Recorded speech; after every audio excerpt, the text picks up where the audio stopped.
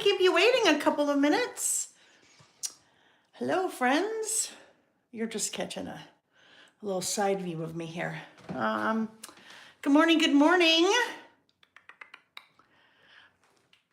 Oh, Reg, please stay there, buddy. Stay there, stay where you are. Where you are is a good spot, Reggie. Good morning, friends. Hello, happy Saturday. Here we are. I think we're right here. Oh, yeah, there we are. Yeah, and we're live. Hi, guys. Hello. I mean, we've been live, but hello. Hi, friends. Good morning. Good morning. I just saw Jen Heckman's little comment there in the chat. My office is joyfully messy. I must be scrubbing. Mine is, well, I don't know. Joyfully messy is probably debatable. It's messy. You guys, there's so much happening right now. I mean, it's all so good, but it literally, I'm like a pinball machine. I'm like one to another, back here, up there. You know how pinball machine. So that's kind of how it is. So this room is still a giant mess from Wednesday's What's New Wednesday. So it'll get there. It'll get clean until I make the next mess or not, right? So hello. Good morning. Happy Saturday, friends. Hello. Welcome to another Listing with Lael, right? One of our semi-regular-ish Saturday creative listing sessions. If you are new here, welcome to you. My name is Lael Kankar, and I have a business called Lael by Mail. When I'm not traveling on Saturdays, we're here playing. We're having fun, we're memory keeping, we're making mini time capsules, we're telling our story, we're laughing, sometimes we're crying, but it's all good cry. It's not like, ooh, I made a mistake crying. But we do make mistakes, we learn, we figure out what to do differently next time or how to fix something that we do. But we have a lot of fun here on Saturdays.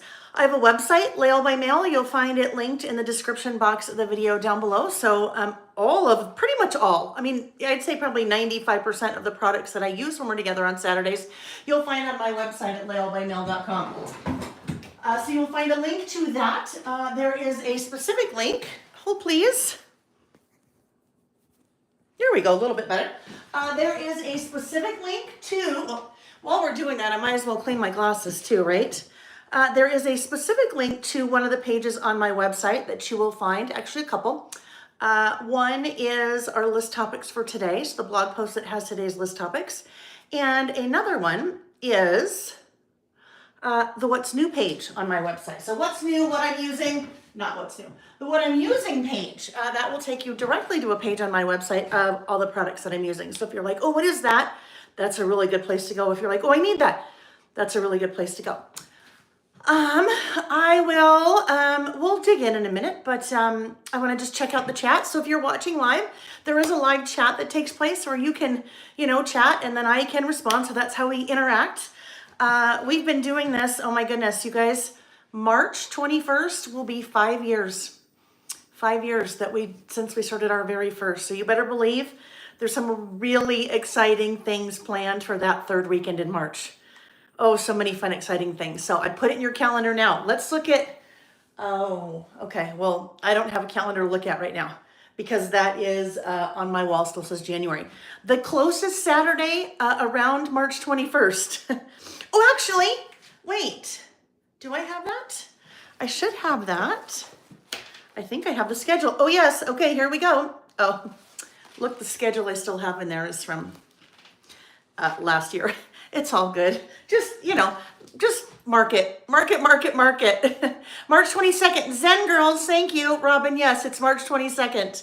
March 22nd, if that's a Saturday, that is an all-dayer. We will be playing all day long and we'll have lots of fun things going on that day.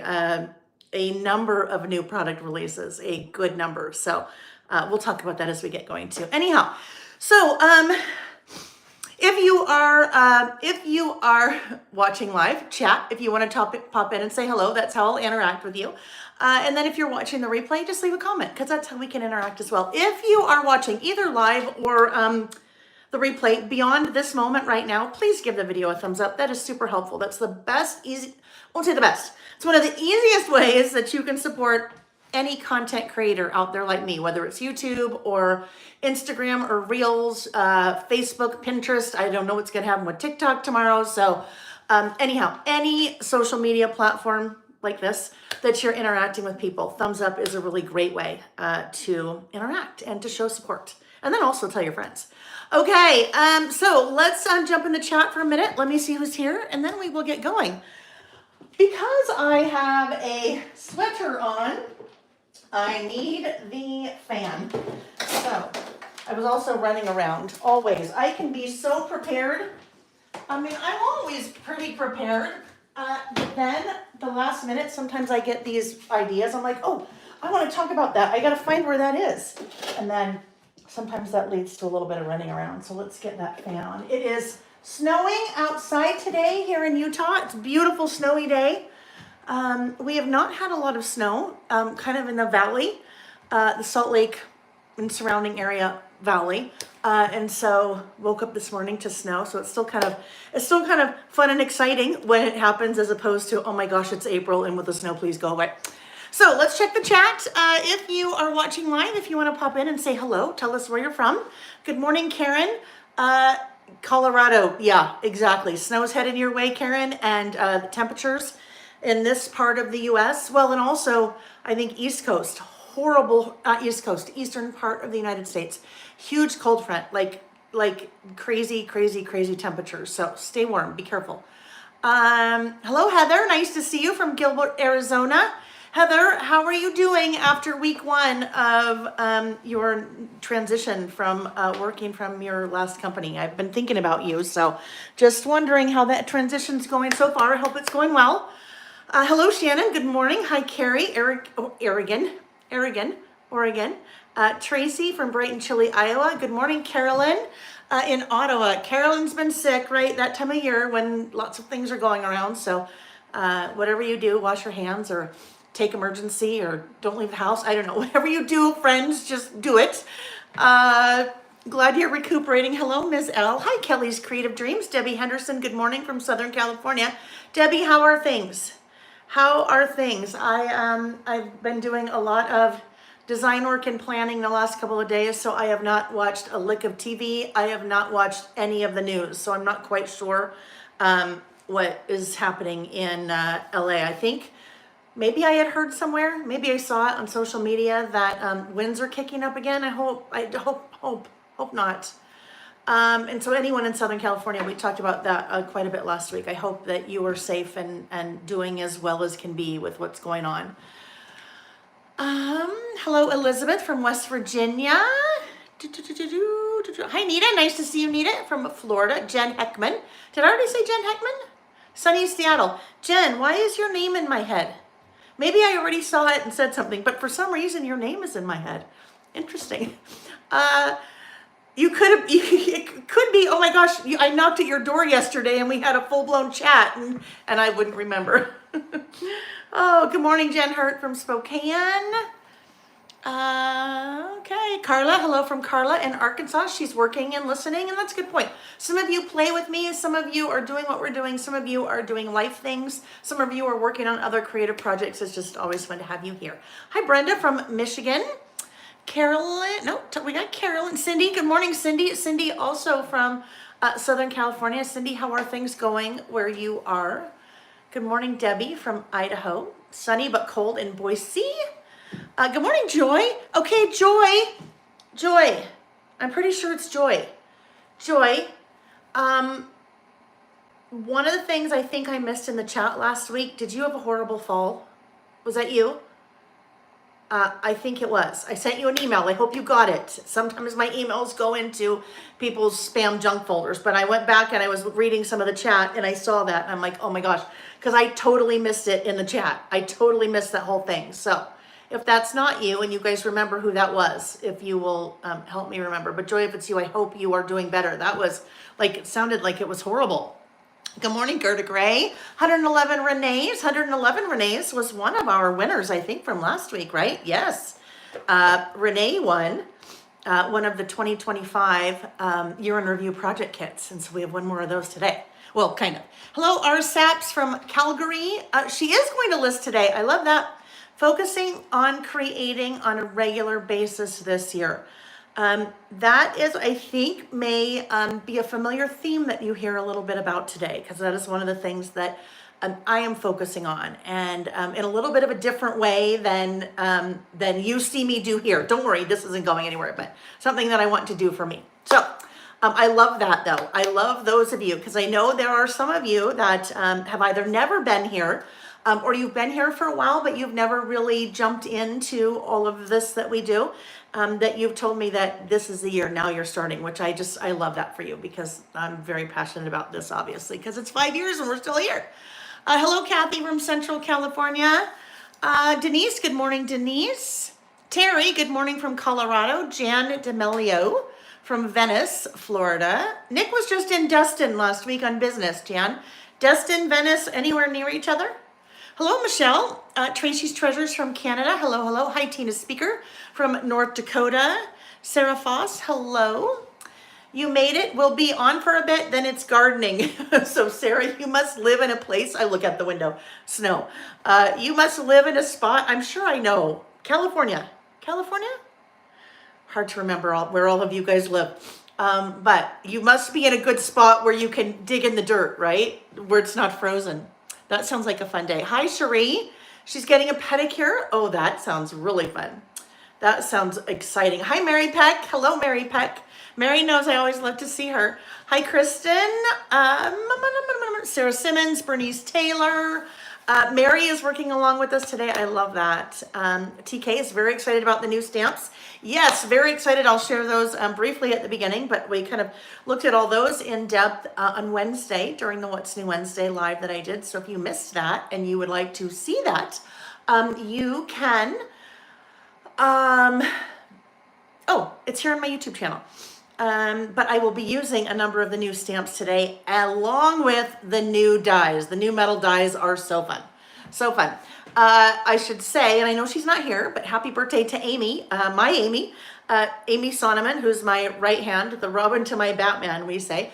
It's her birthday, and so she told me she's having some friends over, and they're in their crafting today. So Amy will not be joining us in the chat, but happy birthday to Amy. Hello, Martine from the Netherlands. Nice to see you. Cold and misty there. Perfect for some crafting. Exactly. Today, like, it's so, for me, it's so much easier when the weather is like cold or rainy, that snowy, to kind of be inside and craft. Let's see. Grace Ward. Grace, I think you're in the same place. Okay, so today is Saturday, January 18th, 2025. So Grace said, sometimes I really hate technology. It took me 3 minutes to find you on my phone, and I still don't know if it's the correct Saturday. What am I doing wrong? So Grace, do you get my emails? I always send out an email towards the end of the week. So either Thursday or Friday, depending on when you get it, my email system throttles the emails, and that will give you a direct link to each Saturday session, or each session when we're listing, because we actually also have a listing session coming up on Tuesday the 21st, so just in a couple of days, because I'm traveling next weekend. So, or you can always go to the blog, laelbymail.com, and click on blog, and click the link for the blog post that is about our listing for the weekend. So you can also turn on notifications from YouTube, and then it should let you know. So there's lots of different ways. You can also, I always, in our live, it always has the date. So it'll say list with me live, you know, Traveler's Notebook style or whatever. Then it has the date at the end of that. So hopefully between those things, you can find us. We want to make sure everybody can find us. Hello, Jane. Good morning from the Gulf Shores. Gulf Shores. So, okay, Jane, near Destin, Florida? I don't know. I told Nick we need to go. I mean, he's gone a couple times for business, and now I'm like, I want to go. TK said my sweater would make a great Traveler's Notebook cover. Speaking of Traveler's Notebook covers, I did the wire transfer at the bank yesterday for the remaining 30% or whatever it was. So this coming Wednesday, which would be the Wednesday, January 22nd, 2025, my brand new release of Traveler's Notebook covers will be on the water, meaning shipping in a giant container ship from China. And so those 4 brand new covers are planned for the March release, our big celebration on March 22nd. So doesn't look like anything like my sweater, but it'll be fun. They will be fun. Okay, friends. Good morning, Colleen. I saw Colleen said party at Leo's. Yes, on the 22nd. Well, it's always a party here. It's just you may not be here physically with me. You're just here mentally with me. Hello, Anne. Nice to see you. Hi, Pam Soames. Pam said she loved the new releases this week. I love it. I love it. Thank you. Bernice got her happy mail. Lots of happy mail going out. Lots of packages going out. If you placed an order within the last week, there has been a little thing up at the top of the website on every page saying lots of volume right now, so your orders could take up to 7 days. So that's really unusual that orders take that long, but between getting the 2025 year in review kits and then the new stamps and dies and pouches is just a lot. So team is methodical. They're going at a really good pace. So that's the plan. That is the plan. Hi, CK Art. Hi, Nancy. Thank you about the sweater. Hello, Wanda. Hi, Andrea. Nice to see you. Hello, Big Cheryl. Yes, I get to see Shirley Winslow next week. Very exciting. All right, friends. So, let's see. Hi, Pat, from Pennsylvania. I'm just trying, hi, Gracie. I think I've got most people. Deborah, I know you left a comment before and then, I don't remember what it was, but nice to see you, Deborah. Okay, friends. So, lots of snow coming. Oh, okay. I gotta scroll up now because I am way behind. Deborah. Okay, so I just scrolled all the way to the most recent comments. So if I missed a comment that you left in the chat, anyone, and you'd like me to see it, please type it again or copy and paste it again in a couple of minutes. Once we kind of rotate the camera, put it in all uppercase, and then I will see it. Because comments are coming fast and furious. But I did just see Deborah's. Hers was at the bottom when I scrolled. Should I have to ask, will there be numbers for the Poe Alpha, medium and larger size? Small numbers are in the This Is Us set. There are a bunch of really fun numbers related stamps coming for the March release in a couple of different ideas. One of those is an idea that Karen Haynes threw out last Saturday. So yes, lots of fun numbers coming. So watch for that in March. There'll be another release in May, but March. Stamp releases, die releases every other month. Great question, but yes, for sure. Nita said, Nita, are you near Destin? Well, I don't even know if it'll be I think I might. He keeps going for like national sales meetings and things like that. So I think that if we go to Destin, it would have to be a little, vacation, but I'm not sure when that's going to happen. Not in 2025. Kelly. Thank you. Now I remember that. Kelly had very graciously reached out in email. Kelly, it's been a crazy week, and said she'd be more than happy to moderate today. So Kelly, however you want to do that, if it works, wonderful. Otherwise, I'm sorry I didn't get back to you. It just, that totally slipped my mind, but that was so kind of you to offer. Thank you. Yes, but if you want to do that, I would love it. Love it. Time limit today, pretty much no, Terry. We have 4 lists that we're going to do today. And so we're just playing. And guess what? When we are done, I already made a sticky note for myself that says I am going to play for the rest of the day. Now I'll stop and we'll be done. But then there are some things that I want to do for me creatively. That's one of my things I'm focusing on this year is, don't get me wrong. This is all for me. Absolutely. This is all fun and good and play creatively for me. But I'm going to get back a little bit for me into some of my Traveler's Notebook roots of things that I was doing back in like 2016 as I was looking through some past Traveler's Notebooks this week. Anyhow, but yeah, we'll have lots of fun today. Lots of fun.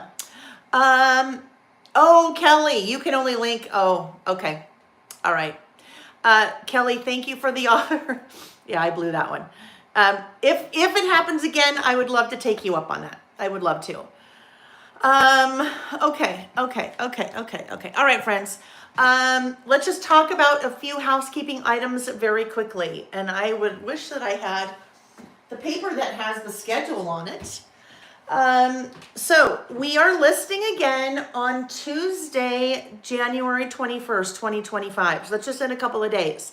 All right, that is one of our evening listing sessions that will start at 5 p.m. Pacific time, and it will go probably about 3 hours. Doing that on Tuesday next week because I am out of town traveling next Saturday or next weekend. So we will be then listing, I believe, the following week on a Wednesday, I think on the 29th. I've got to double check. The schedule is linked in the description box of the video, also on the blog, also pinned to the Facebook page and the Facebook group. But the weekend of February 1st, I am also out of town. There's a lot of traveling starting next week for the next 6 weeks. So we've got to kind of make things work where we can. So next couple of weeks will not be our regular Saturday. There'll be some weekday sessions. We have 2 classes coming up the end of this month, that last week of January, which is the 27th, calendar over there, which is the 27th. And that is, we have the February Traveler's Notebook setup for the season, the winter spring season pass kit. And we also have the 2025 year in review project class. All right. So those, watch for an email. If you purchased either or both of those kits, watch for an email later this week with those things. And we'll kind of mention those things again here in a sec. If you missed it, if you missed on social media, if you missed in emails, if you missed What's New Wednesday, a big product release happened on Wednesday this week on the 15th. 5 new stamp sets, 2 new metal die sets, and 2 new craft storage pouches. So some very fun things came out, and that's kind of what we're going to start with. So I'm going to flip the camera. We'll change all the lights up very quickly, and then we'll just briefly take a look at a couple of those things, and we'll dive right in because we'll also be using some of those things in our list. Sound good? Okay. See, notice I didn't even give you an option to say no, it didn't sound good. That's the nice thing. You can't talk back to me. Well, actually, you can talk back in the chat, but then I don't see those kind of comments. I just see the good ones, not the talk back ones. All right, let's get this overhead light turned off. Reggie is sound asleep in his little bucket. Sure appreciate that. Okay, I'm seeing him in uppercase several times. When will the classes for Little Craft Fest be released? Hopefully in the next couple of weeks. There's been something that I'm working on. This will all come out in one of my lists today. Something that I've been working on for that class that we needed to make sure that all of the stars aligned in order to make that happen. So hopefully in the next couple weeks. What I'm trying to decide is if I'm going to teach the same class every day or I'm only going to teach one class once. So I kind of have to figure that out as well. Thank you for the plug-in reminder. We are plugged in. We should probably have a sip of coffee. I will tell you though, right now, I'm not really needing the coffee. I'm still drinking it because it's just what I do. But I'll talk about that. We'll talk about that on the things I'm focusing on when we get there. All right. Carolyn said, love seeing your handwriting and planner so organized. Yes, this is, that was last week's session. This is how, every week, this is how I plan out our sessions. This is the workbook, but my planner, I don't know, I think my planner's in the other room. My planner looks just like that. And it's, nothing is ever pretty. The pretty always comes in these kinds of things, right? Not necessarily these kinds of things, but still. This is how I think. I have to do things like this. I have to be organized or I would lose my mind. I would lose my mind. And you guys would probably lose your mind too because it would be a you-know-what show. I mean, it's a little bit of a you-know-what show when we're here on Saturdays, but we have fun. All right. Let's see. Anne, hold on. I caught part of that. Anne, you just said something about an article. I would love it, Anne, if you would send that a link to me. Would you mind? A story on how doing something creative is good for the winter blues. I think you said in the Detroit, one of the Detroit papers. Is that right? I would love it. Your local news in the Detroit area did. If you can find an article like on their website, Anne, I would love to see that because I would love to share it. I would love to share it.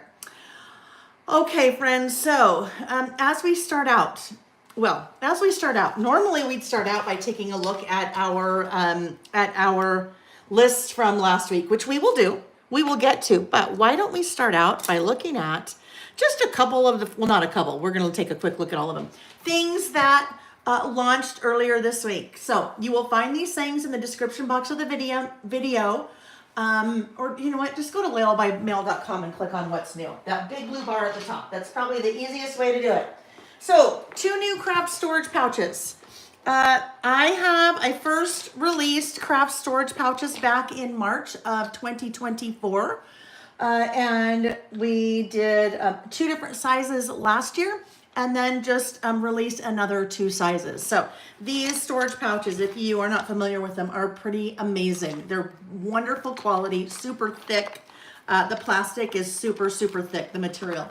So the 2 new sizes. This is a 5 1/4 by 9 1/4. It is a handy little size to put your tools in, to put your writing instruments in, your markers, your colored pencils.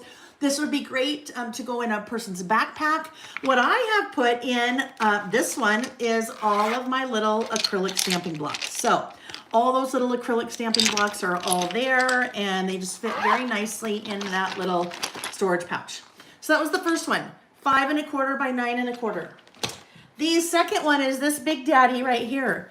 This is a 14 by 14. Someone referred to this as a kangaroo pouch, and I thought, oh my gosh, it's exactly what it is.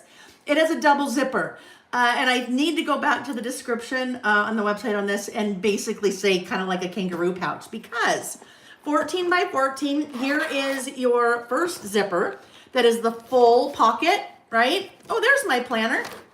And then it has a little kangaroo pouch right here.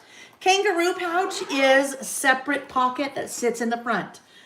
So, for example, this is, anytime I travel, this is what I take with me. My traveler's notebook, so that's kind of in that front little pouch. I have my planner, and then I have my little plotter. And my plotter I use for specific kind of product planning. So there we go. Kangaroo pouch. I know it's not called a kangaroo pouch on the website. It's called a 14 by 14 craft storage pouch, but I love that. So all of the pouches now navy with a pink accent. So those 2 are brand new. And all of the pouches come in packs, the singles, or also packs of 4. So, and the packs of 4, the bundles of 4 are you get like a 10% discount or something like that. This was the second size that we released last year. That nice little top zip that fits Traveler's Notebook. And then this was the original, the 13 by 13. So those are loved by lots of us, not just me. Yes, they're loved by lots of us. We have a wonderful supplier in China that has just been so amazing to work with, and we've bought a lot of those. You guys have bought a lot of those.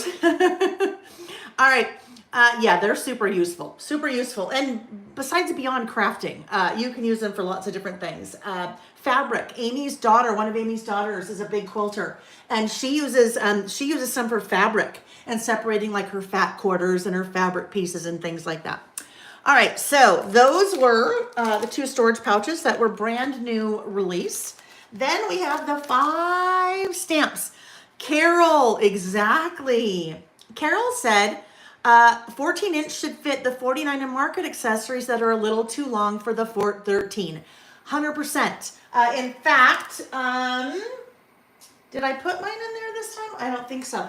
Some of the 49 and market, it's the laser cuts, I think, that are 12 and a half by, or they're 13, I don't remember which one they are, but because they're so tall, they don't zip really well into the 13 by 13, so that 14 by 14. American Crafts, also their stickers were also taller, so it just kind of, for some of your taller products, just fits really well. So someone said, is it freezing? We're good, because if I always know if I can still see us moving, we're good. We know we're in trouble if I can't see us moving. So if you are freezing, it may be your internet connection. Pause it for maybe a minute, let it buffer, and then start watching again. If that doesn't work so well, maybe shut down your browser and reopen. Hello, Miss Vicki Booten. How are you? Vicki, I texted you yesterday morning. You need to call me this afternoon. Okay, I have to tell you something. Please call me back. Vicky and I have been chatting a lot lately. Denise, yes, about the thickers. Let me see. Do I have? In fact, I do. Look it. I happen to have some of Miss Vicky's thickers, right? Thickers are taller. So let's put those into one of these. Oh, let me get a blank. Hang on. Let me get a blank 14 by 14. A blank, an empty. How about an empty? Oh, okay, here we go. So watch this. Here's a prime example. Here is a prime example. Because we'll be working with a little bit of this today. I have some of Vicky's mixed media collections and then also some of her Bold and Bright. And I had them in the 13 by 13. But when you start trying to put a big giant pad in there, even though it's tall enough because it's so broad, it just it gets difficult to zip. So with something like the 14 by 14, look at even putting in your big 12 by 12 pads, thickers, all of those things fit super well. All right, so definitely works for some of the products for some manufacturers that a little bit taller, right? So now look at, I can just put all of this mixed media stuff in here and the pad and everything. All right, thanks for helping me do some organizing there, friends. Okay, all in the 14 by 14. And we'll be using a little bit of that today. You're in your craft cave. I love that. Are you playing? Or are you working? Are you listening? I mean, not playing. You generally don't play with us, but like, are you doing something fun? Okay, so let's go back to the 5 brand new stamp sets. The first one is Mini Icon Books. That is an addition, another add-on to the Mini Icon stamp series. They're all 3 by 3. They are all very themed. They all have 12 icon stamps and then a definition stamp pertaining to kind of the theme. So I think we maybe have 12, at least 12, I want to say, of the Mini Icon stamps. So it's a brand new set for Mini Icons Books. Then we have In the Circle Months. In the Circle Months, that is a 4 by 4 stamp set. So the reason it's called months, if you look closely, J for January, February, March, April, May, and then 2 is for the second month of the year. 7 is for July, the 7th month of the year. That's kind of a really basic, small stamp set that you can use to date things that are month related. So you have the 12 stamps there. You also have a first full solid circle and a half solid circle. So if you wanted to stamp a color and then on top either stamp a darker color or black with that, you can kind of play around with layers. And then there's also a half. So if you wanted to keep half plain and half color, or you really could do 2 different colors, half and half. All right, so that is In the Circle Months. Then we have Glimmers. This one, I have never produced a stamp set so fast. We did our first Glimmers list, and we'll talk about Glimmers a little bit more because we're doing a Glimmers list today. So I'll just kind of briefly go over this. We did our first Glimmers list on December 21st. After we did that list, I went, oh my gosh, we need a Glimmers stamp set. I sat down literally in about 30 minutes and had it all done. And of course, then it went to a designer, but I knew the font, I knew the words, I knew I wanted like the little glimmer, you know, kind of little star shapes. And that went to our stamp manufacturer. So that was December 21st. So it probably went to our stamp manufacturer on maybe the December 26th or 27th. And through the holidays and New Year's, these are here. They are here. These are shipping now. So that was like a fast track. We're going to talk a lot more about Glimmers today, but I'm so excited about this new stamp set. Probably most excitement I've had for a stamp set in a long time. And it's not necessarily the stamp set, it's what goes along with it. Bernice, stay tuned. We're doing a Glimmers list, so hang on where we'll totally talk about it. The next one is the 2025 About Last Month stamp set. So I come out with a new About Last Month stamp set for every year. This is the 2025 version. This one is included in the 2025 Year in Review project kit. but it's also available a la carte. This is the stamp set that I will be using all 12 months of 2025 as I'm doing my About Last Month list here on our Saturdays, okay? And then last but not least, in terms of the new stamps, this guy released in November. This is Poe Alpha, so that is a 6x8 stamp set, so this is November. 2 different size alphas. Let's just do a quick check and see what those are. We have about, small is about, I don't know, a ½ inch, no, like a ½ inch to maybe somewhere between a quarter and a half, I don't know, 3/8. The small letters, and then you have the larger letters. So same font, larger letters are about a ½ inch, and then maybe like 3/4 inch-ish. All right, so what came out in January was this guy, Poe Alpha Large. So Poe Alpha Large. One of the things we did with Poe Alpha Large is to include multiples of some commonly used letters. So this one is 36. Even though the alphabet only has 26, you have a couple punctuations, and then you have multiple A's, multiple E's, multiple I's, T's, and R's, and things like that, that just sometimes you need when you're doing words. Okay? Those are the 5 new stamp sets. Then there's 2 more things. 2 more things. 2 new metal die sets. These have been a long time coming. I don't think this was dated. I was trying to see. This is, okay, this library card stamp is the 3rd stamp that I ever released. I can tell because it says ST03, Stamp 03. This is my 3rd stamp that I released. This probably came out, oh my gosh, maybe in 2021? 2021, I bet. So this guy has been around for quite a while. It is an oldie but a goodie. With January release, there are now dies, metal dies that go along with that. So the metal die that goes with the library card. Then you have the metal die for the pocket. So we will be using in one of our lists today, in fact, it's the first one we're going to start out with. We're going to be using the library card stamp, the metal die, and the library pocket die. So we'll talk a little bit more about those as we get going, all right? So lots of fun new things there. Go to lailbymail.com, click the blue bar along the top that says what's new, and you will see all of those fun new products. Okay, that are all shipping now.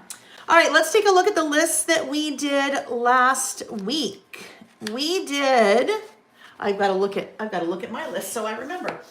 We did, oh yes, About Last Year. So About Last Month is a list that we started doing over 4 years ago.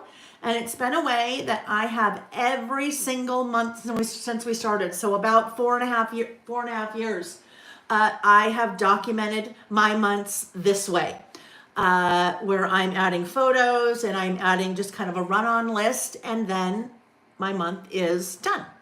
At the end of every year, I do this, and it is called About Last Year. So basically, it's really easy to put together because I just go back to all the lists from that year, 2024, and I look at the things that were on my list for each month, and then I pull out kind of some of the bigger ones, and then they make it to kind of the year, About Last Year synopsis. So that combined with photos. Now, I decided I wanted a lot of photos on this one. So I have 48 photos on this one, and I actually could have had 96 if I wanted, because I have a little, don't mind this, this entire insert got completely deconstructed for photography for the idea book that's coming out in March. So it'll be a little weird as we work with it today. That's why it's kind of separated. Anyhow, I've done a waterfall. I call these waterfalling dog doors. So 1, 2, 3, 4 waterfalling dog doors. And I say I could have done 96 because there are 12 on each photo. I could have also done them on the back. I'll still do something on the back. I think what I had decided I was going to do, that I was going to take one of these photos and include it large right there. All right, so a really fun way to do that using the tip-in tape, which tip-in tape is a pretty awesome little product. All right, So that was one of the lists that we did last week. Another one we did is things I learned in 2024. So this time of year, we're doing a lot of reflecting, and then we're doing a lot of looking forward. So the last couple of weeks, we've been doing a lot of reflecting. We did things I learned last year. We did things I did well last year. We did things I want to forget about last year. We did kind of our about last year. So there's a lot of reflecting. We did kind of an in the news 2024 for the whole year. So you've got some of my little inside pieces there that aren't there. Anyhow, so this time of year, lots of reflecting. We're going to do a couple more reflecting lists. We'll do one today and then another one either next week or in the next couple of weeks. But as we're starting to transition from the reflecting things about last year, we're going to start moving into the things about this year. So a couple of the lists today will be focused on that. So we did 3 lists. What was the other list that we did? Oh, learned last year. All right, so that's what I was looking for. My learned last year, this is really funny. It is, where is that? There's our things I did well. There's our things I'd like to forget. Wait, was that learned? Oh yeah, there's learned. Okay, wait. About last year in the news. Oh yeah, there we go. Don't mind me. In the news is right here. In the news for 2024. So same thing. As I just explained kind of my process for doing this list for the full year, we also do a list every month called In the News. And all I had to do was go back to all those In the News lists and pull out some of the things that were more maybe prominent than others in my you do you in my world, or what I thought was, kind of hit my radar. So we did that, and then did a little pocket with the typewriter stamp and die, and then did some photo strips. So we did photo strips. We started doing photo strips in, my gosh, well, actually maybe last January or February. We did a couple in the 2024 year in review kit. We maybe even were doing them back in 2023. It's just a really easy way to take a photo. In this case, this was one photo that I printed on the Epson PictureMate PM400, and then just cut it apart into vertical strips. And that's how you kind of get your photo booth strips. So that is what we did last week. Those are the 3 lists we did last week. So we are ready now to jump into our first list for this week. Let me check the chat very quickly. Melissa, yes. In that 2024, those are 4x6 photos. That is just a template that I use in the Epson Creative Print app that will let you kind of a pre-configured template that is configured that way, 3 across, 4 down. So 4x6 photo with 12 photos on a 4x6. All right, let me see what else I missed. I know I saw a couple of questions. Carla, I love that. Carla said, I started with your first year in review kit. I think this is year 5. I think this is year 5 for a year in review kit. She's done it ever since. Such an easy way to keep up. And she's loved it. I love that. I love that. Thank you. Leah, I think I forgot to add the library card dies and it hasn't shipped. I will answer that for everyone. If you have an order, and this is now or ever, if you ever have an order and you have not received the shipping confirmation email with your tracking number, that means your order hasn't shipped yet. That means you can add to your order. There are 2 ways that you can do that. If it's just 1 or 2 things, shoot me an email and tell me, well, I know your name. I have your email address. Tell me what you'd like to order. We can add that onto your order on the back end and email you an invoice with a button to click to pay. If it's more than a couple things, honestly, it's probably easier if you place a second order. When you do that, you will be charged shipping again, but don't worry. Part of the shipping team's process is before they ever go to start pulling an order, they check the system to make sure that you don't have more than 1. And if you do have more than 1, they pack everything together and then they will issue a shipping refund on the second order. Or some of you, it's like issue a shipping refund on 5 or 6 orders because you like to order a lot, which is totally fine. So yes, Leah, shoot me an email. Let me know what you'd like to add and I can do that for you. She said the library card is her most used stamp. Yeah, those are, those two dies were a long time coming. A long time coming for sure. Hello, Lori Baker. All right. Kristen, so there's always a lot of questions about how I do this, how I organize all the photos, how I make sure I know everything that's going on my list every month. We talk about that quite a bit in that year in review class, on how I do that on a monthly basis and how I do that kind of for the whole year. You're telling some people secrets. What, Karen? Oh, I know that people like to, hey, you know what? There's no shame in that. Believe me, I'm a shopper. There's no shame in adding to your order. That's just smart, right? That's smart as opposed to, 3 days later placing another order and having to pay for shipping again, right? They're smart. I'm revealing their secrets that they're smart. Okay, our first list today is one that we've been doing for the last couple of years. This is one of the another reflective list. These are trends for 2024. Trends. I will tell you, I keep a note on my phone all throughout the year of trends as I see them and hear them and think about them as they pop up. Otherwise, it's near impossible. You can't Google and say, what were the trends for 2024? Fashion trends, no problem. Sometimes it'll tell you food trends, but it's really hard to find. So that's part of what I do. Throughout the year, I just make note of the trends that kind of hit my radar. So then when we sit down to do a list like this, it is much easier to do. Amanda, what am I listening today? I don't know, Amanda. Provide a little bit more context there. I think maybe, was that supposed to say listing? Maybe? There's a link in the description box below that will show you the list topics for today. The first one that we're working on right now is 2024 trends. All right. So right off the bat, we are going to Anita. I just have to read this. Nita said, I'm probably your worst customer for adding to my orders. Nita, I won't say the worst. Maybe it's the best. I think Nita had 7. Now, no judgment with Nita. I think the first one started back in December with the 2025 year in review project kit that was on pre-order. So, yeah. But I love that about you, Nita. Of course I love that about you. Okay. All right. So this is our 2024 trends list, and we're going to use the brand new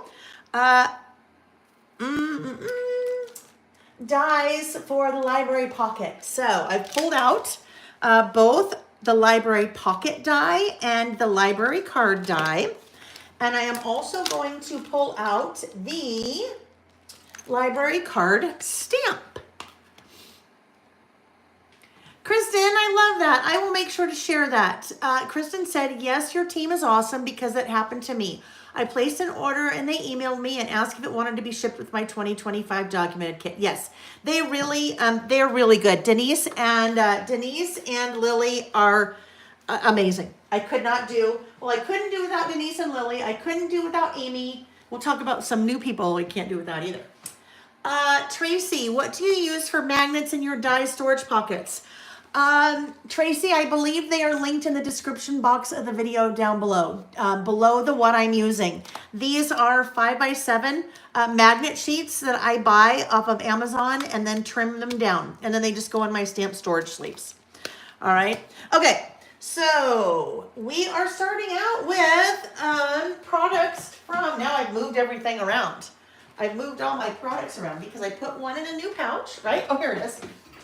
Now, mind you, I just shoved all that stuff in here, so it's not organized yet. But we are going to do the 2024 trends list.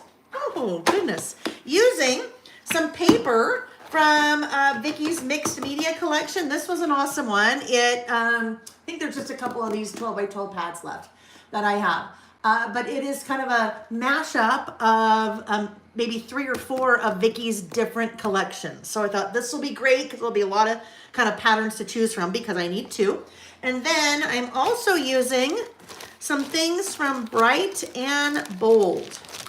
So Bold and Bright, not Bright and Bold, Bold and Bright. Bright and Bold, Bold and Bright. Okay, there we go. Here we are. Okay, so what I need to do, I am going to create a pocket that my library card can tuck into, and my list will be on the library card. So we'll pull something out to show you. This is what I did. This guy got deconstructed, so let me just shove this back on.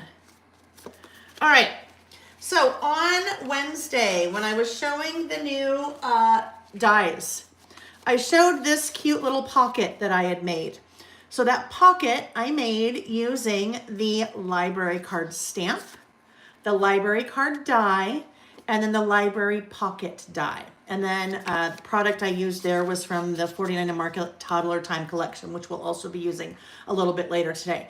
But this is a really fun way to make a list. This is how we're going to do our list. It will be just like that, except we're going to use different product. But this is it kind of really stripped down. So we'll be stamping and die cutting. Then we will be die cutting the pocket base and then die cutting the pocket and then playing from there, all right? So that's kind of what we're going to do here to give you a little bit of an idea. So I actually think I probably want 3 pattern papers. I would like a pattern paper to start here, and then I need a pattern for the base of my pocket, and then I need a pattern for the pocket itself. These were just partial sheets that had been used. We know we don't want to use that. That's too close to something like that. Probably too much going on. Maybe something here. Let's see. If this, actually maybe that could be the base of the whole page. Let's see what else we have to work with that. We're going to have to just bring this pad in. It's so big. We'll just do this. Or, we could do something like this. This could be very neutral on the back. And then maybe, let's kind of keep this in mind again. So, if that is on the back, we need something here and something here. So, could this be, would we see enough? We would certainly see enough here if that was the base of our pocket. Now, if we do that, we just need something to go right there. So I'm sure we can find something pretty neutral to go on the front of that pocket. Oh, all right, love that, but we won't put a stripe on the front. That would be way too crazy. But this could maybe go on the front. No, a little too much. A little too much. Ooh, okay.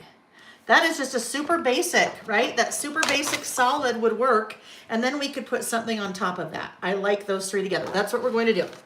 All right. That didn't take too long to figure out. Lots of options in there. That's what makes it so that it didn't take too long to figure out, right? Okay, so starting out, we need our trimmer.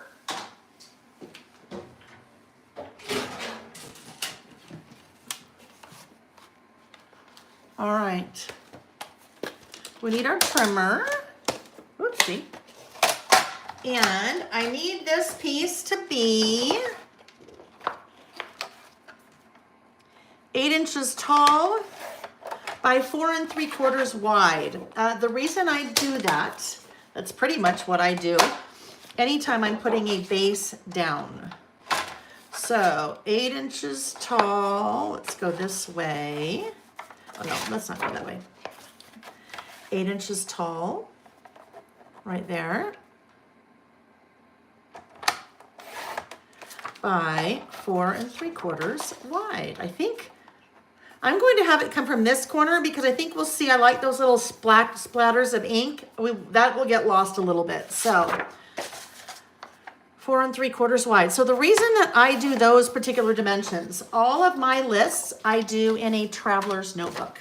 And I do them in a standard wide traveler's notebook. So standard wide traveler's notebook is 5 inches wide by 8 1/4 inches tall.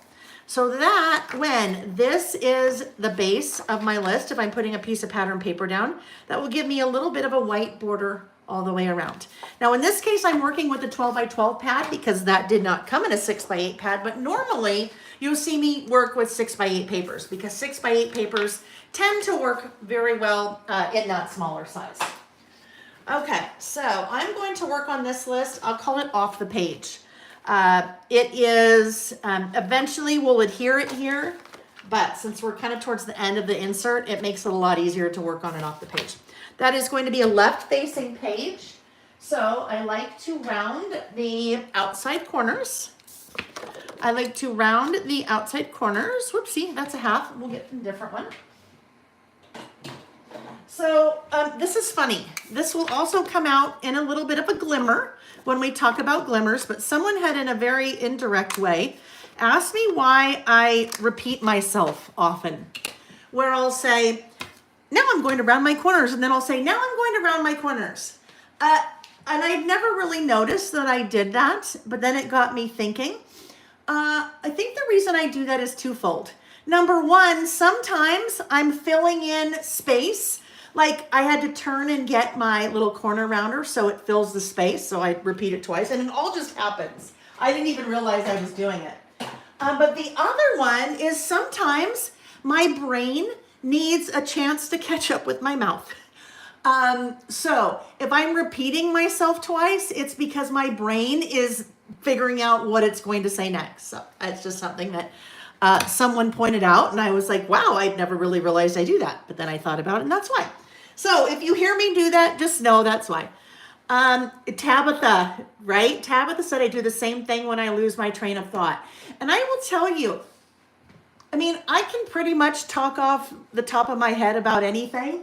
But when you are doing it for hours at a time like this, sometimes it happens. Sometimes the train of thought gets totally lost, and that's my way to kind of get my brain to catch up. All right, so that's the base of our page. And you know, I always do this. We'll do our little outlining here. So how was your weekend so far? Here in Utah, it is, what? Oh, it's 11 a.m. Well, we had lots of talking to do.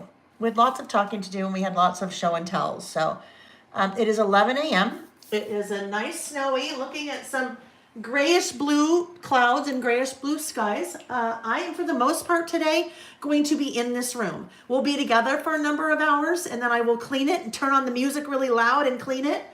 I am committed to putting on my snow boots, and I will go outside and get some fresh air and move my body. Then I will come back in, and I'm going to just play in this room for a good portion of today, because my brain needs that. All right, so what is on your schedule for today? What are you doing? What are you doing this weekend? Are you a football fan? Are you watching the playoffs? Wow, are there 4 games? 2 today and 2 tomorrow, maybe? Big playoff games, right? So just, what are you doing? I almost said again, what are you doing? I'm gonna try to break that habit. All right, okay, so now I need my pocket base, all right? When you are looking at the 2 new dies, you will see both of these. And there were some questions on Wednesday morning when they first released, until I added a little bit of a explanation here, and one here, and one here. This is the library card die. And it almost looks like this would be the library card die. This is not. This is just for the library pocket, because you need the pocket front, which is that piece. Then you need the base, or the back of the pocket, which is that piece, all right? So obviously the library card die needs to be smaller than that pocket base. So that's what we're going to do. I would say if you only were going to buy one thing out of these 3 things right here, and you use metal dies, I would do this one, the pocket die, because the pocket die will get you that, and then you could put anything in that pocket, right? This could be your library card. It could be photos. It could be a journaling card. It could be lots of different things. But, you know, you could also buy them all. And they do come in a bundle. Okay, so let's get those dies out. We're going to do our pocket base first. So there is my pocket die. Here is my base die. Get that out of the way. We'll bring in our die cutting machine. I use the Anna Griffin Empress Mini. I think I have 4 different die cutting machines, friends. They're all the same. Some may be wider. Some may be a manual crank as opposed to automatic, but they all do the same thing. They all will take a plate or a stack of plates, a sandwich with the die in there, and they go through, pressure applies, and you end up with your cut in the shape of that die. I will, in the next couple of sessions, I will bring in my manual die cutting machine just so you can see how it's different, but they all basically work exactly the same. Just how much effort that you need to employ to get it to work. All right, so if this is the base, we are only going to see, well, you know what, really, we're only going to see a little bit of it, right? Once the pocket's in there, once my library card is in there, we're really only going to see a bit of it. So I think what I'd like to do is maybe try to get that bit right there. I'm going to change my mind. I am going to use this as my pocket and use this as the base, right? Because we just don't see very much of the base. So we're changing our mind, which we can do. You know, they say it's a woman's prerogative to change her mind, right? So of course we can change our mind. Hi, Jackie. Julie, you're going to a celebration of life for your children's babysitter's husband. Oh my goodness. Oh, wow. I'm sorry to hear that. I mean, celebration of life is always lovely, right? It's a lovely way. That is for sure. That is for sure the way that mine will go. It will not be a funeral. It will be a celebration of life. Nick and I have talked about that quite a bit. He feels the same. Why did I do that? He feels the same way. We went to a very lovely, lovely, lovely celebration of life for one of Nick's friends. Well, our friends, but it was somebody that Nick, you know, had known since like high school, so, or college. But it was lovely. I mean, and when we drove away from there, it was just so touching and it was such a beautiful setting. And I said, Nick, that is what I want. And I would love for it to be there whenever it is. So, I hope it's lovely. You know, as lovely as something like that can be for you, Julie. All right. So I've just cut that piece out. We are going to get our die sandwich ready. Where are my plates? Oh, here we go. All right, so basically I'm making a sandwich. We're gonna rewind to when we were in 3rd grade and we would eat a bologna sandwich. Bologna sandwich, of course, had to be on white bread. So there is my slice of white bread, bottom plate, white bread. On top of that, we have our magnetic mat. That is the bologna, okay? There's the bologna. Then I have the cheese. The cheese is my paper. Then I have the lettuce. The lettuce is my die. See, I'm just building my sandwich. And then I have my top plate or my top piece of Wonder Bread. All right, so there's my little sandwich. I am going to turn my machine on. And because it's automatic, I can just set that series of mats, plates, my sandwich, in and press run.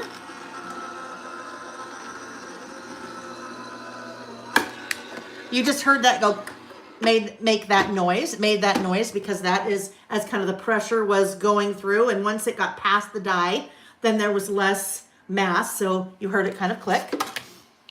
I'm gonna do that.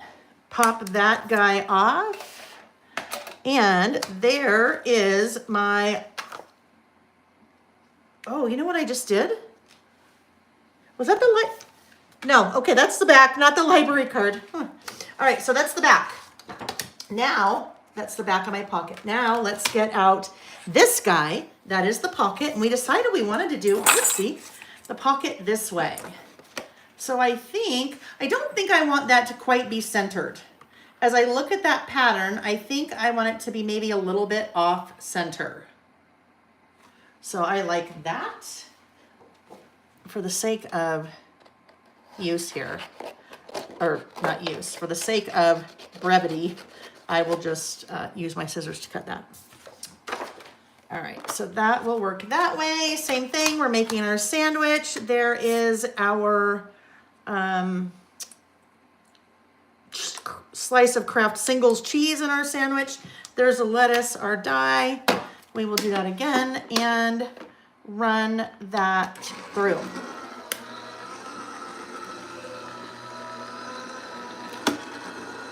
Amanda, that is what you see on my tabletop. Yes, that is Front Porch from Simple Stories that we will be using in one of our lists today. Alrighty. There is my pocket. Now, one of the nice things about that pocket die is that it is scored. So this is a flap that folds in, flap that folds in, flap that folds up, and then it's scored right there. So makes it very simple now to just fold those little flaps, the little wings of your pocket. No guessing, no getting out your scoreboard and your ruler trying to figure out where you want that to go. All right, so there is my pocket. Let's do one more, and while we have the die machine out, let's just do this quickly, and then we're gonna stamp our library card and cut that. So I think what I will do, let's bring in a little bit of color. We're working with all the color right now, so I might as well bring in a little bit of color maybe for our library card. Let's look at, we have that, and that is the base. So what would we like to do for our library card? We could do a pink. We could do a blue. What if we do that? Salvaged patina. That might be fun. Let's do salvaged patina for our library card. That will help me get out of my square box, because usually when I'm doing a library card, I just stamp it black just because that's easy. All right, I need stamping block.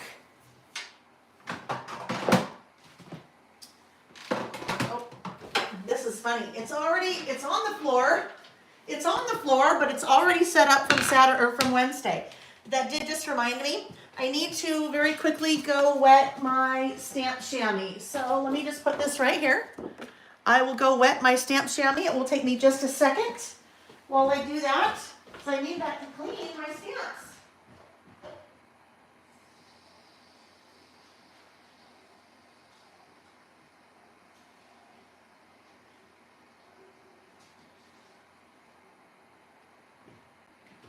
Okay, all right, here we go. Whoopsie, all of that just almost came crashing down. I need to clean this guy. I did not clean him the other night. I'm not worried about all of that black right there. That will not go onto my stamped image.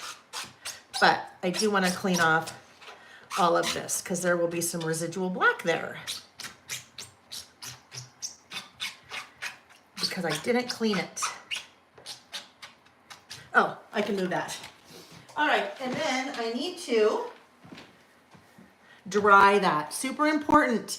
If you are using a pigment-based inks, distressed oxides like I use, are water reactive. So if you have any kind of moisture on your stamp, it will interact with the ink. I see that a lot happen with salvaged patina, where you actually get some green, kind of some green shades coming out because the pigment is reacting with the water. So important to clean and then dry, right? Okay, we need white cardstock. And usually what I would do, so all of this, we're getting out the dies, we're getting out the stamps, we're doing all of that. It is not a bad idea to do a little bit of mass production when you have your things out. All right, so what I mean by that is, if you're going to get your stamps out and get your cleaner and your chamois and your microfiber cloth and do all of those things, it takes pretty much as much time to do one as it does maybe to do 10. So why not get your inks out, get your stamp out, stamp maybe 10 or 12 different library cards in different shades, so that the next time you want to use a library card, even if you're doing a bunch of black, the next time you want to use a library card, you don't have to get out your stamp and your ink because it's already done. I did that the other night when I put those couple of samples together. I think I stamped like 6 or 8 black ones just so I'd have black ones when I wanted to use them next. And I'm just stamping that on a plain piece of white cardstock. That is a Neenah Bright White. It is a flat cardstock. There is no texture to it. When you're stamping, a good quality cardstock is important in my opinion. Okay, very important in my opinion. Look how nice that is. You got a little bit of water up there, maybe. All right, because you want a nice, flat, nice quality surface. You don't want something that's too thin, that's really gonna soak up a lot of the ink or soak up a lot of the pigment. And then flat. Flat, flat, flat is super important, in my opinion. Otherwise, your stamped image is going to be textured and you might not want that. Okay, all right, so now we are ready. I'm just going to do one, but we are now ready for our, clearly I'm wasting some paper here, but even if you don't want to mess with getting out all your stamps and dies, you could pre-cut a bunch of them so that you have the exact shape ready when you're ready to start playing. And those are the kind of things that are really great to do if you're going to a crop or some kind of event or something, and you're to the point where you're like, I can't be creative anymore, but I still want to be here smack dab in the middle of it all. Do things like that where you can prep so when you are ready to be creative, you have some things ready to go. All right, so now with this die works obviously a little bit differently than the 2 dies that we worked with. The 2 dies that we worked with, I wasn't trying to line them up with anything because I didn't have a stamped image. In this case, I want to line the library card die up with my stamped image here. So I just move it around until it has about an even border all the way around. It is meant to have a little bit of a white border all the way around. It is not meant to be exact. I think it'd make it a lot harder to use if it was exact. All right, that was the idea at least. Where's my other sandwich? Where's my other piece of Wonder Bread? In my plates here. Okay. Oh, here it is. Jeez. All right, there we go. Did that move on me? Did not. I use the mats that are the magnetic mat that is part of this machine, or excuse me, the mat that's part of this machine is magnetic. Not all of them are magnetic. If you had a mat that wasn't magnetic, then your die is not necessarily going to sit in place as I moved it around a lot. That's where you could take a little bit of washi and just washi tape that die to the paper so it's not going to move around a lot on you. But because mine's magnetic, I really am not worried about that.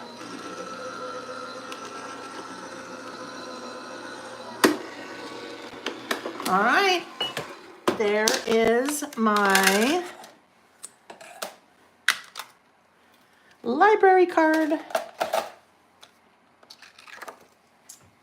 Okie dokie, so we can get this out of here now. We'll get the little stamp, our little dies out of the way, so it gives us a little bit more room to work with, or to work. Excuse my reach. All right, so now we are ready to put our pocket together. Our pocket, there's a couple things you want to think about, and I will show you this based on those 2 samples that we looked at, or I'll show you this sample. So when I did this on Wednesday night, the way that I did it is that the library pocket, or excuse me, whoopsie, the pocket, doesn't necessarily have to be called a library pocket. My little cord got caught there, sorry about that. So the pocket, for me, sits on the top of the base. All right, so do you see how this ripped apart? Because then somebody asked me if you could do it the other way, so we kind of played. So when I do this, and there's no right or wrong way, I started out by taking my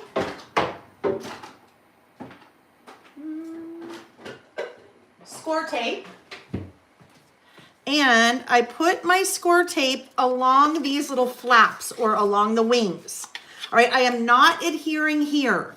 If I end up adhering right there, I have just significantly narrowed down my pocket now to that width. So if I kind of start with them this way, it may make it a little bit easier to see.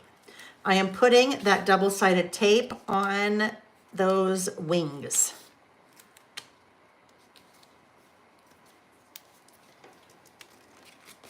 And then as I start to get those prepped, I have folded, I don't think it matters which way you go, whether the bottom flap is first and then the left and right go in. But what I'm going to do here, I am only going to reveal a little bit of that double-sided tape. I'm leaving that protective backer, at least half of it, still on there, so the tape is protected, the sticky part's protected, and then I have folded it so that piece is facing the outside edge. It's going beyond the outside, all right? So I'm going to do that. Those are going to be little like flaps for me to grab later. If you've ever worked with double-sided tape before, it's a double-edged sword. It's really sticky, that's why we really like it. But it's really sticky, and sometimes that's why we don't like it so much, because it's so sticky. Once I put it down, or once I even get it close, it almost feels like it's a magnet and it just goes wherever it wants to go. And then once it's down, this is what happens if you try to move it. You will make a huge mess. So if you just create these little tabs, and only a little bit of that adhesive is revealed, I can do this. I can kind of work it in place until I find exactly where I want it to go. And then I can press down. That is giving me a little bit of wiggle room. All right, so now I'm pressing down on the parts that have been revealed, the sticky part, and then I gently pull those guys out. That is a great little tip that my friend Joey, works for PhotoPlay, taught me. All right, so there we go. There's my pocket. Now with the pocket, there's a whole bunch of different things you can do. You don't have to leave the pocket with a flat edge, straight edge. You could take a little circle punch and notch out part of the pocket. You can also change the depth of your pocket. Just because it cuts it to this height, you could have it be shorter. So once you have your piece die cut, like if that was die cut, before I do anything with it, I could just trim it down. Likewise with the base, you can trim the base down as well. So if you want to have a little bit of a shorter pocket, you could do that. The other night when I showed this, a couple people asked, could I use this in a pocket page, like a 3x4 pocket page? And the answer is no, because this is true to size library card pocket. It would fit like an actual real life library card. This measures 3 3/8 wide. So 2 wide for your 3x4 pocket page. You could make the height work, but 2 wide for a 3x4 pocket page. That's not what it's designed for. All right, so that was the first way you could do it, where I tucked the wings in and adhered. But then someone asked, well, could you instead of putting your adhesive here, could you put it here and then have it wrap around the back, which you could also do that. So really there's no right or wrong way to do that. You could have it wrap behind the back if you wanted. If you're wrapping behind the back, obviously you want to make sure that you are paying attention to where you're putting your adhesive. So the way I did it, where it wraps inside, you can see where those little wings are. Adhesive goes there. But if you want to tuck it around the back, then your adhesive goes same place. Yeah, same place. You'd still need to add a little bit of adhesive to keep that guy down. All right, anyhow, that's enough of that. We don't need to talk about that part anymore. Okay, so there we go. We've made our fun little pocket here. There is our multicolored library card that is going inside. Now, if you know me, you know I have to do this just because I can't leave anything alone. I have to have my little outlined part of it. So we will do that. And then I will also come in and outline that pocket base. This little library card pocket, and I showed a couple of examples of how I've used library cards and pockets over the years in my Traveler's Notebooks, because I originally started with real library cards and real pockets, library pockets, and then I got frustrated because all of the library stuff was getting in my way. But you can kind of see a couple of ways that I'll do that. I will also be using one of these as soon as we are to the point where we're ready to start a new insert. I thought this would also be a fun thing to use at the beginning of to start your traveler's notebook insert. Like I put a list here, but you could have a nice little thing like that. Okay, so here we go. This is going to go on here somehow. And now I need to find, because I have let's think how we want to do this. Well, let's look for some.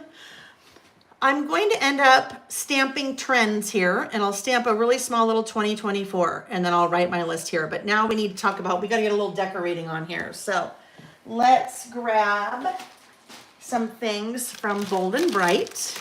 Now, none of this paper is from Bold and Bright, but of course it works because, Vicky's collections all kind of have her, especially these two. Was that from Color Study maybe? That pattern might be from Color Study. Anyhow, really bold, bright colors, which will work together very well here. That's not what I want. That's not what I want. Where? I wonder where. Sorry, I backed away from you for a minute. I don't know where the rest of my Bold and Bright things are. So let's see if we make one of these. Ooh, okay. Yeah, we're going to work with this still. 6x12 stickers. What if we take maybe this little guy? Oh, yeah. All right. So this guy we're going to need to adhere first. I forgot to get my adhesive out. And it is on the floor from the other night. Good thing we have floors. I don't know where I'd put things if we didn't have floors. All right, so if we know we want to put this at the base, kind of like that, we'll go about right there. I think that looks even-ish. All right, we'll put this little guy right under there. But let's see where that's going to end. All right, we'll cut right here. That's a good, right between those two scallops will work. And then I will end up just cutting this edge off a teeny bit. Then it fits right under there. Still need to, a little bit less. Still a little bit too wide. All right, that little thing will go right there, nice and cute. So it's just kind of helping to frame that, but it's also helping to fill in a little bit of the extra space that we had there. So that worked well for that.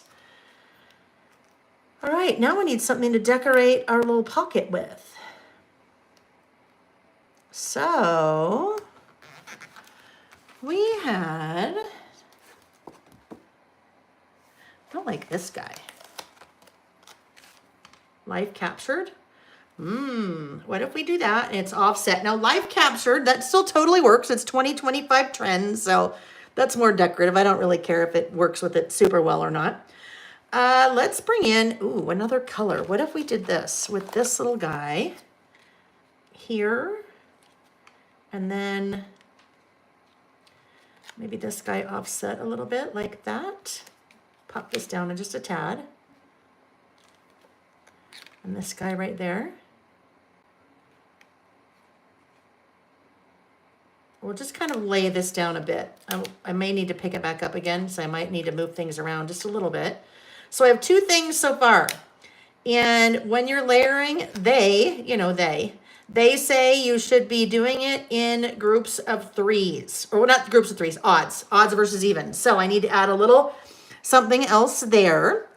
We could add maybe a little, we have some flowers here. We have a couple butterflies. We add that little guy there. Ooh, okay. I think we're going to reserve this butterfly for over here. We'll just kind of set him there for a minute. I think we're kind of good here. I want to lift all of this back up one more time because I think I'd like to put something right below there, like a little word strip, maybe right in there. Okay. So something right here. Let's see, what does she have? Today, this and that. Everyday magic. What about this and that?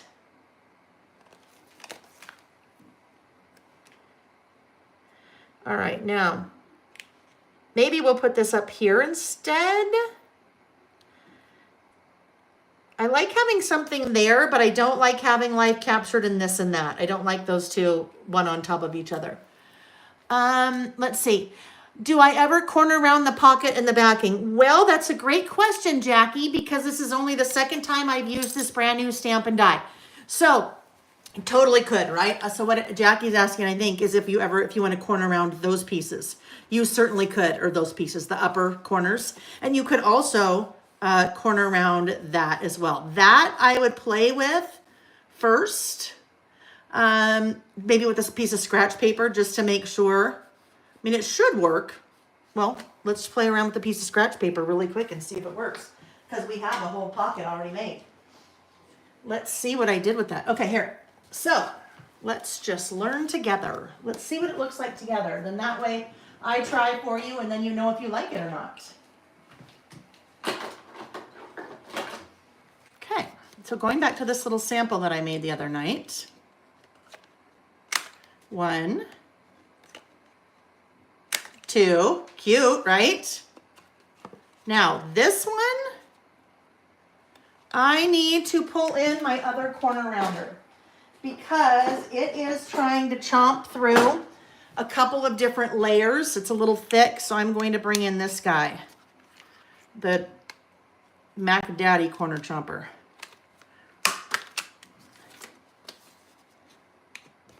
Did you see all those pieces fly when I did that? All right, so there we go. You totally could do that. Yep, for sure, for sure. Hello, D.E. Grammy. You guys are never late. You're never late and you're never leaving early. It is an open house. Come and go as you please. I just like to know that you're here. There we go. Totally, I mean, it totally changes the look, right? It would also change the look if you trimmed that down and trimmed that down. So many different things. Amy is working on a video for us on some different ways that you can use the pocket and the card die.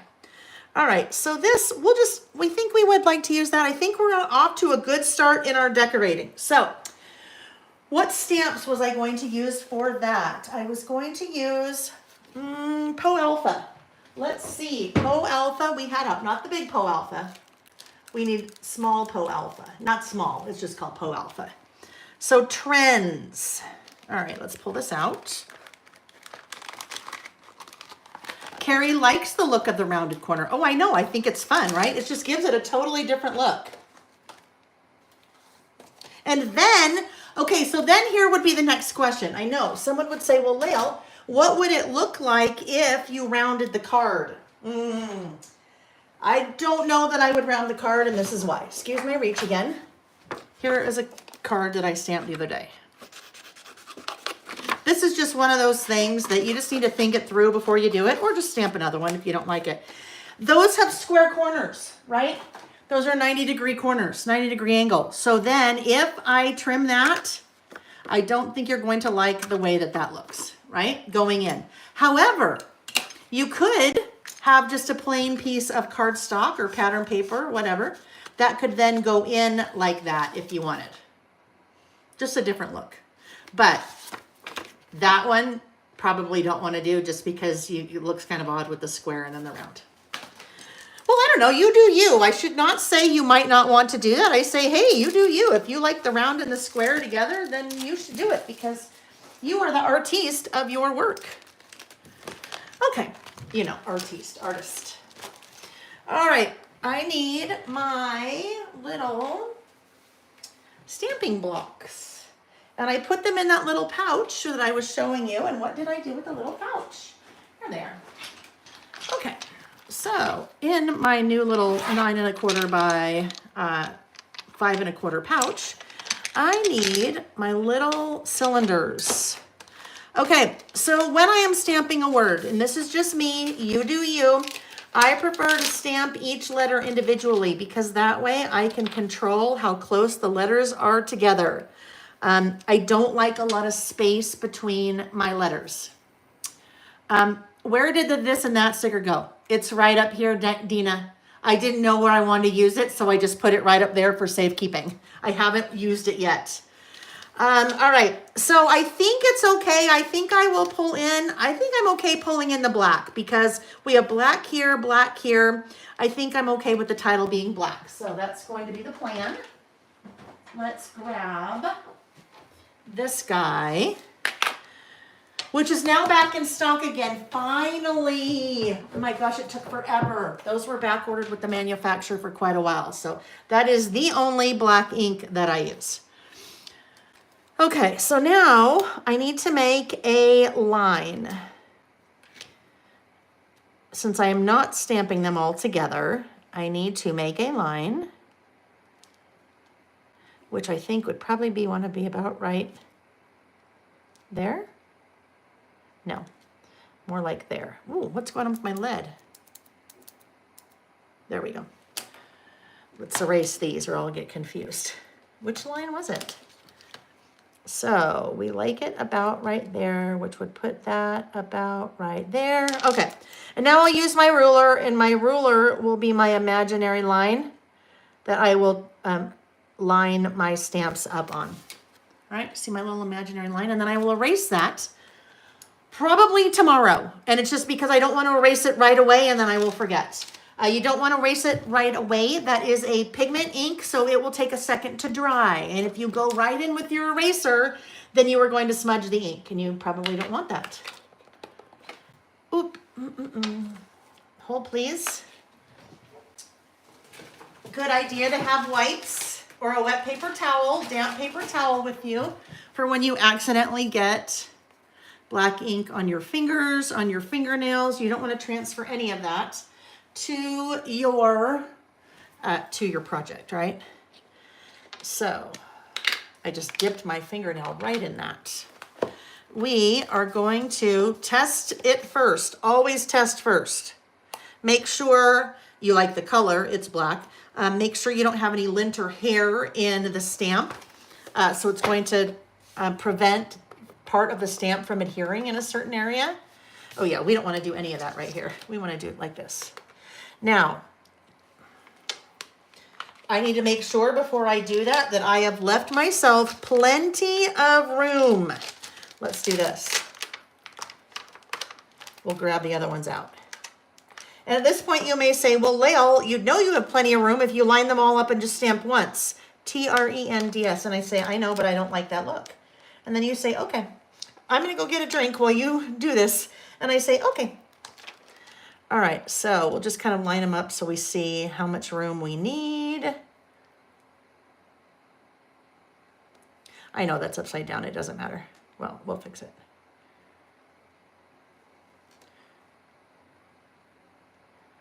That's a B. Don't pull a B instead of a D. That's also why you test first. Right?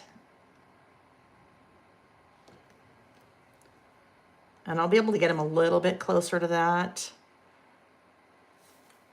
Aha. So we will remove the butterfly. And then the butterfly could potentially stick on maybe over part of the T or something like that. Okay, we'll just put that guy right there. All right, so we know we need to be over a little bit more. And now we're just going to go right in. We're digging in. T. And I will clean each of these.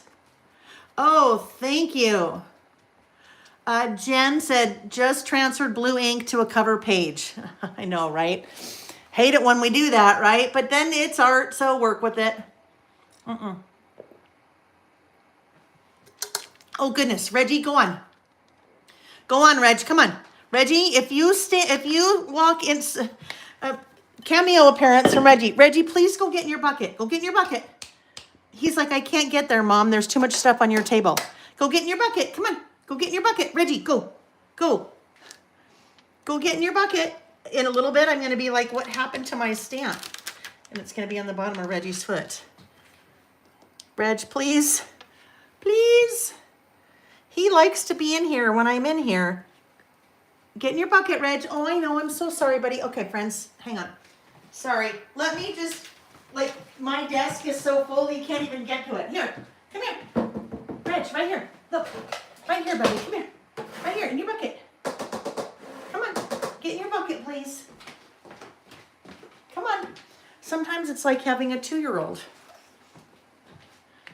Hey, go on. Go, Reggie, I will lock you out of here. I will lock you out of here. He's like smelling the dyes. He really wants to play with us. Buddy, I will lock you out and then you'll be sad. So you better get in your bucket. T R. Oh, I'll have plenty of room.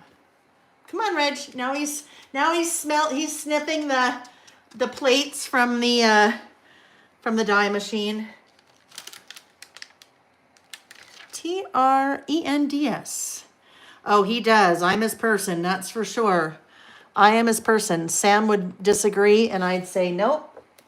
I am his person, buddy. He's your cat, but I am his person. Trends. Debbie. And Debbie, that's the kind of cat he is sometimes. She said, he's waving his tail at you like he's giving you the finger. Yeah. If you know cats, that's part of what they do. They definitely have an attitude. No doubt. No doubt. Oh, yes, he's getting in his bucket. He's getting in his little IKEA bin on my table. I did. He's getting in there right now. He knows. He knows. All right. I pressed a little bit too much on the R, so it's a little blurry, but that's okay. That's okay. Carolyn said, I am allergic and all cats think I am their person. We used to have one. Oh, yeah. Yep. Okay, he's in the bucket. He's going down. He's going to sleep. That's good.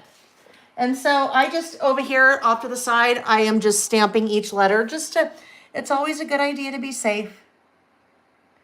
I would much rather realize that I have a Reggie hair across one of my letters that prevents the ink from sticking. I would much rather realize that on my scratch paper versus on my project. So play it safe. That's what I do. Test first, play it safe. All right. Trends. There we go. Oh, my S is a little high. That's okay.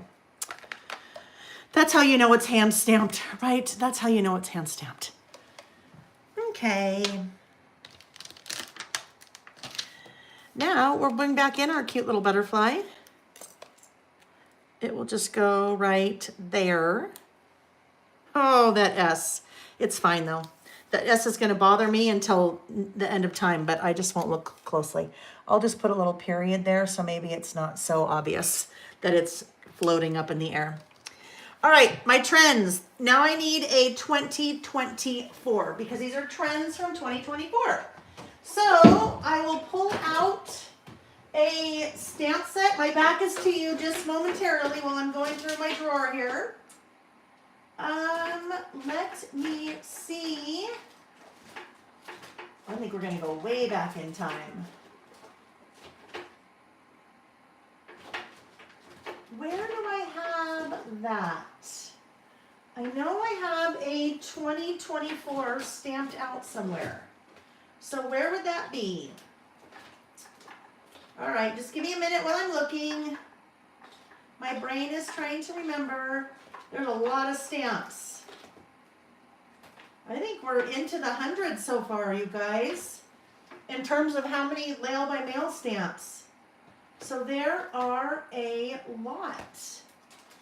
Well, it's kind of there. I guess I could make that work. I swear I had a 2020 something before. That's 2023. That would have worked really well if it was 2024.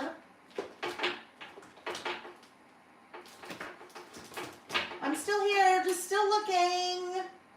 Just looking. Oh, there it is. I knew it. I knew I had one. All right, here we go. It is back from the 2022 About Last Month stamp set that came out in 2021. And this one, of course, has 2022, 2023. Well, it has 2023 and 2024 on it as well because, you know, there was room. So it kind of extends the life of your stamps a little bit if we do that. Okay, 2024. And then that will just go right up there. And it's nice little spot. Aha. Let me try that again. Okay. This is why you test stamp first. Both of those instances of the 2024, and there's nothing wrong with it, and I could easily fix it with a black pen by just coloring it in. Do you see how on the 4 and the same place, the ink is not adhering? I don't know if you'll be able to see that, but there's a space. The ink is not adhering because that means there's something on that stamp. So we'll just get it cleaned off. And dried, again, even though it's black, you still want to always clean and dry. And then we will try that again. That's also where you may have noticed that cloth that I use. That is a microfiber towel. Oh, good. Because then it's not transferring any fibers back onto my stamp. Okay, so this goes right about here. 2024 trends, there we go. All right, now we're ready to do our trend list. Hello, Caroline, nice to see you, and hello, Marilee. You're driving down to San Diego with your youngest as she goes back to school. I'll be keeping you company along the drive. Well, that is lovely. Even though you won't be crafting with us, you'll be, oh goodness, you'll be listening to me. It's like I'm a podcast without really saying anything. You just won't see what I'm doing. You'll be like, oh my gosh, what did she just do? I'd love to see that. Okay, so let's now prepare for our list. Here we go. I do need to do, so that is a sticker. I do need to grab something to remove the sticky from the back of that sticker. I am grabbing it. Let's see if that one is. Powder tool. That little powder tool is going to take the sticky off of the back of there. There we go. So no longer sticky. That is super helpful when you're kind of trying to turn a sticker into a die cut, which is kind of what we're doing there, right? All right, so 2024 trends. There we go. Now I'm ready to write my list. Things that are on my 2024 trends list. I need a bullet stamp. So I need to be able to separate all of the things. So what do we want to do? It can be something kind of basic. It could be, how about if we do the thumbtack? Thumbtack is from Bullets and More too. I need to do something with a couple of these right now. So I will show you this. Do you see how a couple of those bullet stamps have moved from their little space? That happens with your stamps, really any stamp. It happens more frequently with your smaller stamps because there is less surface area to stick. These are not sticking to the backer sheet. They're moving around a little bit because they're dirty on the back. And they're not really dirty. It's just lint and dust and, you know, things that are just in your home. They are on the back of those stamps, that stuff. So they won't stick to the sheet, and they probably won't stick very well to the stamping block when you go to adhere them to that. So all I'm doing, I'm just taking my stamp chamois. You could take a little wipe. They say if you're going to use a wipe, it should be alcohol-free. You know, they say, I don't really know. But clean it off, and then it'll stick no problem. Sometimes you might need to do that to your stamping blocks as well. Okay, so here we go. I'm using the thumbtack because this is such a teeny tiny stamp. I need a teeny tiny stamping block. I always say you should right size your stamping block to your stamp, in my opinion. So the smaller the stamp you have, the smaller stamping block you should be working with. It makes it so much more manageable. That is, I think, one of the biggest things when it comes to stamping, is if I'm trying to stamp this little tiny stamp with my stamping block that's this big, I'm not going to like the way it looks because this is way too big to try to get the proper amount of pressure. So I'm using the stamping stylus. I have 4 different stamping blocks under my brand. I have the stamping stylus. I have the set of the 2 little cylinders. I have a little 1.625 and a brand new 5-inch rectangle. So with this guy, there is a little sticker on your stylus, and the sticker is there so that you have a frame of reference when you are working with a stamp that has a direction. All right, we might as well use this. When you're working with a stamp that has a direction to it, like the thumbtack. Because it's so long and I can't really see what's happening under there, if I'm not paying attention to how I'm holding that stylus, my little thumbtacks are going to be all over the place, right? They're going to be all over the place. So if I place my stamp in relation to where the sticker is, then I always make sure my sticker's in the right place because I can see that. And that means my thumbtack in this case will always be the orientation I want it to be. All right, if that makes sense. So that's just kind of a helpful way to be able to, when you're stamping, know that your directions are, the direction of your stamp is where you want it to be. Okay, now we are ready for our list. So 2024 trends. These are trends. These are things every year. I start a new list at the beginning of the year, and I just start adding all throughout the year so that when I sit down at the end of the year to do this list, it's very easy because I've been keeping track all year long. So one of the trends in 2024, the Menendez brothers, right? The Menendez brothers. If you are not familiar with the Menendez brothers, they 20 some odd years ago, I believe, killed their parents.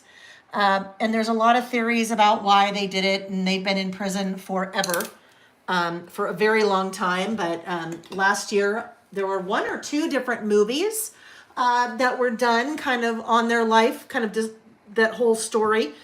And then there was, I think, a district attorney in Los Angeles that was going to retry their case or re-rule on their case. I don't know, something. But so they were in the news quite a bit in 2024. So there we go. Trends. I love that, Jen. Jen, that's a great idea. Jen said, I love using the stylus to stamp weather icons in my planner. Right. Little tiny ones. While you mention that, I'll show you because I just thumbed past them. In the document your travel stamp set, there are also weather icons. So if you're looking for weather icons that are a little bit larger, you also have those in your document your travels. But I love that idea to just stamp the weather in your planner. All right, Menendez brothers. Another one, shrinkflation. Have you heard that term? Shrinkflation. Shrinkflation is when the size of your products is shrinking. So let's say cereal. Cereal may be in the same size box it's always been in, but the amount of cereal, the weight of the cereal, the contents of the box is less in some cases than in the past, and that is shrinkflation.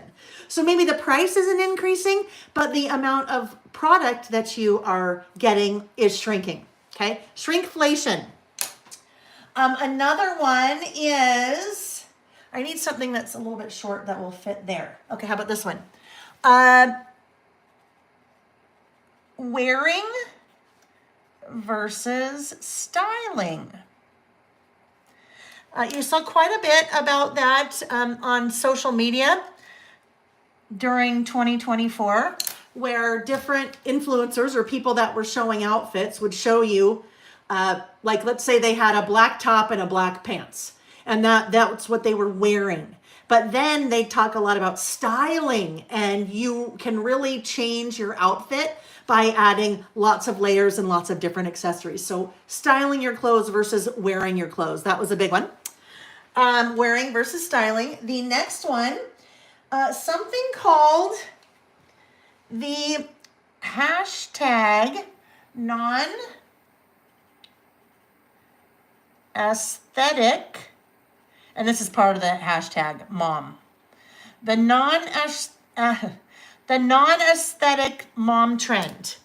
And basically what that was, people basically showing real life. not showing, here are my three beautiful children all sitting very nice and prim and proper, all dressed in their clothes. And here we are at our beautiful Easter table with, everything's just beautifully laid out and the fresh flowers. And then mom and dad are dressed in their Sunday best. And so getting away from that and really getting more towards, okay, this is real life, non-aesthetic mom trend. Here's mom with her messy bun and there's jelly on her face from making breakfast for the kids. And then there's house is a mess and just kind of more realistic life. And that was non-aesthetic mom trend.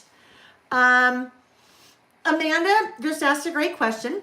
Where do you look for the news and what's up in the trends? I don't watch much TV. Amanda, I don't either. So I'm going to answer that question in two parts. For in the news lists. So this would be separate than kind of in the news. I would separate kind of from the trends.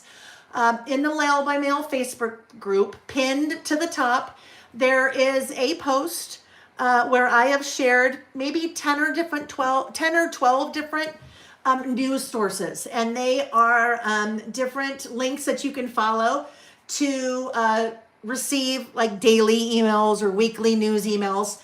They run the spectrum. And I purposely wanted to give a really good balance or try to give a really good balance. So very left leaning, very right leaning, going all the way to the center. So that's where I get a lot of my news, just emails. So I might get 4 or 5 emails a day of just kind of news things. And it might take me 1 or 2 minutes to go through all 5. And I'm like, oh yeah. Or, here's an example. In the United States, it's pretty well known, perhaps, maybe not, that TikTok may go away tomorrow. TikTok may be banned from the United States starting tomorrow. It's been very political. And so that is, kind of all over. So that I may have just picked up on social media or may have heard someone talking about it. I may have talked about it with my friends. Nick may have been watching the news and I'm walking out of my office into the kitchen and I hear it on the news. So lots of different places. I listen to the Today Show a lot because I'm getting ready in the morning and the Today Show is on. So it just depends. When it comes to trends, all over the place. Trends really for me, social media and just things that I pick up on. Like, didn't really pick up on the Menendez brothers from social media, but they were just around a lot. Like if you go to the grocery store, I don't know, People Magazine might have them on the cover. So just things that I kind of hear and see, but I also look for them. Okay, I also look for them too. All right, non-aesthetic mom trend. Another one is, something called a situationship. Situationships. So a situationship is basically it's a relationship without a commitment. A relationship without a commitment. And that I probably picked up from social media. That was a big one that probably more towards the beginning of the year that I was just seeing a lot about. And I'm like, what is that? And then you just kind of, once you hear it, then you start, once you hear something like that, you're like, oh, that's an interesting, probably the same thing, shrinkflation or non-aesthetic mom trend. You start hearing some of those terms and you're like, well, what in the heck is that? And then once you research or, Google, whatever it is, then things kind of start appearing more. I would see things like that more after I didn't know what they were. So I would go and look. Another one, pink noise. So pink noise, we've been hearing about the trend of different types of noise for the last couple of years. White noise has been around forever. Brown noise, green noise. Green noise, they say, is kind of nature noise, like bubbling brook and things like that. The difference between a white noise and a brown noise and a pink noise. A white noise would be like static, like really kind of loud, like crisp, almost kind of like a crisp static. A brown noise, more kind of like maybe like a hissing wind. So not as crisp maybe. And then a pink noise might be something a lot softer, more like the sound of the ocean. So just kind of the different octaves isn't the word, but whatever the different sounds are in the technical parts of that. Pink noise, okay? Pink noise. It's a lower pitch. Another one, and I didn't do this. If you did it, no worries. You do you. Sweatpants that look like jeans.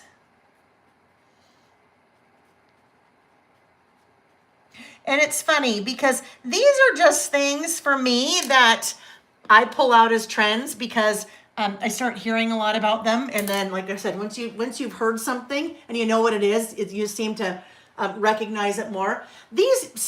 Sometimes, usually what happens is every year people are like, what in the world? Like I've never even heard of any of those things, which is totally okay. These are trends that I pulled out. Another one is streamflation. Okay, have you heard that one? Streamflation? That one is the increase in cost of streaming services. And that's been a big one this year. So like Netflix, if you just think about Netflix, like Netflix raising their prices. So streamflation, streaming services. Tabitha, sweatpants, totally okay. And even this is sweatpants that look like jeans. Like really, they look like jeans. They look like they have pockets. I think it's all printed on, but sweatpants that look like jeans. Also, I know Tabitha, with Adeline, I mean, that age is right. That's the boys are wearing like their basketball shorts to school and the girls are wearing sweatpants and it's just one of their trends, right? Totally a younger person trend. All right, streamflation. Did you guys see, and this was definitely a social media one, scrambled pancakes. Scrambled pancakes. I started seeing this all over the place. Basically, oopsie, where you just pour the pancake batter in a pan and then you scramble it like you would like scrambled eggs, just like you pour eggs into a pan or, crack eggs into a pan and then scramble. People do that with their pancake batter. Or you could take like a squeeze bottle and then kind of do this in the pan and then scramble it together. But people would make scrambled pancakes and then put their butter on top and their syrup, which is kind of an interesting thing. Scrambled pancakes. For me, this was a big one. Musician collaborations. It seemed like there were a lot of collaborations, a lot of artists kind of collaborating on different songs. This one was really big for me with Post Malone in his F-150 double album. That was all collaborations. So it just seemed like there were a lot of musicians doing really cool collaborations this year, which I thought was very cool. Yes, Post Malone. I know, right, Brenda? Yes. And Dina through 3090, she said, I must live under a rock. I only know the jean sweatpants so far. And like I said, these are just things that I pulled out. You may have totally different trends. Like you may live in a part of the country. Maybe you live in Mississippi. And maybe there are things that happen in Mississippi that I'd have no clue about that would never be on my list, right? Wanda, that's funny. Wanda said, I'm not trendy at all, and I'm fine with that. It's true what they say about old ladies. Do what they want to do. We should all do what we want to do, right? Amanda, so could it be like a funnel cake? Now a funnel cake, I think, don't they put funnel cakes like in oil? Isn't it like deep fried? I'm not sure. I don't know if I've ever had a funnel cake. Okay, music. Okay, here was another one. Coconut Dr. Pepper. Coconut Dr. Pepper. So much so that it became very difficult to find. And apparently they made a lot of it in Utah. And I don't know why, but coconut Dr. Pepper in the can, like coconut flavored Dr. Pepper, or not flavored, accented, enhanced, I don't know, whatever. Coconut Dr. Pepper. Another one, fridge-scaping. Fridge-scaping. Like landscaping, but instead of with your yard, it is with your refrigerator. Now, I'm sure you've seen this. You've seen on social media, or they were even doing it like on the news, doing it on the Today Show, where people are like completely designing, like not designing, People also did this with their pantries and their little snack stations, but in their refrigerator, everything's all lined up. It's all color coordinated. It's all in bins, fridge scaping. Now, I'm not saying that I did any of these, but fridge scaping. Yeah, Nick, it's funny. Nick and I were talking about these this morning. He's like, what's your list? What's on your list? And I said, fridge scaping. And he's like, yeah, no, we're never doing that. And I'm like, I know, I'm good. Fridge scaping. Yes. Decorate your fridge. Okay, this is one. And again, I don't have the body to do this. Maybe you do. Barrel jeans. Barrel jeans. And if you say to yourself, what is barrel jean? Google it. But I will draw a quick picture for you. If you think about a barrel looks like this, right? Like that, and then like that, and then there's the top and the bottom. So it starts skinny, goes way wide, and then it gets skinny again at the bottom. So if you think of a pair of barrel jeans, there you go. There are your jeans. So unless you have the right body that accommodates having a lot of width in here, and then gets really skinny at the ankles, yeah, not me. Not me, barrel jeans. Sarah said barrel jeans was on her list as well. Barrel jeans, yeah, look it up, Google it, and you will see. And usually you see very, not thin people, but people that have the right body shape, because I don't know. I certainly don't want to get wider in the middle and then go small. All right. Okay. Barrel jeans. Another one. Ozempic for weight loss. And I'm just saying Ozempic, but other, previously considered to be for diabetics, medications for weight loss. Ozempic for weight loss. And not judging at all, not making any opinions. That's just something that was, in my opinion, that was a huge trend in 2024. And I'm sure we'll see that continue for a number of years. Ozempic for weight loss. Now, I have some more to go on the back here, so we'll just turn that over. I just have a few more. Candied grapes and cranberries. All right, so candied grapes or cranberries. So you saw cranberries in December, but basically you would soak a cranberry, like a real cranberry, or grapes in, some people would do orange juice, some people would do like Prosecco or Sprite or something like that. And then you'd soak it overnight, then you'd take it out and you would, I think, coat them in powdered sugar, and then you'd put them in the freezer, and then they'd be frozen. So candied grapes or candied cranberries. I wanted to make those for New Year's Eve for a party that we went to, and cranberries, you couldn't find them in the bag anymore. So I think if you want to do candied cranberries, you have to do that in December, not after Christmas. Cottage cheese. Cottage cheese, a huge one. Cottage cheese. I looked this morning. One of the articles I saw said there's been a 16% increase in cottage cheese sales year over year. And it said, and I'm not sure, I wrote down 1.33 billion. I'm sure that's not the increase, but I think the cottage cheese market, if I read that correctly, a $1.33 billion market. The reason for that, protein. And so people are using cottage cheese as a base for a lot of things. Dips, you can make cottage cheese bread, you can make cottage cheese chips. In some cases, you're blending it. So it's, a consistency of maybe a batter or something, but cottage cheese for protein. And I do, so in the morning, I do a coconut milk yogurt, so it's non-dairy. For some reason, yogurt seems to bother me, but cottage cheese doesn't. So I do coconut milk yogurt, then with some cottage cheese in it for extra protein. And you kind of have to like cottage cheese for that. But if you don't like cottage cheese, they say if you blend it, then then it's okay. Maybe, because maybe it's the texture that you don't like.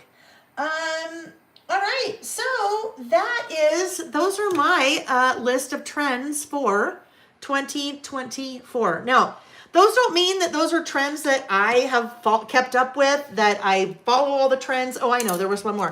That seemed like the puffy sleeved shirts. Oh,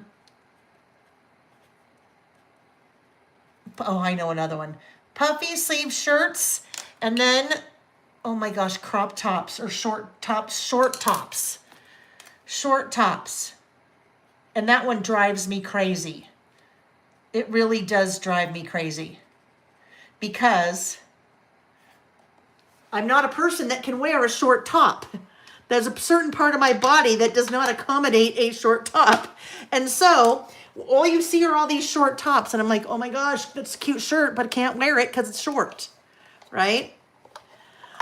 All right, anyhow, those are the trends. Those are just trends that I don't necessarily follow, that I don't necessarily partake in, although cottage cheese, yes, I like cottage cheese. And it's easier to do that now because there's tons of recipes out there for it, of fun things to make with it. So those are the trends. And if I went back and pulled up idea books from past years, we would be able to go back and see what the trends were for 2023, 2022. I think we've only done this one for 3 years now. All right. So now I am okay to come back in. That is plenty dry now. I might as well erase that line while I'm at it. If I can. I had the eraser out here somewhere, right? Oopsie. Oh well, I'll do that later. All right, so here we go. There is my 2024 trends list. Now, are this and that? Did we decide we want to do anything with it? I think we're good, unless... All right, if I put this over here so it also kind of hangs off, I better use my powder tool. Where did my powder tool go? I put it away. All right, hang tight just for one more minute. I am going to just powder off the edge of that. We'll put that there, and then I need one more little thing to go right there, and then that list will be ready to go. It will be done. We will add it to our insert, and we will move on. Little. Maybe, let's see. Is this too big? Oh yeah, I was going to put that there. It's too big, and then I don't like that, the two same flowers there. So we'll put that back on the sheet. Maybe we'll just do one of these little holographic hearts by Simon.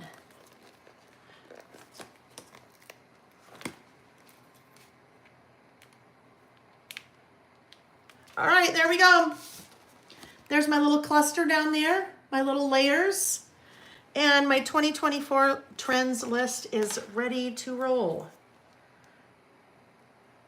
And now, get that back on there. We will get our insert and we will go ahead and put this back in. Now,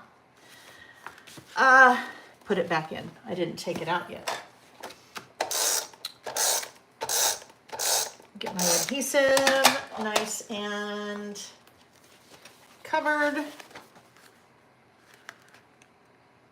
My book is totally deconstructed. It went off to Amy for Idea Book.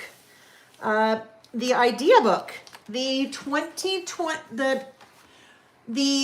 Idea Book for our 2024 lists will come out in March. It is about halfway done, so very exciting. It has to go to print in the next, I want to say 3 weeks. So, in order to have it in time. All right, so that's our first list, 2024 trends.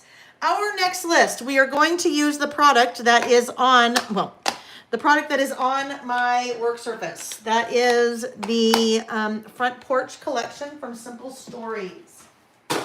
I have a mini book project kit coming with Front Porch. So watch for that later this month. All right, let's get all of these little things put away just so we're not, all the clutter gets me. It gets me. All right. Oh, I know.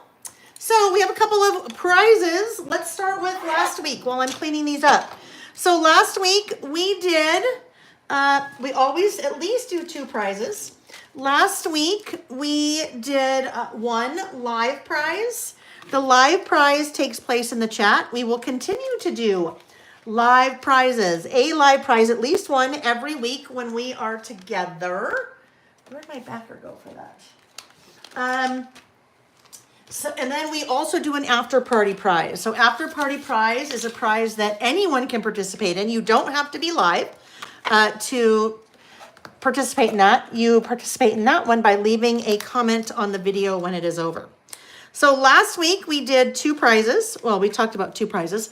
One was live, and that went to 111 Renees, and 111 Renees won a 2025 year in review project kit, which that is a big prize. It's kind of here. The instructions are not in this one that I have up here. Anyhow, the 2025 year in review project kit, that was a live prize last week, and then the same prize was available as an after party prize. The way you participate in after party prize, you leave a comment on the video when it's over. So the winner of the after party was Kathy Oppenborn. 8346. I think that's what I can read in my writing.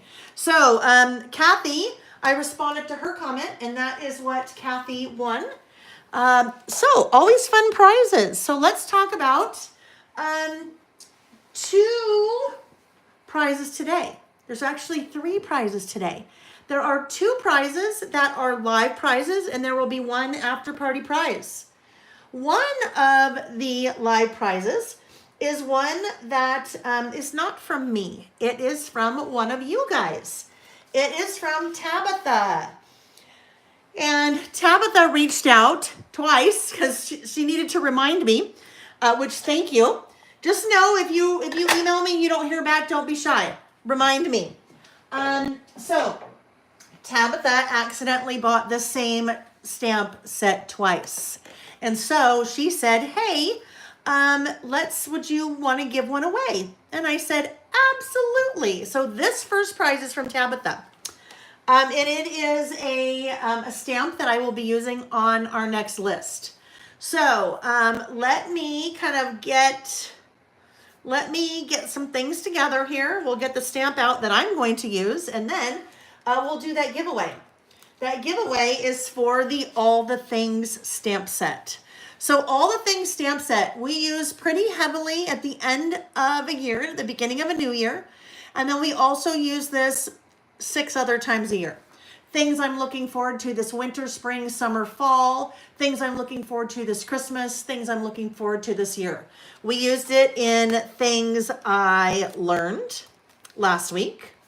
We used it in Things, where was that other one? Oh, this is in this, the heck, there we go.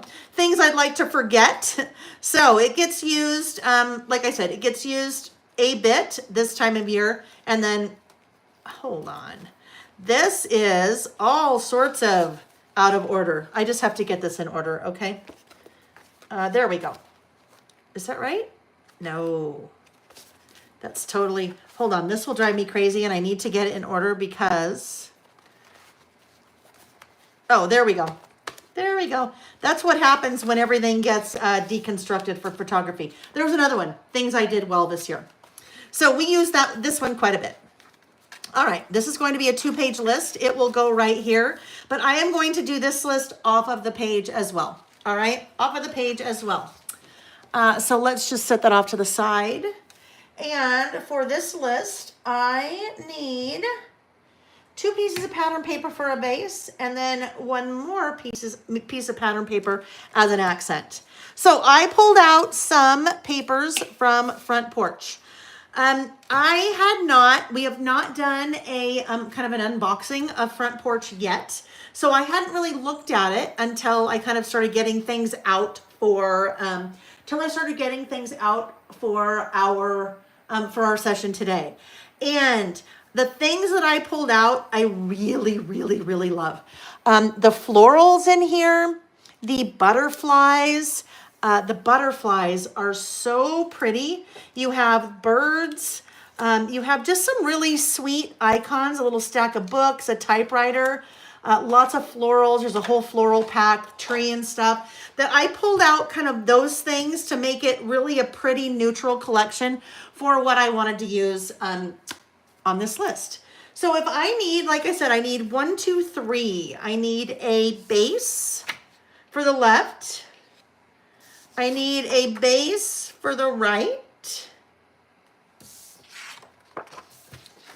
And then I need a small piece.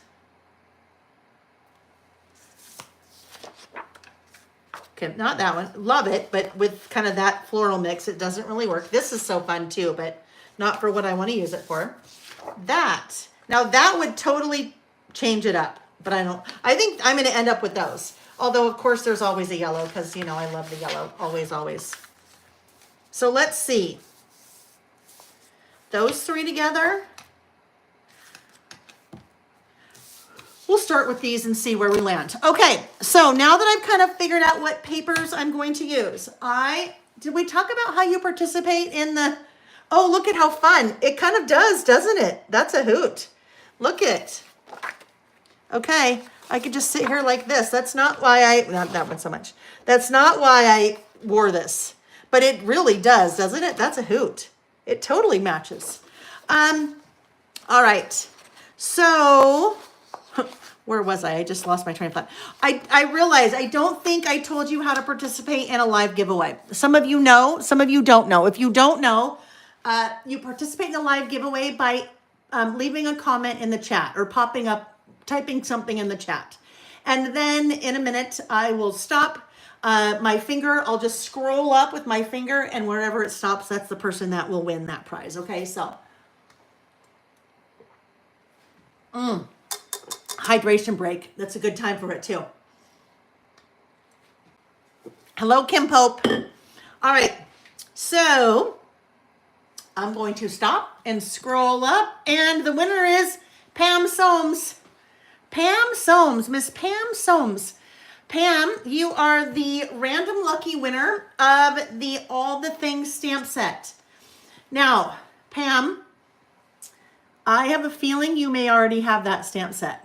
So, Pam, if you are there, let me know if you have that stamp set. Because if you have that stamp set, then, well, okay. Pam said, thank you, pay it forward. But Pam, I'm going to send you a coupon code to use for that. And then we'll pay it forward, okay?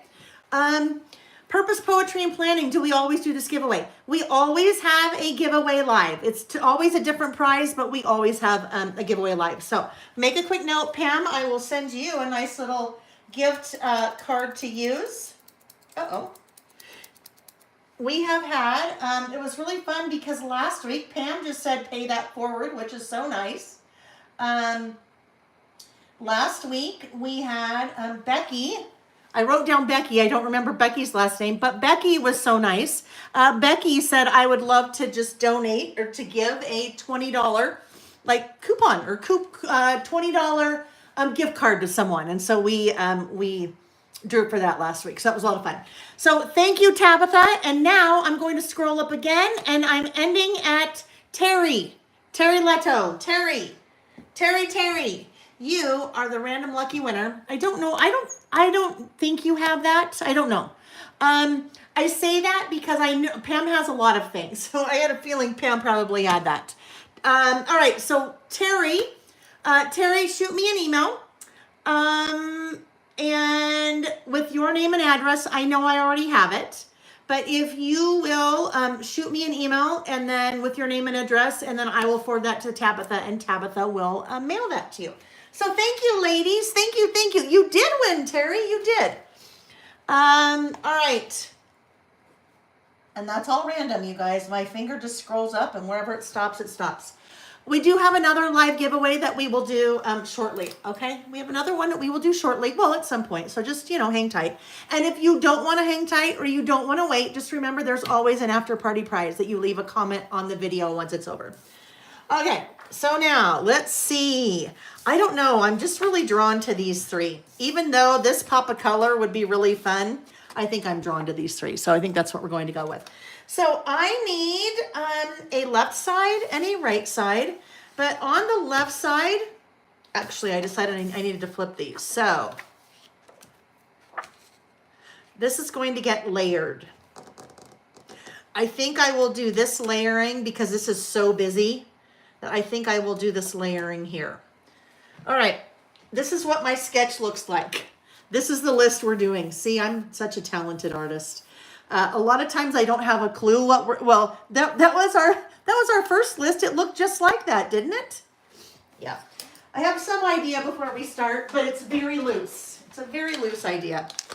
Oh, I don't want that one. Oh, here it is. All right, I need to trim those papers. This collection that I'm working with is Front Porch from Simple Stories. I am working with papers from the 6x8 paper pad. So all of these papers I have pulled from the 6x8 paper pad. My first two bases I am trimming to be the same size. Yeah, I like it better that way. I'm trimming to be the same size, which is 4 3/4 by 8. So I'm trimming off nothing from the top. But I am trimming 4 3/4 by 8 because when we put our list back into the insert, that will give me a nice white border all the way around. All right. Now, I just need to remember that I'm flipping this. So this one's going, oh yeah, no, we're still good. But this layer is going to be over here. Okay, so let's round our outside corners. Outside, other outside. Okay.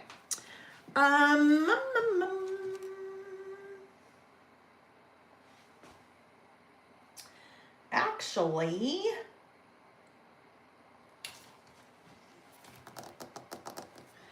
hang on. I have to look again at what I was going to do here.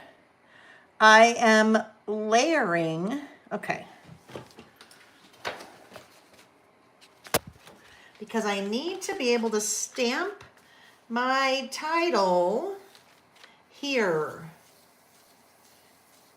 All right, I'm going back to the way I was going to do it. So if I'm stamping my title here, that means this will not be here. This is going to come over here. Sorry, I'm just looking back at, if I need to stamp my title, I can't have any pattern there. This will go over here. This will, I can mat my list on this and then have that be offset. Okay, we're good. I just had to get in my mind how that was going to work. So because this is all kind of disconnected, I'm going to do something different. Normally I would stamp directly on there. But I am going to grab this just because I'm towards the end and because this is all in pieces because it had to get deconstructed for photography for the idea book. I am going to put something basic down as my base and I will stamp on that. That's just going to make it much easier for us to work with. So that will be my base. It will go on top of there. Had to think that through. So this is one of my 2 so far paper packs, hint, hint.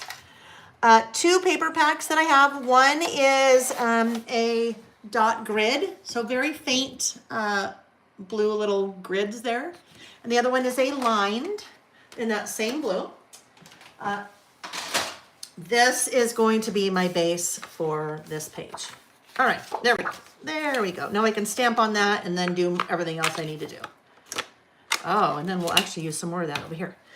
Okay, so this is things I'm looking forward to this year. I don't know if I ever said that. Things I'm looking forward to this year. This is a list we do every year. And I am going to just pull out the original idea book. This would be under beginning and end, chapter 1, so page 11. That's where it starts. So this is interesting. The first time that we did this list was things I'm looking forward to in 2021, which means we did that the very beginning of 2021. If you think of where we were in 2020, all of the things that we could look forward to in 2021 after the year we had in 2020, these are just fun lists. I mean, I think all of the lists that we do, but something like this in particular is a really fun one to look back on because it's a time capsule, right? What were you looking forward to back in 2021, especially coming off of that first year of the pandemic? So we could continue and look at things I'm looking forward to in 2022. Last year's idea book would have things I'm looking forward to in 2023. These types of lists, when people say, well, what should I start with? If I want to start listing, what should I start with? These types of lists, I think, are the easiest. Things I'm looking forward to this year. Things I'm looking forward to this month. Things I'm looking forward to this winter. They just are pretty easy lists to just kind of start with. All right. So we need this stamp set. And as I was thinking about this, I have a lot of things I'm looking forward to, but they kind of ended up in buckets. So I kind of have 3 buckets of things I'm looking forward to, and I'll kind of list my things in the buckets. So I thought what I might do is take a number 3 off of focus, and I might stamp that very light, and then either do my title on top of that or do it off to the side. 3. So it would say like things I'm looking forward to this year. But as I do that, like it would have to be a really faint color. So that looks like Tattered Rose. Tattered Rose is a hard one though. Tattered Rose is a little bit difficult to see. Although that's probably what I want. Let's do that. This is going to be an example of, I will test it first for sure. So I kind of get a feel if I like it before I kind of go about messing something up. Amanda said this line reminds her of spring. I know, right? It's beautiful. It's a sleeper. I will tell you guys. Like I said, I have a mini book project kit coming out with it as well later this month. But it's something that because a lot of people asked for it. A lot of people asked, they said, please do a mini book with this. And so it's probably not something that I on my own would have done. But when I pulled it all out yesterday, I'm like, oh boy, this is a sleeper. I think it's a sleeper line. I think it's one of those that probably didn't get maybe a lot of attention. And maybe, I don't know why, but as I started pulling things out, I'm like, oh yeah, I like this. All right. Kim says she loves the font on this number set. Yes, me too. You can look forward to some larger number sets coming out later this year. So here's my 3. Oh, and that goes pretty darn well, doesn't it?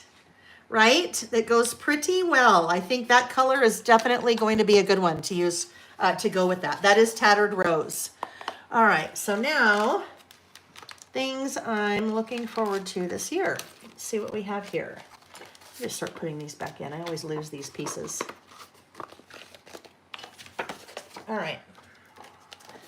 So if you're not familiar with the All the Things stamp set, it's kind of a mix and match. It's kind of like a Granimals stamp set because there are prompts, my favorite things about, things I'd like to, things that you then mix with the handwritten words. My favorite things about summer, my favorite things about last year, things I'm looking forward to this year, things I'd like to forget. So you kind of just build everything together. And that's why it's called All the Things. There's looking forward to. There's things I need to clean off the back of those. I can tell that they're not sticking super well. Things I'm looking forward to. Now I could do this year, or I could do like a 2025 on top of it. We'll see. This year. And then if we have our 3 off to the side, looking forward to, things I'm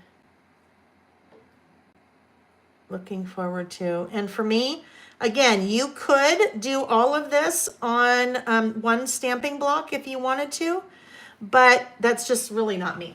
I like to control, again, how closely I can place them. So what I would like to do, though, is look and see, how did those look? Aha. So this was my list from 2023. I just wanted to see how I lined those guys up. So my this year, because you have that little G that kind of hangs down, I did it like that.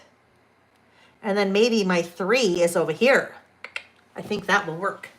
All right, so because I've test stamped over here, I still need to test stamp all of these. Now I can just kind of test stamp on top of that to make sure that I do like it. So in terms of what gets stamped on top of that, I mean, my writing will be in black because my writing is always in black. But I wonder if we should, I don't know, what if we go with a gray? Maybe like hickory smoke. Let's see. Let's see what we think. All right, so I need that guy. That's the new. That can work for my looking forward to. And then I need another one of these guys because my this and year will fit on that. And then my things I'm will fit on that. Okay. Again, I try to right size. I mean, if I only had one stamping block, I'd be using that for everything, which would work. It just makes it a little bit harder to work with. So back side of this is totally, I can feel it. Like I can feel the dust on the back of that. And it's nothing, has nothing to do with how I store my stamps or anything. It's just that that's what happens. Because they're sticky, right? They're getting a little bit of, you know, just life. They have life on the back of them. Things I'm, and then, okay. So let's get on our, ooh. This will probably have to kind of be like that, right? If we are about this wide, yeah, this is kind of going to have to go on top of my 3 a little bit. So it's almost like a layer.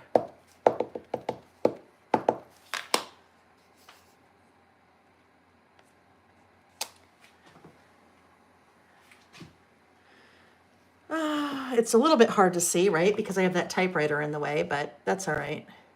Things I'm looking forward to this year. If I do that, I would really think that I would like to have, I don't really like that in the middle. So what if it came down here a little bit more? That's going to be too low. All right, we'll figure it out. We'll make it work. All right, here is my, do we want to do, yeah, I want to do the 3 first.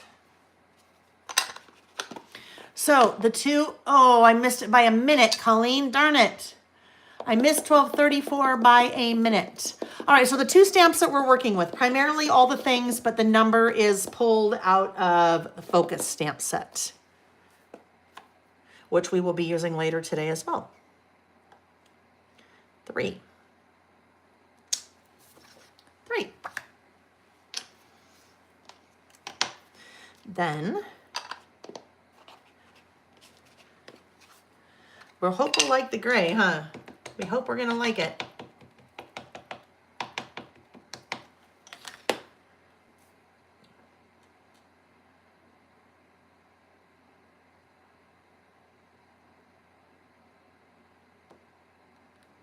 Okay, nice even pressure.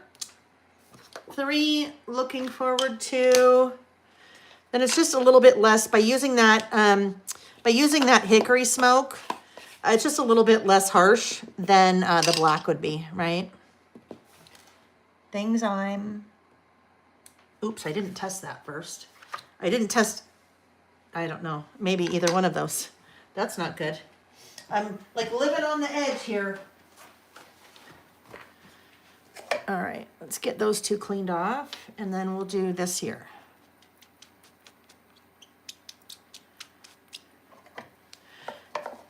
And I will end up bringing back in those colors in something as I start those lists too. Okay, and then we have this and year, things I think they go nicely well together, nicely well, oh my gosh. I was going to say, I think they look nicely together as well. Just shortcut a few words there. I was reading someone's comment and trying to speak at the same time. That's really hard for me to do. The smoke color would be a pretty neutral. Yes. And Amanda said that color is beautiful with it. Yes. Wanda, I love that. Wanda said, what I'm going to do differently this year is use my stash, right? Use what you have. Absolutely. If you don't use what you, well, you know what? Some people collect, and you know what? Who are we to judge? If that's where you derive your pleasure is collecting little figurines or scrapbooking paper products, whatever it is, then, you know, who are we to tell you that you shouldn't or should do that? This needs to just go right there. Who are we to tell you that? But if you are not using your things, you know what? If you're saving them for a rainy day, by the time sometimes the rainy day comes, what you have bought and been saving is now something you would never use. You were like, oh yeah, I really don't like the 80 sheets of paper, all the same design that I bought because I loved it so much. Just use your stuff, right? Use what you have. That doesn't mean you can't buy new things too to supplement it, but really use what you have. One of the things, so I was looking at one of my traveler's notebooks this morning from way back. When I started doing a lot of work in traveler's notebooks, it was back in 2016. So it's been a while. It was back in 2016, maybe even 2015. I'll have to really take a look.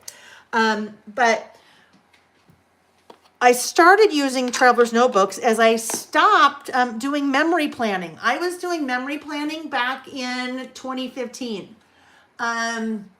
Where you're basically using a planner and you are adding photos and talking about, you know, what you were doing and so forth. And I kind of moved out of that into using traveler's notebooks. One of the things I found when I started doing that was a lot of the product in my stash, a lot of what I had that in regular projects like a scrapbook page or something like that, it didn't feel right to use. If it was older, it just didn't feel right to use. I just couldn't get past it.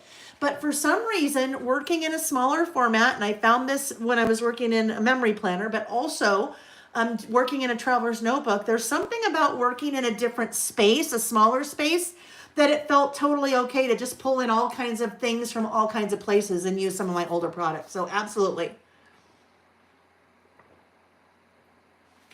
Terry, I love that. She said, no more stashing away my stash, right? No more stashing away the stuff that I don't want to use. Yeah, use it.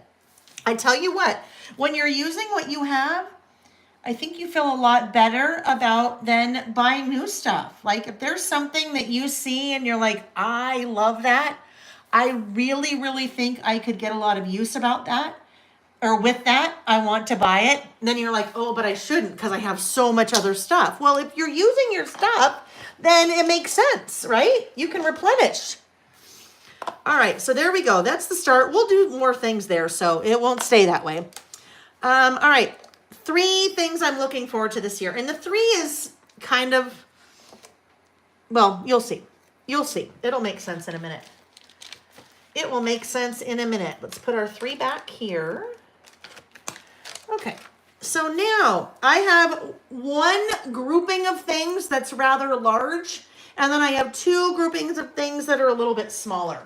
So as I'm looking at what is going on this side, this is where I am going to do a little piece And then I'm going to have an offset piece as well. So these two are going to be here, and then I'll do over here. So I need to figure out how wide this is going to be. This is when I thought it was going to be a page. And how wide it's going to be is going to be determined by the width of a stamp that I'm going to put on there. Travel. Now, before I do that, I need to make sure that that size, I may not be able to use that. I need to pull out Reggie Alpha. You know what's funny about Reggie Alpha? Well, all of the alphabet stamps, except for the first one, named after pets in my life. Reggie Alpha was named before Reggie ever started working with us, living with us.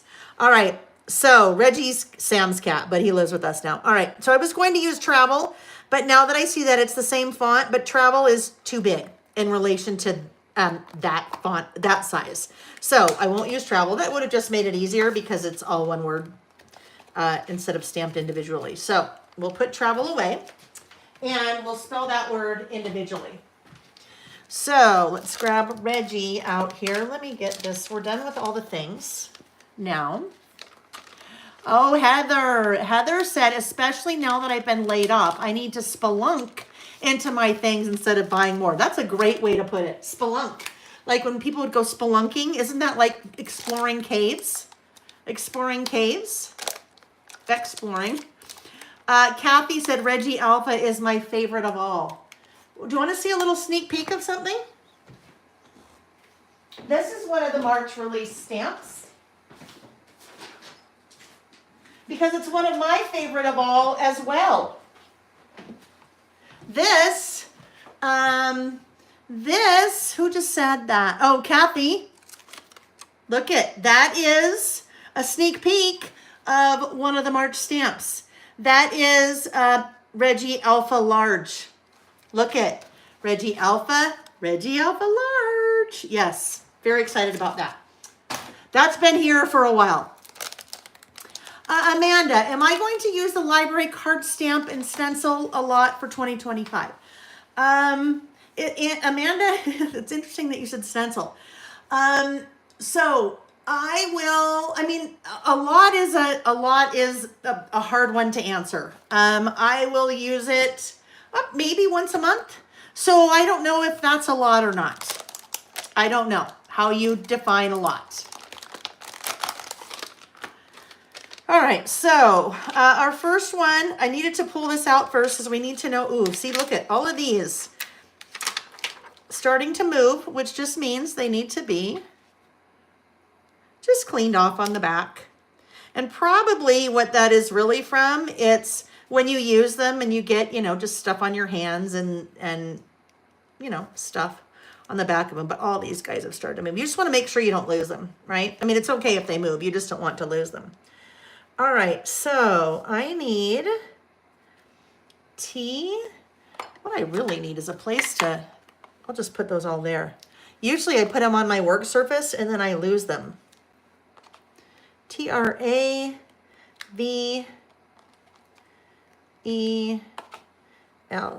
Travel.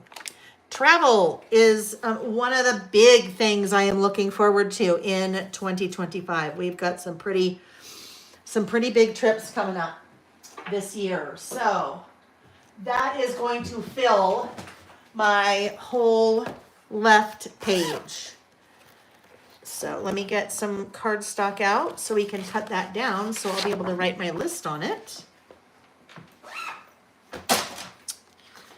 But travel, I need to make sure, because I don't want it to be super wide. So I know you look at this and go, Lael, it would be so much easier if you just put them all on the same stamping block. And I'd say I do not like it. Like I really don't like it. There's way too much space. I have one I could show you, but Amy still has it from photographing for the idea book. And then you'd see what I meant. So that would give me plenty of room. So if we make it, let's see, where's my pencil?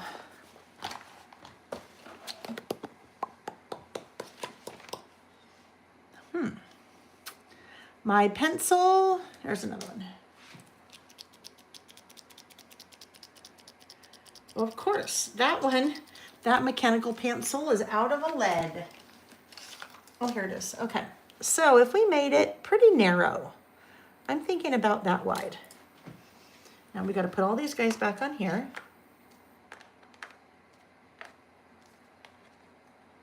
All right. Get our trimmer out.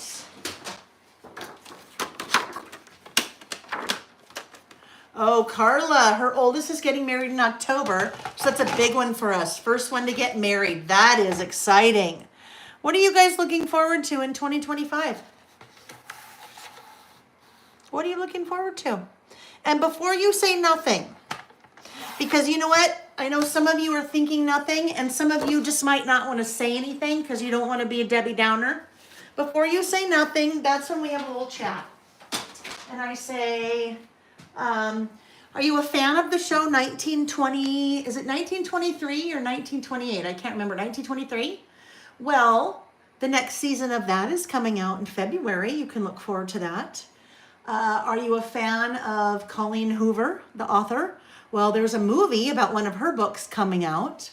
Are you a fan of fresh fruits and vegetables? And you're looking forward to fresh fruits and vegetables once the winter is over? Kelly is looking forward to seeing Pearl Jam. She's also looking forward to being in the garden. Oh, different Kellys. Kelly's Creative Dream, looking forward to working in the garden. Linda May is a new grandbaby and a son's wedding. Nita has 2 cruising crops with Vicky. But here's the thing.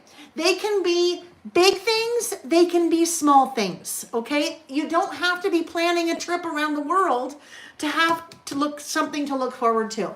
And I think for me, this is a really important list to start off the year. What are things that you're looking forward to? They can be big, they can be small, like some of the examples that I threw out there. But I do think, in my opinion, that it's an important exercise to go through. Even if you're not making a list like this. Maybe you're not playing and decorating. Take a piece of scratch paper and write something down. And you know what? If you keep thinking about that, maybe over the next week, I bet there'll be a few more things that start cropping up on your list. Like one of the things I'm looking forward to, even though it's not on my list because they're more bigger kind of categories, Utah has a Daiso coming. We have one of the Japanese Daiso, not really dollar store, but if you are from Washington State, if you're from California, it seems to pretty much kind of be West Coast, maybe Arizona, but they're just a really cool store. So those are things I'm excited about, right? So lots of different things, but they don't have to be giant things, all right? I mean, I don't know if some years, if I didn't have giant things on my list, I wouldn't have anything to look forward to, right? So it's your list. You do you do what works for you. But remember, not everything has to be like a giant, production. You don't have to have kids getting married or you're moving into a new home or, I'll get off my soapbox now. But sometimes we need permission. Sometimes we need permission for people to tell us that it's okay, right? It's like the list that we do every year, things I did well this year. That is not an easy list for me to do at all. Because we're just not necessarily conditioned. I'm not. To look at things I did well. I am just conditioned. It's just my personality to look at things I didn't do well. So sometimes we just need to go through good exercises either in our heads or on a piece of scratch paper, or combine it with something you love to do, like play with pretty paper and stickers and things like that. And yeah. All right, so my list is going to go on this little pink piece. Well, this is just one of the things on my list. Travel. Okay. And this I will cut down. And then we're going to use a little bit of that yellow with it for sure. All right. There we go. And there we go. So that will be there. Ooh, I don't have much room left, do I? I didn't really give myself much room for an offset there. So I thought I might maybe do just a little offset like that to bring in maybe just a little bit more color and to also maybe fill in a little bit more space. So let's try, whoopsie. The reason I was kind of thinking about designing it this way is, I mean, I have a lot of things on my travel list that we're doing this year, but not necessarily enough to fill in a whole page. And then I didn't want it to be kind of really stark. So I thought, well, how could I get some more color in there? And I thought, well, if we do an offset, that would probably work, right? Ooh, look at that. That is the back side of that. That's beautiful with that brown in there. I like that. Good thing there's always 2 in every sheet. I mean, 2 in every pack. So I have a question for you. As we are working on a lot of new products for this year, and I'll talk about some of those in my things I'm looking forward to this year list. Well, we'll end up being offset a little bit like that. When it comes to paper, when it comes to pattern paper, do you prefer in a pack per se? Do you prefer 2 sheets of the same design or 1 sheet of the same design? And this would be in 6x8. So 2 sheets or 1 sheet? Obviously, if you do 2 sheets, let's say you have a pack of, I don't know, 16. You'd have 2 sheets each of 8, or you'd have just 8 sheets. Would it be double-sided? It would be double-sided, yes. 2 sheets, 2 sheets. Okay, that's what I thought. I thought the same thing. Obviously, then the price is double, but it seems to me that at least that's what I would like. So I was right. I was correct in that thinking. One of the 3 things on my list, we will talk about those kinds of things. 2 sheets makes me less anxious about using it, right? Yeah. Okay, Terry is turning 60 this year. You're hoping to go on a cruise with all your kids and their families. That's something you're looking forward to. That's great, Terry. That's great. That age, and that is also great. That is also great. Okay. I'm going to, so let me just talk about what I did there. Eventually I know I'm going to layer those like that, right? So it'll be offset, but you might've seen how I just did that with my finger. What I was trying to decide is if I want to adhere this right now and then do my stamping and writing, or if I wanted to wait. The reason I did this like this, if I know I'm stamping my travel right here, I have now created a little bit of a bump if I adhere this to this right now. So my first letter might stamp a little odd because it is partially on this, and then it's going to hit that little bump. So just things you think about when you're stamping, and the more you stamp, the more you get kind of accustomed to thinking about things like that. All right, I am going to pull in the yellow, and I think that's going to be fossilized amber. Do I already have that out? Fossilized amber. Let's see. That's what I thought would go with this. Where are we? So TK, I noticed in the Facebook group this week, just finished a project.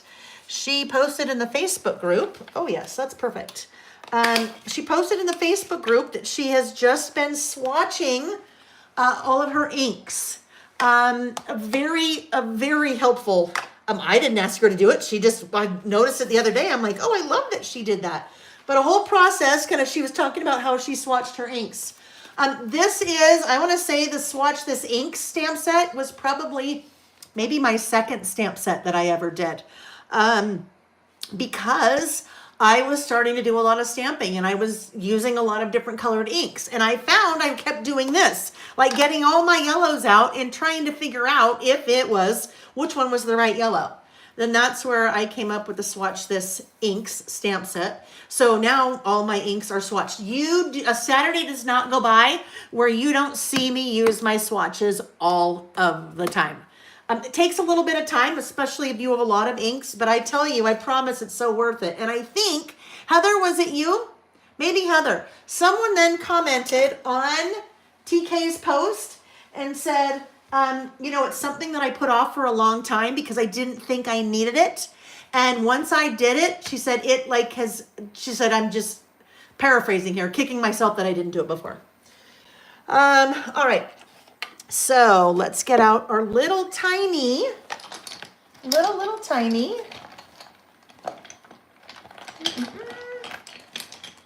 that it? Little tiny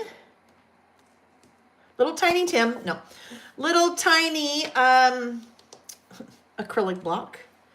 And let's figure out where we need to put this.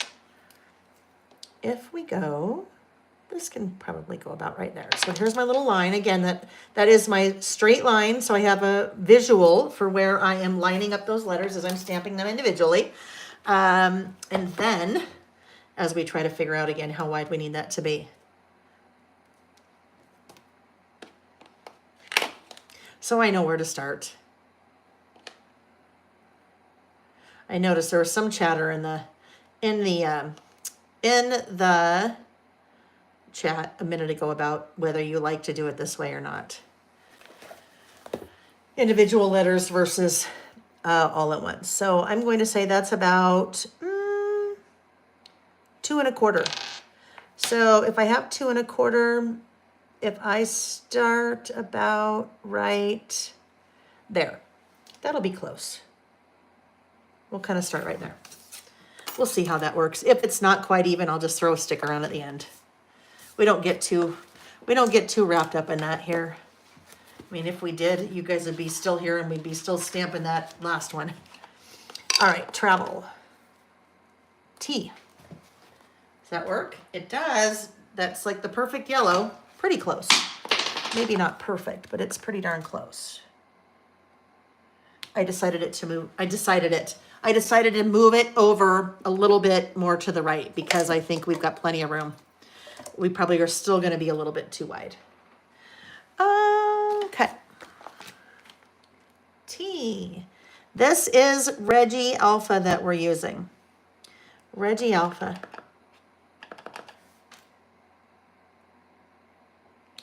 TR.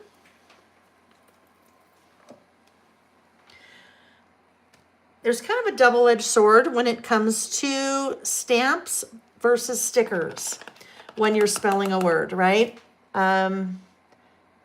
Definitely takes longer when you are stamping, way longer than if I had just slapped stickers down, right?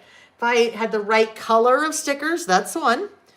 And I had all the letters that I needed, that's two. It'd be a lot easier. And a lot less expensive, kind of. Stamps obviously are more than stickers. However, if I never want to run out of a letter and I always want to have the color that I want, then stamps make more sense, right? Because it's one of those things that you invest in, but then you have them. If you like anything, if you treat it properly and are careful with it and clean it when you're supposed to and things like that, then you'll have them forever. So, and I use both. I don't think there's a right or wrong. It just depends on, usually, what I feel like doing. Because, sometimes I haven't even been testing these. Wow. Well, here we go. The last one that's not tested. And it worked out okay. Travel. Okay. So, for my first list, I do know I am now ready to adhere this. I need to adhere it now because I want to be, I want to put a little something on there, like some kind of little decoration, sticker or die cut or something. So I want to do that before I get to, I don't want to start my list. Ooh, that's a beautiful one too. Look at, that's really pretty. Kind of similar to that, but on the back side of that. All right, so let's see where we are here. We think this one needs to be here. And then this one can be a little bit offset like this. Okay. All right, let's figure out what, maybe let's look at the sticker book. Because sticker book, sometimes smaller scale than our die cuts. We'll see. Whoopsie.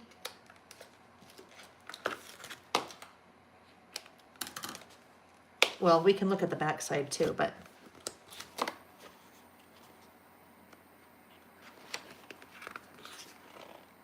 cute little hummingbird there, isn't it? The house is super cute too.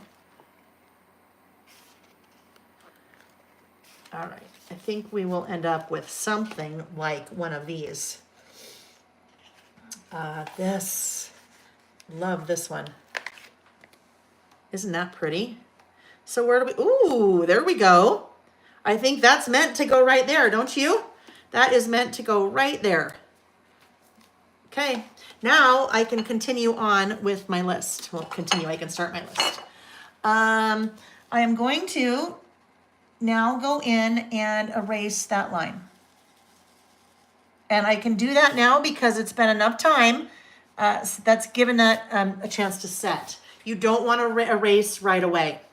If you erase right away, oh my goodness, look at how that kind of gray color in the butterfly is kind of that color. That actually worked out well. Yes, you don't want to erase right away or you will smear that ink. I need a ruler, but not that fake ruler. I need my ruler. Oh, here we go. Okay, so let's do this. We're going to do a little bit of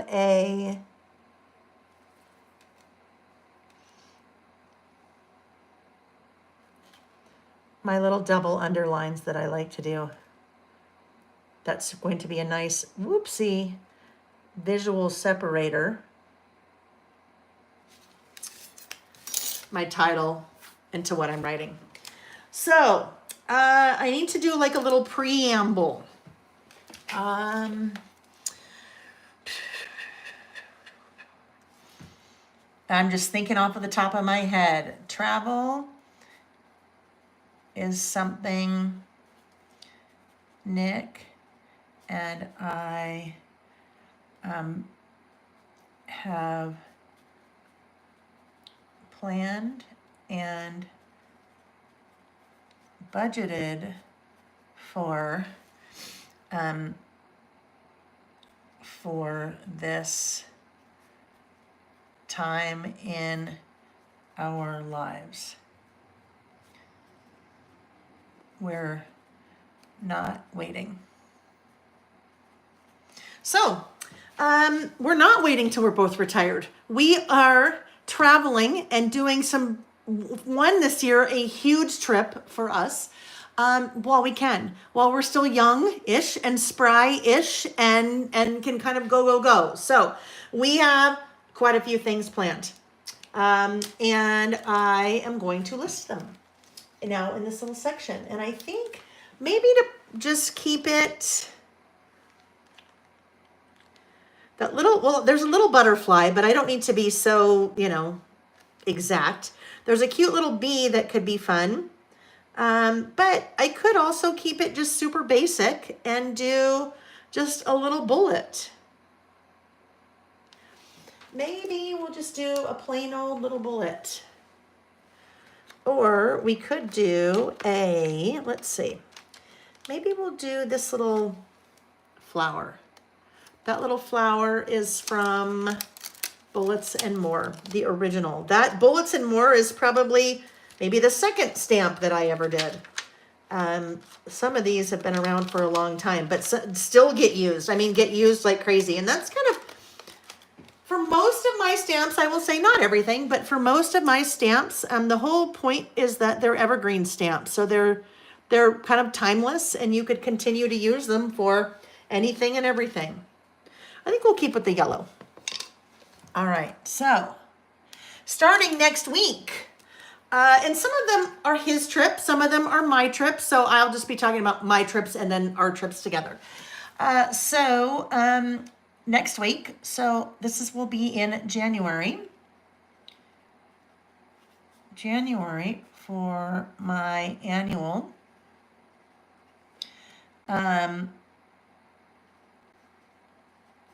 Scrapbooking. Betty's trip. Oh, that's funny. I put in strip. I was writing Betty's and then my S continued for strip. So that's when the white gel pen comes out. And this will be a phased approach. Because I really don't want it to say strip. That has a whole other connotation to it. So I just used my white pen now for one time to write over that S. Basically, I'm going to erase that by writing over it with white pen, but I need to let that dry and can kind of continue to do that. So we'll continue on with that soon. All right, now then the next trip, there are, in the next, I have 4 trips in the next month. And for the first time in my life, none of them are business, which is a huge thing for me, a huge thing for me. I mean, it's a really, really, really good thing. That means there's a lot of work getting ready so that I can do those trips, and then a lot of work on those trips too, but that's okay. So then Nick and I, we also have our annual Hawaii trip. For Nick's job, which is probably about 10 years running, which I feel so incredibly fortunate to be able to tack along with that, because then it's like a all expenses paid. Well, we pay for my flight and food, but really hotel. But that has been an incredible perk being his wife. So very much always look forward to that. Then after that, that's in February, but then also in February. So then February to Coronado for a girls' trip. This is why the listing schedule is going to be way, way, way, way off for February. Kyla, guess what? Guess what we're doing? Kyla and I had a conversation at an event that I taught at last August, I believe, Kyla? April or August. And Kyla was working on some photos from a national park in Hawaii. And we started talking about that. And I said, we go to Hawaii every year. We're going to go to a national park this year when we go. We are doing that. We're going to the one in Kona. I don't even remember which one it is, but this trip we're going to the one in Kona, Kyla. And then next year when we go, we will go to the one on the other island. So thank you for that. And I am so excited. That's so fun that you're here and you said that. So Lindsay, Nick is a regional VP of sales for a company that manufactures ductile iron water pipe. So like the water pipe that they bury in roads, but it's iron pipe, it's ductile iron. And so every year in February in Hawaii, on Oahu, there is a big water trade show. And so that's why we go. He's in water. All right, so then this is another, so the February one, the January one, and then the February Hawaii always planned. The girls' trip just kind of came up, and then that's when it's happening in February. Also in February, this is kind of a very cool thing I'm looking forward to. This is also February trip with Mom to Tacoma to go wedding dress and bridal show shopping with Kat. So Kat is Jack's fiance, our older son. And when they were oopsie, that's a little low. When they were here for Thanksgiving, Kat invited us out for the bridal show and then to go wedding dress shopping. So my mom and I have not been on a trip together in I don't even know how long. So and that's just going to be so special to be there as Kat's, trying on dresses and picking a dress. And so very, very, very much looking forward to that. Now, my sister and her husband also live in Washington State. And so we're going to go see them overnight, and that'll just be a fun one. So January, February is super packed. The whole rest of the year is not super packed like that. It just happens to be kind of condensed in that first kind of month. Now I have to look at my list over here to remember, because when we were talking, Nick and I were talking earlier, I had totally forgotten one. We are going to, in May, Oregon coast in May for our 30th. So this year, Nick and I are celebrating our 30th wedding anniversary. We decided to do 2 trips because, going back to this, planned and budgeted for a really, really, really, like our whole lives. Both of us have loved to travel and said we want to make sure that that can be part of our life. So that is one trip that we are doing for that. Where are we? We know that we'll have a few Harvey trips in our RV. Harvey trips where we can fit them.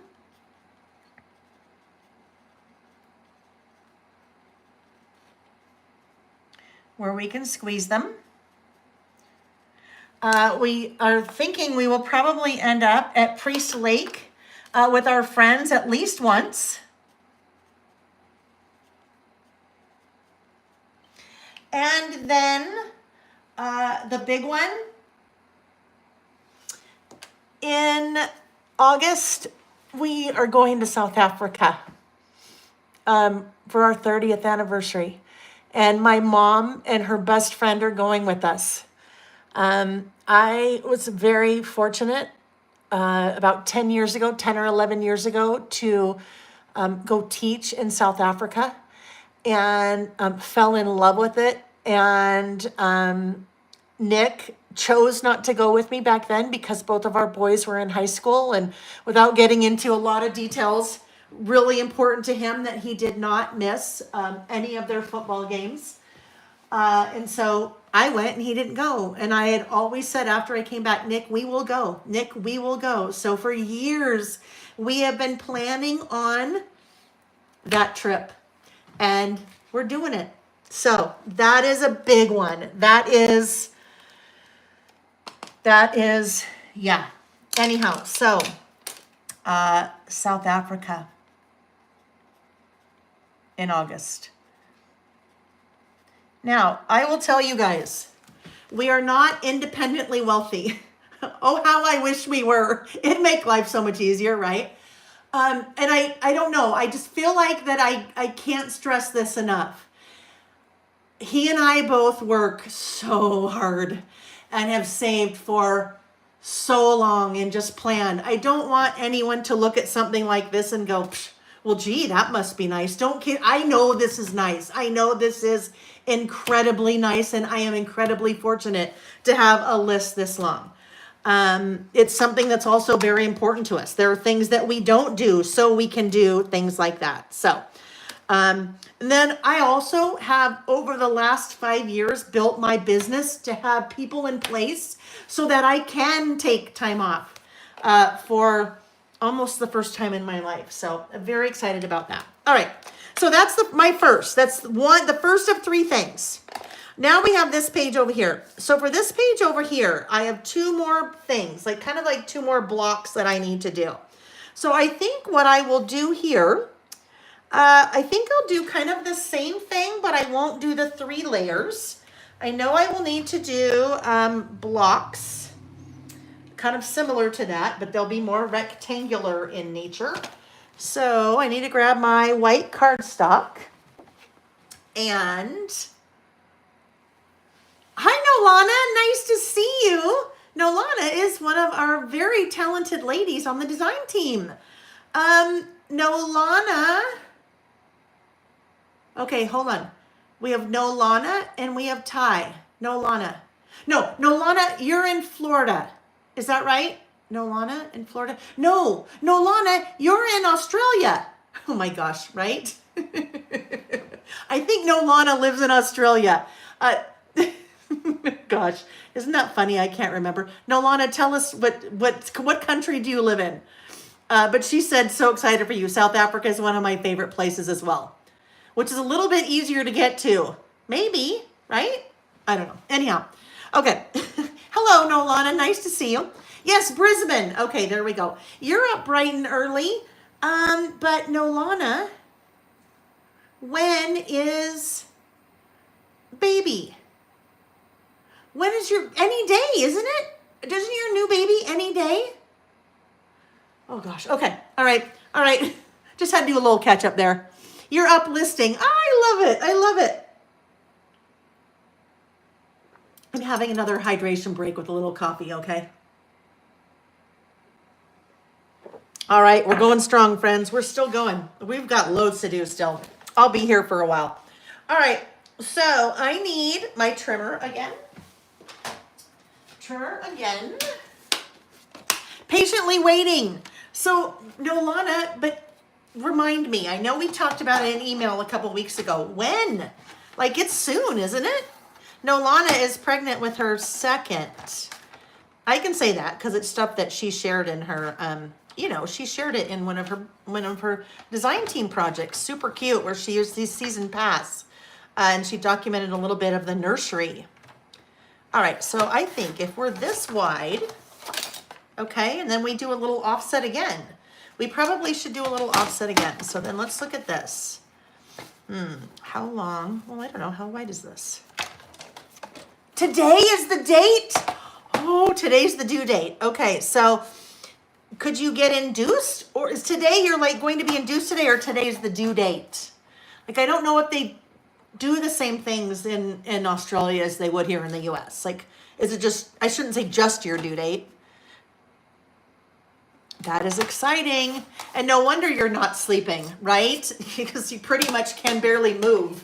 You can't sleep, you can't get comfortable, you can't move. Oh, I bet everyone in your family is probably so excited, I would imagine. All right. So, well, that's okay. No, I'm not doing that. I think I said I was going to come back again, and we want to use that won't look right. Oh, no, it will. It's fine. That's what I used there. I was going to go back to that, but we're okay. This is what happens to me in my brain all day long, friends. I have all of these conversations, but they're all out loud, even if I'm by myself. Oh, I can't do that. Oh, wait, hold on. Oh, gosh, where did I put that? Okay, I got to empty the laundry. I've got to do this. I've got to do that. And it's all out loud because I'm used to talking out loud on these things. All right, where is my paper pad for front porch? Because I think I would like to do an offset again with the same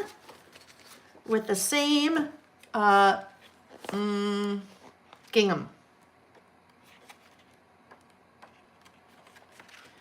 That's why well, I'm going to have a new pad because I like that too. I'll have to use that for something, but I think that would be nice to kind of pull it all together. So maybe this will just, yeah. Today's the due date. No plans for induction at the moment. You'll wait to see how we go. Hoping baby comes naturally soon. That is so exciting. Do you have a name? Do you have a name for the baby? Or do you have a name that you're sharing for the baby, right? Some people know the name. They just don't like to share yet. So it's a surprise. I don't know. I give myself the best advice. I don't know. Probably not. I'm my own best friend. I'm my own. It's like I'm my own imaginary friend. I talk to myself and I answer. I think a lot of us do that, right? Oh, the salt cellar. Yes, Diana, this little guy. In case I failed to mention, because I noticed this was happening with mine, You do not want to do this and then let it sit overnight. That is like leaving your clothes in the wash machine overnight. So when you go to put them in the dryer, this smells not very pleasant. So yeah, don't do that. Don't do that. There we go. Lindsay, that's what I was trying to say. You only talk to yourself when you need expert advice. That's what I was trying to say, but it really didn't come across that way, did it? I only talk to myself when I need expert advice. Yes. Except then that would mean I need expert advice all the time because I talk to myself all the time. Oops. It's a little bit too wide. All right. Okay. Now, if you're like, oh, I've had it with this, I'm going to leave. I will tell you, you probably should stay until you get to the third one. Because the third one, I'm going to talk about some pretty exciting things that are coming. So, just hang on a little bit longer. Nolana said, aw, thanks, guys. Haha, yes, we do have a name. I've always wanted to name my daughter after my grandmother. That is very fun. Now, I'm wondering if you're going to tell us what that is. That's probably your way of saying, yeah, no, we're not telling. In our family, it's middle names a lot. I was named my middle name after my grandma Marie. So I'm Lael Marie. Jack, our older son, his is an interesting one. Jack is actually his middle name because his first name is Nicholas. Nick. So Nick's first name is Nicholas. Nick's dad's was a Nicholas. And my grandpa, my mom's dad, was Jack. And we knew we wanted his name to be Jack, but we did not want to name him Jack Nicklaus because then people would think that he was named after the golfer. Nothing wrong with the golfer, but we just didn't, So his name is Nicholas Jack, but he always goes by Jack. Sam is Samuel Peter. Peter is my dad. Yeah, so family names. That's always fun to incorporate family names, I think. Karen, you were named after a dad person. You were? Melissa, I like that. Melissa said, when I talk to myself, it is a staff meeting. There are many staff meetings. Yes. Likewise, many staff meetings in my world as well. And it's just me. Just me. I mean, there are some staff meetings because I now have some staff. So there can be staff meetings. I don't call them staff. I call them friends that help me. Friends that work for me, that help me do my job, do my business, not my job, do my life, really more like my life. Friends that help me do my life. Because, there's no big company behind me. It's just me. It is me. There's no big company. There's nobody footing the bills. There's nobody. It's me. Okay, so let's see now what we would like to do. We need to add a little bit to every box. That could be fun there. And then I like that it kind of fills in the box like that. Yes, we're going to do that. Amanda's named after your dad. So then are these middle names? Or Amanda, your dad could be a middle name. Your dad could be named Amanda. Karen, your dad, dead person, Karen. Okay. I got it. Yes, Karen was named after a dead person. That's why I'm like, Karen. I guess, there's no men. Names are names. They don't have to apply to a gender, right? Okay. All right. So we have our little tree there, and then let's figure out what we're going to do here. Well, we're just working on all the die cuts. Look at this cute little bird. Do we like the bird there? I do not like the bird there. So let's talk about why I don't like the bird there. And it doesn't matter, right? It doesn't matter. But sometimes I think it's helpful because normally what I would do, I'd put that there and I just set it aside and do something else. But sometimes I think it might be helpful because I would like to know if someone was doing this. The reason why that doesn't work for me is this. We kind of have this long line going here, right? We have this like diagonal line. we're missing something. I can't put anything right here because then it's too close to that. So this little guy would need to go up there, but then he doesn't work up there because of that. Now it's vertical. So really this guy would need to go right there. I still won't use him because he's too big. All right, he is too big.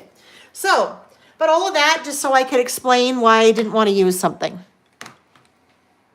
So let's go back to the sticker book. I would really like to work in some of this floral. I think some of this floral would be really nice.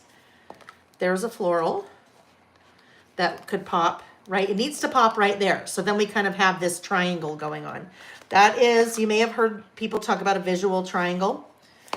Visual triangle is a design principle that sometimes you may even use it. You just don't know what you don't even know that that's what it's called. But you can see, like when we look at that, it's like, oh, clearly we need something here. But for me, like I said, even if we put it here, that would make a triangle, but I don't like it there because then it's right there. So I'm looking to put something in that corner. Let's look at, I like this guy. I'm just trying to see if there's anything that's a little bit smaller, not as large. But I think they're all about, yeah, this is smaller. This is from these stickers. So this guy and the butterfly were from the sticker book. That is a big one. Ooh, okay. No, that's way too big for that. So we are going to move away from the stickers and we're going to take a look at the butterfly bits and pieces. No, let's look at the floral bits. Yeah, the floral bits. Let's see if we can find something a little bit smaller in the floral bits because it's just, that was just way too big, right? It was like it was eating the whole page, way too big. So let's grab this, dump this out and see what we can find. Hi, Susan Scally. Susan, that's very sweet. Susan said, Lael, as a solo business owner, look at what you have accomplished. And thank you, Susan. Thank you very much. It is, I can say this, I am very proud of what I have done in the last 5 years. It is, I mean, really, it's probably closer to the last 4 years. I say this all the time. I never in a million years thought I would be doing anything like what I'm doing. My own products, manufacturing things in China, having multiple people that work for me.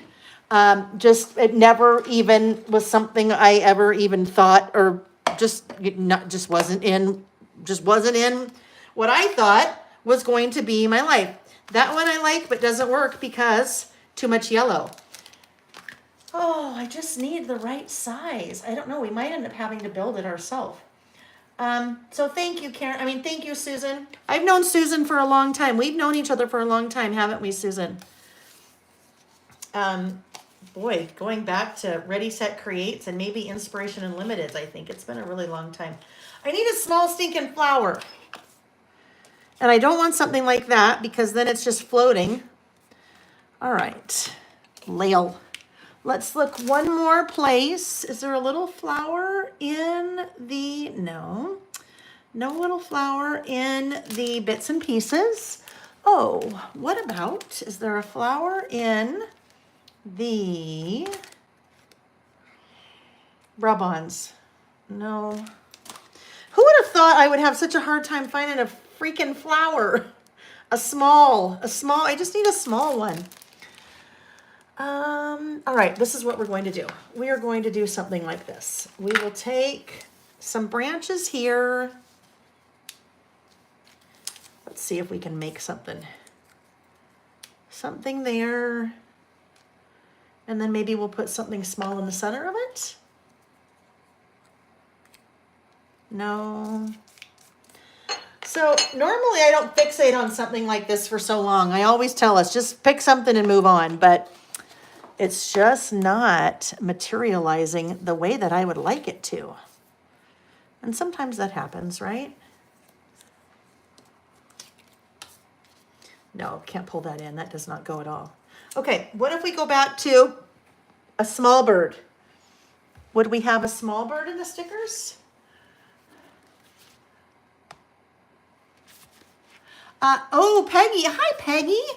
Could I cut something out of a smaller? I could potentially cut something out of a smaller sticker. I mean, one of these and make it smaller, right? I probably could.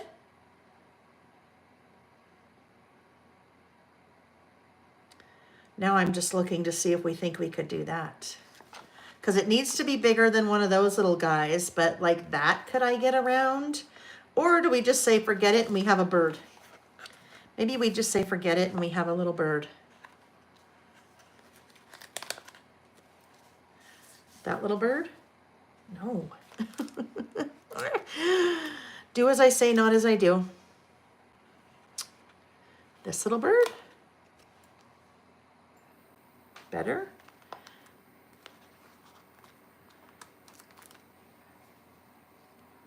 Lael, put the freaking bird down. Okay, we're doing the bird. This is done. We're not messing with the birds and the flowers anymore. It's cute. It'll work. It'll work. Okay, so next up, we have my second. Here is music. Music. So that is another thing that is something that luckily Nick and I both agree on. We both love live music. We have 2 concerts that we have purchased tickets to for this year, and hoping maybe to squeeze in one more thing, MUSIC, music. Oopsie. Music. All right. Now this is an easy one because I know I don't have to try to center it here. This one I'm just going to the right of the bird. So that won't take us long. Live music. Oh, love live music. That's one of the things. I mean, obviously missed a lot of things during the pandemic, but live music was one of them. So we like all kinds of music. I'm more of the music person than Nick. I mean, Nick likes music too, but nowhere like I do. I mean, I music on all day, every day. That's no TV. It's music. I can't watch a movie. I can't be listening to a movie while I work. Ooh, I can't be listening to a movie. I can't be listening to a podcast. I can't listen to a book. I can't do any of that while I work because I can't, I just get lost in what I'm doing. And then I have to rewind like 100 times. And so it just doesn't work for me. So I listen to music and, ooh. Okay. We are going to do something very unorthodox here. We're going to spell our word backwards. I need to remove the bird after all of that. After all of that, I'm just using this little lifting tool to very gently slide under the bird to remove him. And I'm going to spell the word backwards, because then I will know where the bird can be placed. So let's just put that for safekeeping right there. Clean this up. We'll start over. Shannon Hopeful One, hello, hello. Is there an email we can send our ideas or requests to? I just got inspired. That might work for our listings. Absolutely. And I love to have them. Just go to laelbymail.com and click contact us. That's the easiest way. And I would love it. I love, love, love when you guys give me ideas, because I only have so many ideas. Music, MUSIC. Okay, I will keep spelling that word over and over and over again. Heather, I'm same as you. Music is okay, but anything else I lose focus. I think that's probably, I am certain that I have ADHD. I'm certain I do. MUSIC. It's very hard for me to, like, even if Nick and I are trying to sit down at night and watch a movie or something, it's very hard for me to do. MUS. It's because of the pinball nature of my personality, where I bounce around to things a lot. This was quite funny. MUS. I had a little small piece of furniture delivered earlier this week, and the guy that was delivering it, he opened the garage and he was bringing it into the garage. And he said, "Oh, I really like your license plate, because my license plate says squirrel." And he said, that's funny. We have a friend that is her nickname too. And everyone calls her that because she is so scattered. She like jumps from one thing to the next to the next. And he said, and it's really odd because she's extremely successful. And we all wonder like how she can do that with that kind of personality. And I said, well, that's interesting. I said, I'm the same way. And I said, I own my own business and it is successful. I said, but I think for me, that's part of what makes it successful is that I can, I don't know, sometimes bounce from thing to thing and idea to idea. And then that for me, that works. So that was kind of funny. But yes, I certainly can't chew gum and walk at the same time. Or listen to a podcast and work at the same time, or a book or a movie or whatever. I think there's lots of us like that. So Just a Girl in Her Paper, Lindsay said, sorry that you're looking at my hair when I'm doing that. She said, when doing reports at work, I have to listen to an audiobook. I can concentrate better than listening to music. If I'm writing instructions, I cannot listen to music. It has to be super quiet when I'm writing instructions because you don't want me to be writing instructions and to get sidetracked. That's not a good thing. All right, so there we go. Now we have our little, so see how by spelling that backwards, that just gave us an idea of where to place him. Place our little bird, and he's looking to the things that we're back to this page, what we're looking forward to. Okay. So what, I know we kind of talked about this Nacho Ma, Zen Girls, Nacho Ma. And I will tell you, I haven't always had a personalized license plate. I got that last year. And my friend, I gotta be careful. One of you guys, I gotta be careful because, all right, I need to wait to erase that because I just stamped it, remember? Remember, Lael, you just stamped that. Don't erase it yet. Michelle Delgado, a couple years ago on a Saturday, said, oh my gosh, Lael, it'd be hilarious. You should get a personalized license plate that said squirrel. And I thought, oh yeah, that'd be fun. And then I could not get it out of my head for a couple of years. And then so last year I got one. So yes, squirrel. And that's because of you guys. All right. Shannon Hopeful. Oh, I drew something. So Shannon, go to, send it to laelbymail@gmail.com. And then we'll get it that way. You can add your attachment that way. Well, I can't wait to see what it is. I love it. Okay, so music. Here we go. Amanda said, concerts help the squirrel, severe ADHD. All right, we did not a lot. We did a good number of concerts last year. Again, all goes to what priorities we've decided in our life, what's important to us, travel, going to live music and things like that. So we have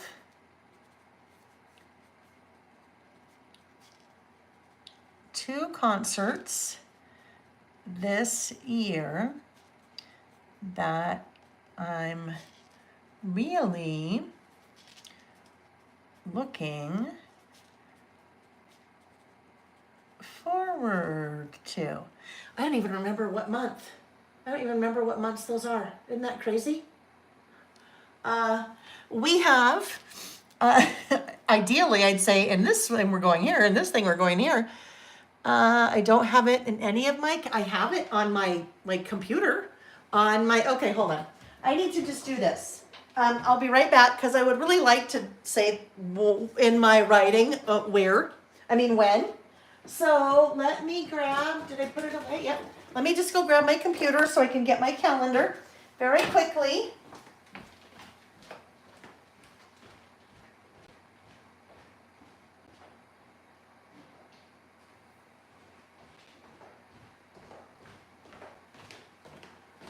Okay, here we go.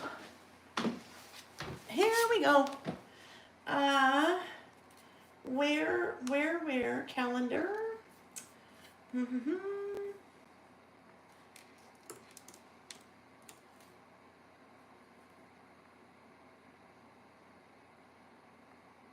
Okay, in May, let me write that one down. And then the other one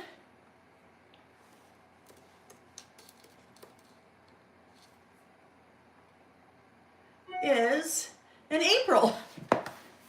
All right, so in April, we are going to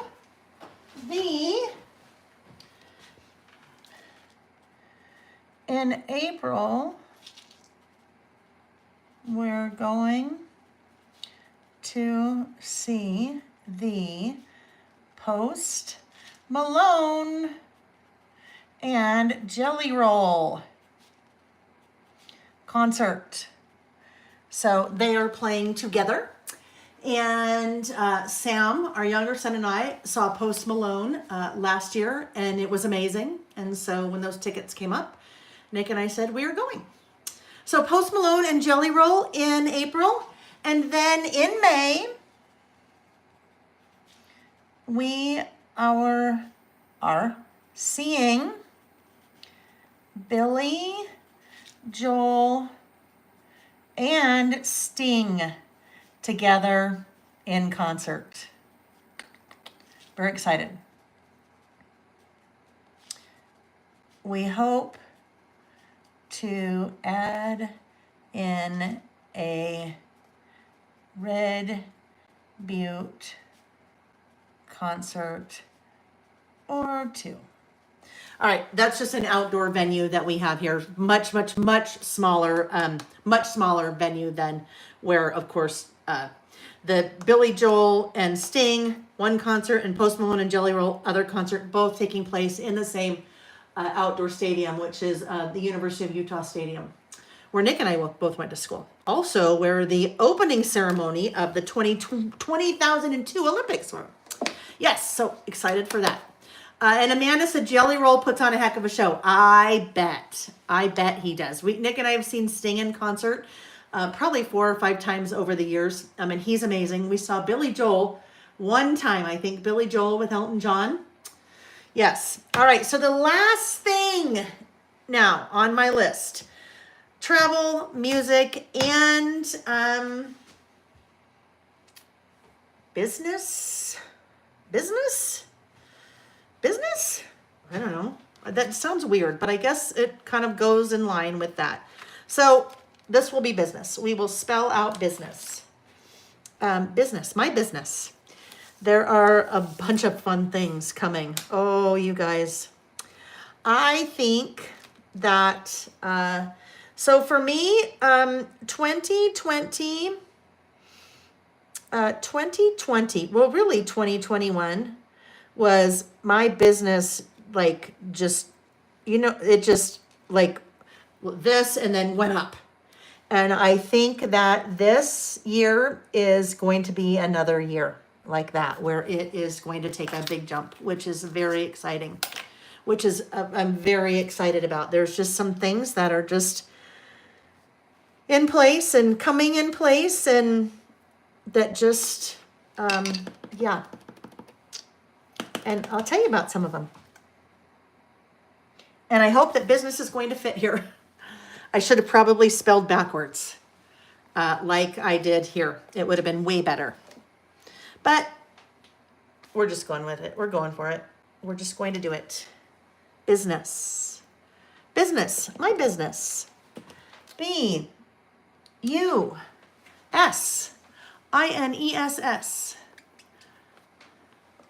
Oh, fossilized amber. Thank you, Nita. Thank you. If I miss things, you guys know. So while I'm doing this, because I know it's like watching paint dry while I am stamping, let's do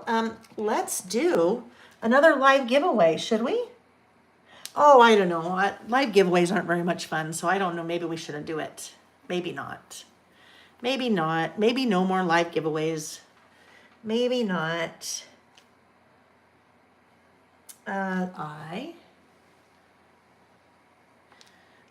We need another I. There you guys are. I know. If you're working or driving, you notice that Mara Lee is not piping in. Mara Lee's driving. Okay. Yes, let's do another live giveaway. Just kidding.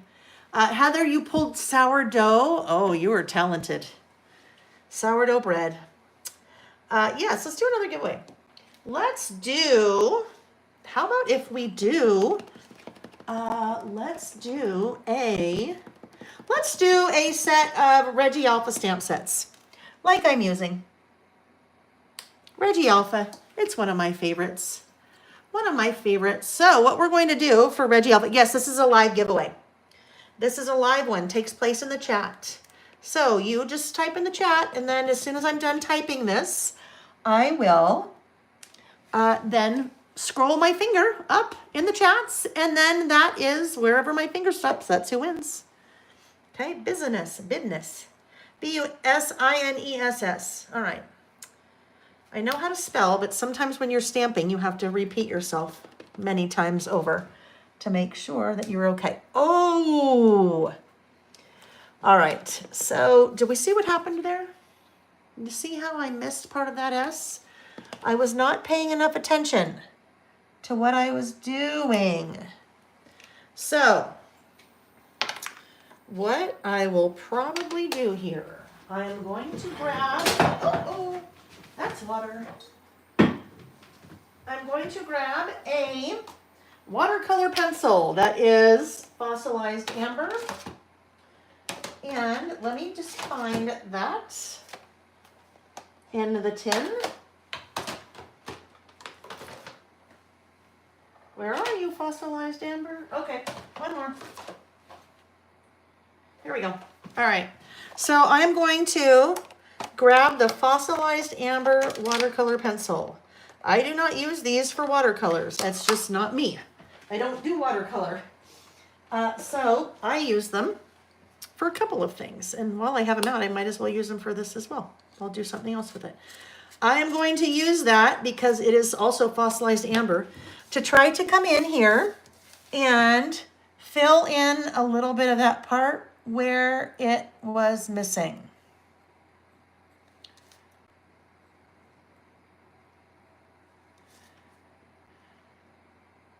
I need to sharpen that just a tad bit more. Ah, there we go. Now, if I didn't have something like this, I would either just leave it, or I would probably, stickers can cover up a lot of things. You can put a little sticker there or something. You could just put a little flower on there. All right. So you really can't even tell that I did that, right? But what I can also do is I can also come in and do this. We'll add a little bit of color in between those lines that we drew.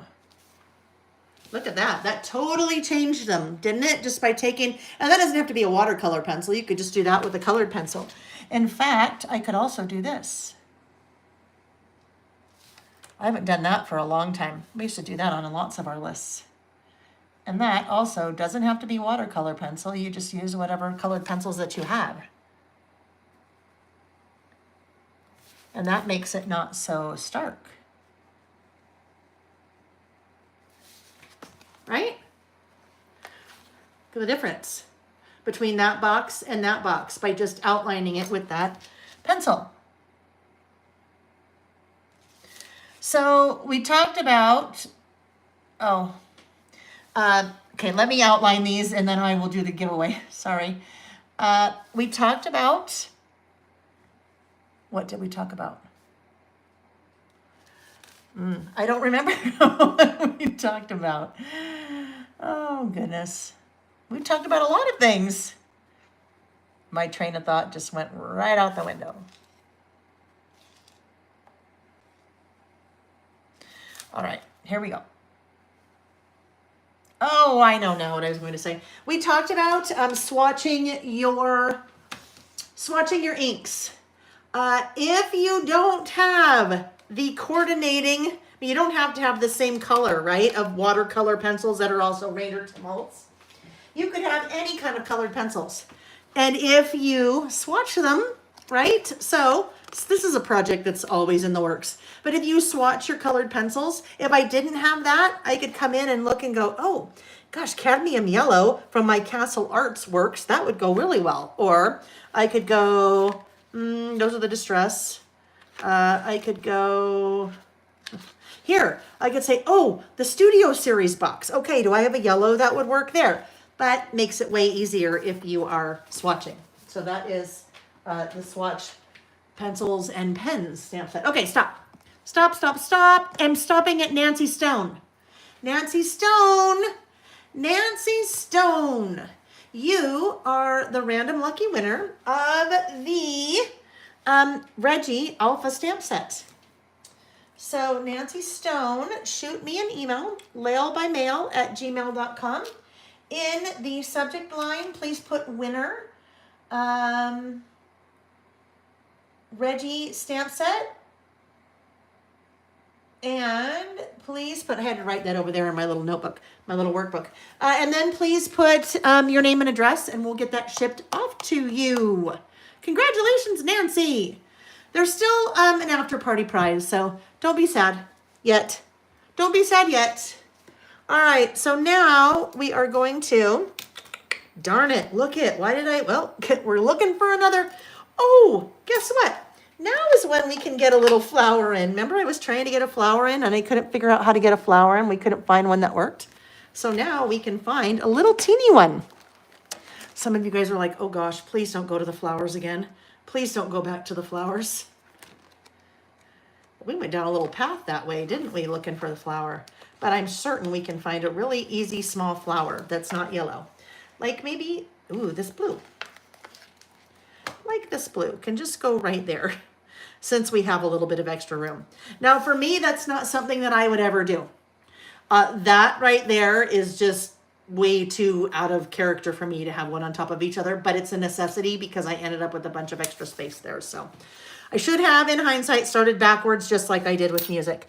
The way the after party prizes work, you leave, super simple. You just leave a comment on the video when it's over, not in the chat, but a comment on the video when it is over. And then before we're together again, which in this case will be Tuesday night, we're listing again on Tuesday night since I'll be out of town next weekend. Right before we start, I draw one random lucky comment to win whatever that giveaway is. And that happens every week. That's a no-brainer. Just make a mental note sometime in the next week to go back to that, because that's a no-brainer. Your chances are probably far better on winning on an after play or after party than they are in a live. All right. Okie dokie. So business. This is the kind of the third category of things that I am looking forward to. There is a lot of stuff coming down the pike. I have, and I'm just going to list this. No, okay. Let's see. 2025 is the year I feel like LBM, Lail by Mail, will take the next leap. So, starting in March, I'm just going to write these things. So we have 4 new Travelers notebook covers coming. The 2024 idea book, and it's called 2024 because it's our list from 2024. The 2024 idea book. The season pass. There are 3 more season passes coming. Season pass. I am working with going from 0 to not 1, not 2, but 3 different product designers. 3 product designers. Which means there's a lot of fun stuff to look forward to. 3 product designers, themed Traveler's Notebook inserts,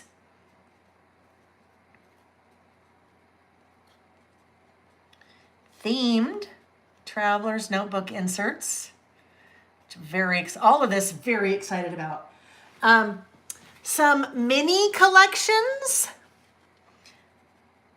mini themed not even themed, really mini collections. Yeah, some mini collections. We'll just leave it at that. A full design team, right? So in the past, I've had 2, sometimes 3, mostly 2, a full design team to showcase and work with the products, because I can't possibly work with all of it, right? And then Little Craft Fest. Little Craft Fest plus the Crafter's Dream Retreat. So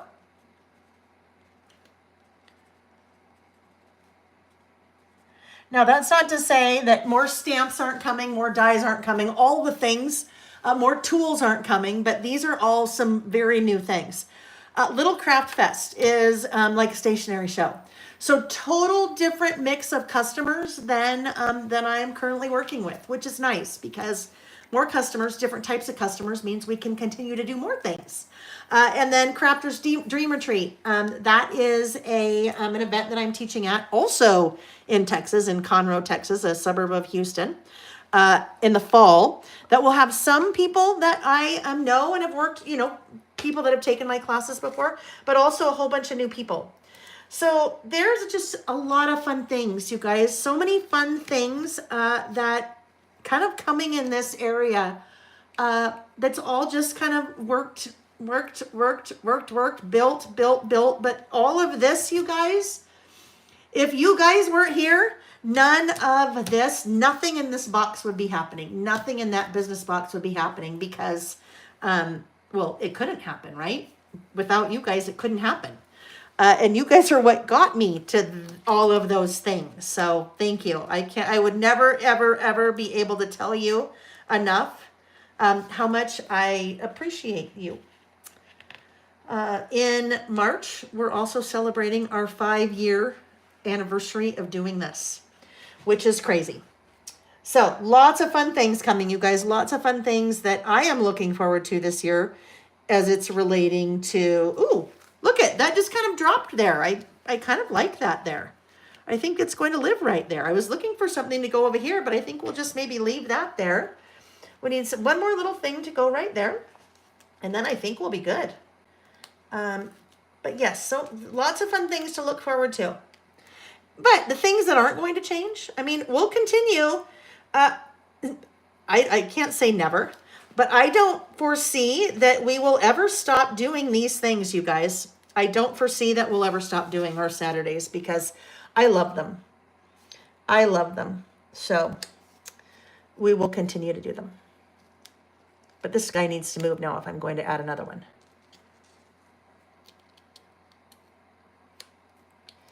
If you were with us a few weeks ago, I think I shared, didn't I? Did I pull? When was it? I don't know. I think I shared one of the Traveler's Notebook covers, maybe. I don't love that there, but it's going to stay. It's fine. I've got that trapped little white space there that I was trying to... Hold on. Let's just... Can't leave it alone. Let's just see. I'd like to fill in that trapped white space. So maybe this guy goes over here a little bit more. Like that. And then maybe this one goes here.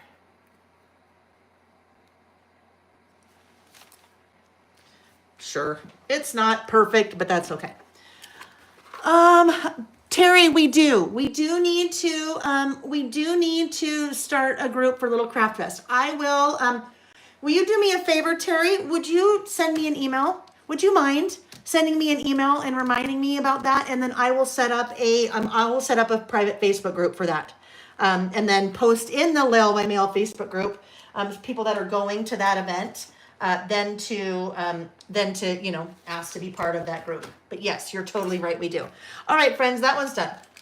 That one is done. Now, as I'm putting all these things away, because of course we're going to talk, that took a long time, right? That took a very long time. It took a really long time to do that list, right? But that's okay. Now, part of it is because I don't shut up. I just talk the whole time and I get sidetracked and I squirrel, and that's part of my personality, and that's what you get here. So It's live and just you get what you get. So if you're like, this isn't my cup of tea, then I'm sure there are lots of places here on YouTube that are your cup of tea. YouTube's amazing. But this is, for me, it's not about getting things done. When I do this, it's not about getting things done and saying, oh, great, I got, 3 lists done today. It is so much more than that. It is, for me, about being creative. I really need to have a little creativity every day. Now, this is a lot, right? Our Saturdays are a lot of creativity, but I really crave that. That's who I am. I need to have that. So I don't look at how much time we spend, right? Oopsie, hang on. If I was a golfer, hang on, I'm not. I've got cabinets stuck in cabinet drawers here. If I was a golfer, which I am not, I wouldn't think twice about, spending that's not going to work.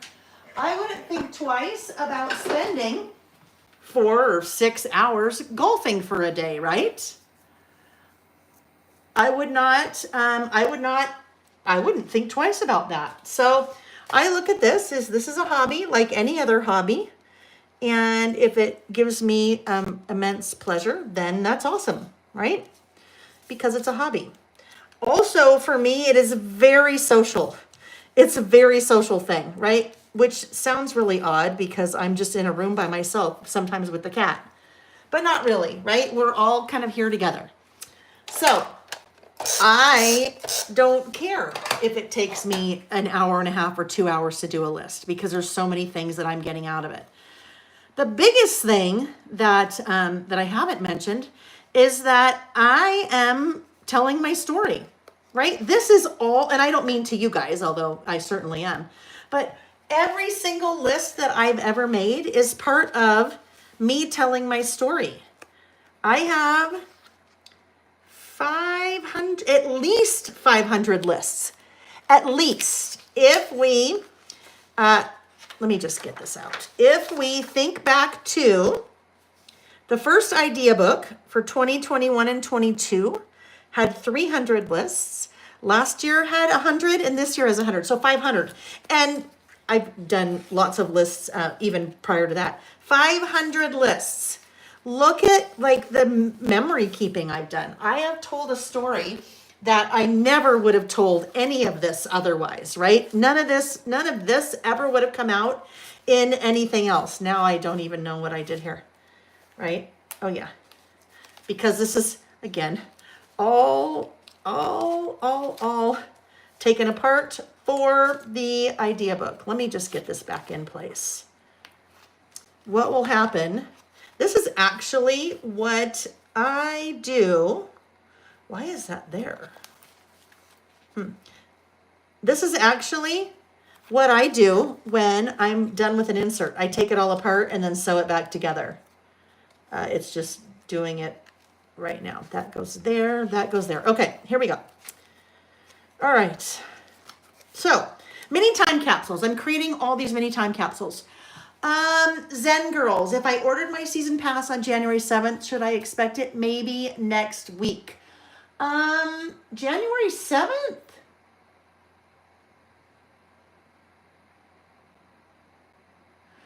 Let me look, Zen Girls. Let me look. They didn't start shipping until the 15th. And it should be next week, but they didn't start shipping until the 15th. Oh, no. Season pass. Let me go look, Zen Girls. For some reason, I don't think it was the 7th, but let me look, okay? But yes, you'll have it next week. It'll ship next week for sure because you need it for the following week for the next class. I missed something. Gracie, shoot me an email, Zen Girls, will you? So I can look for you because I probably won't remember after I say I will look. But yeah, shoot me an email.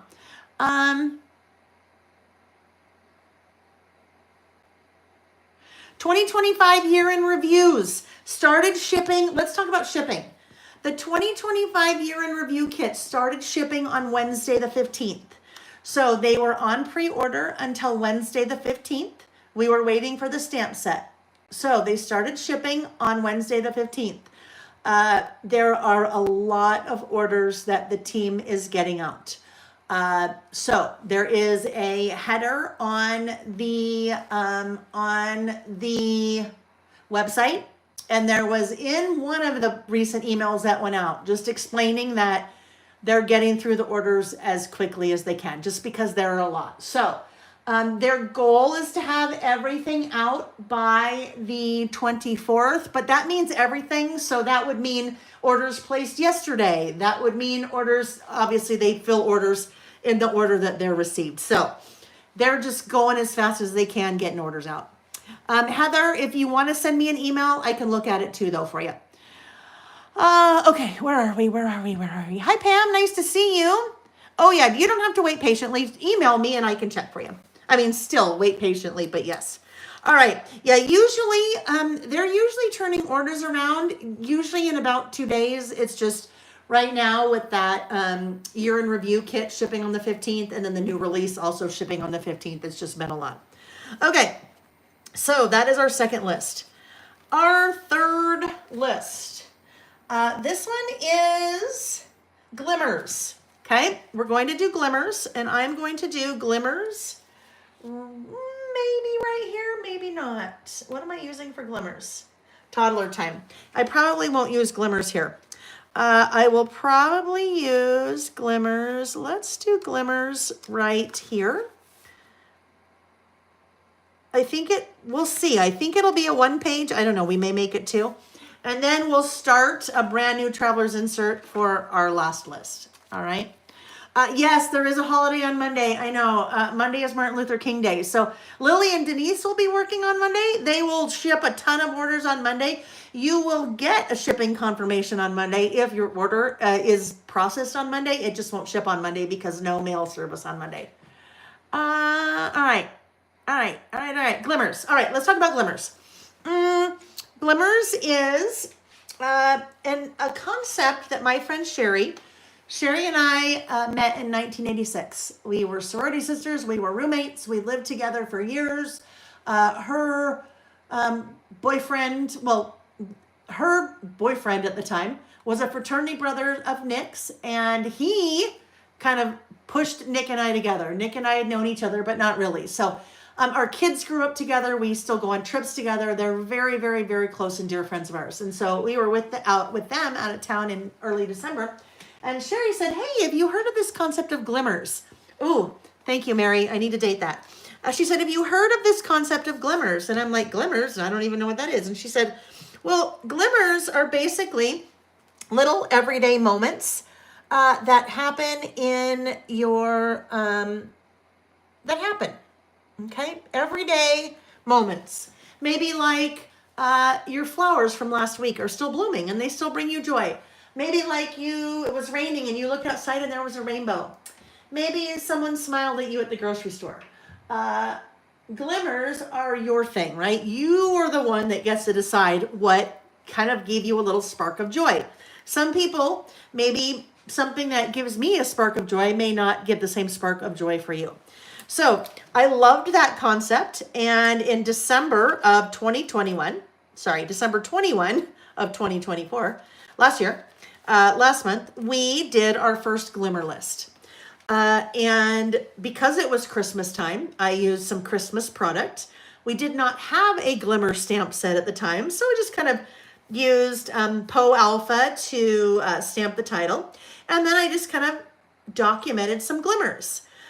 Just happy, everyday, joyous, little sparks, just little glimmers of something pleasant. I have included a link in the description box of the video of 2 things. And we talked about these when we first did this list.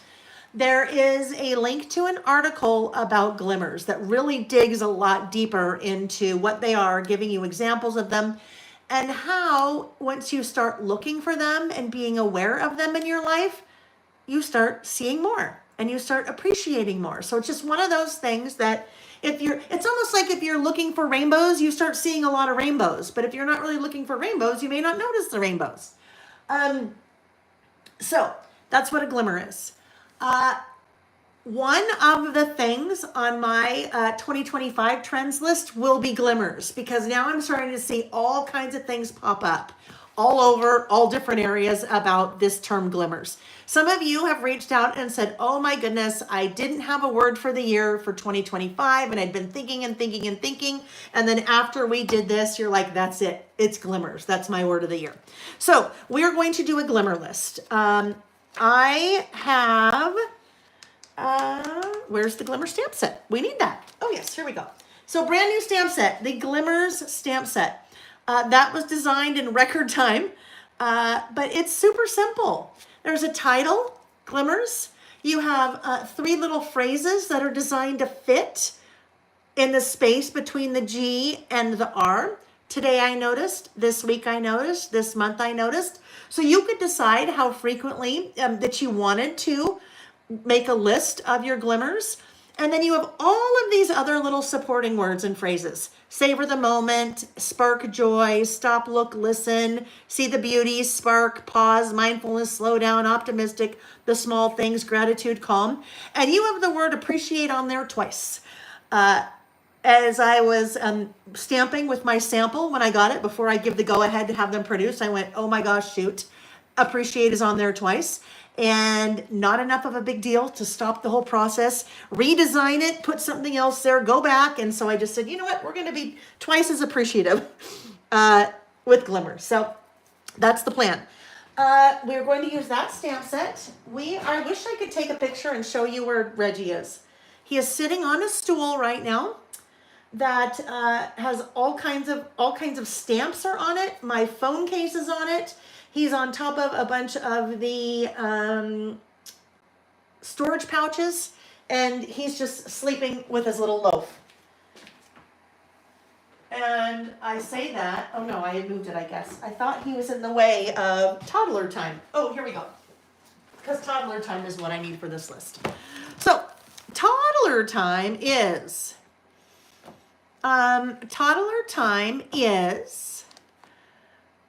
I'm just reading the chat. I love that you guys love it. I love that you love it.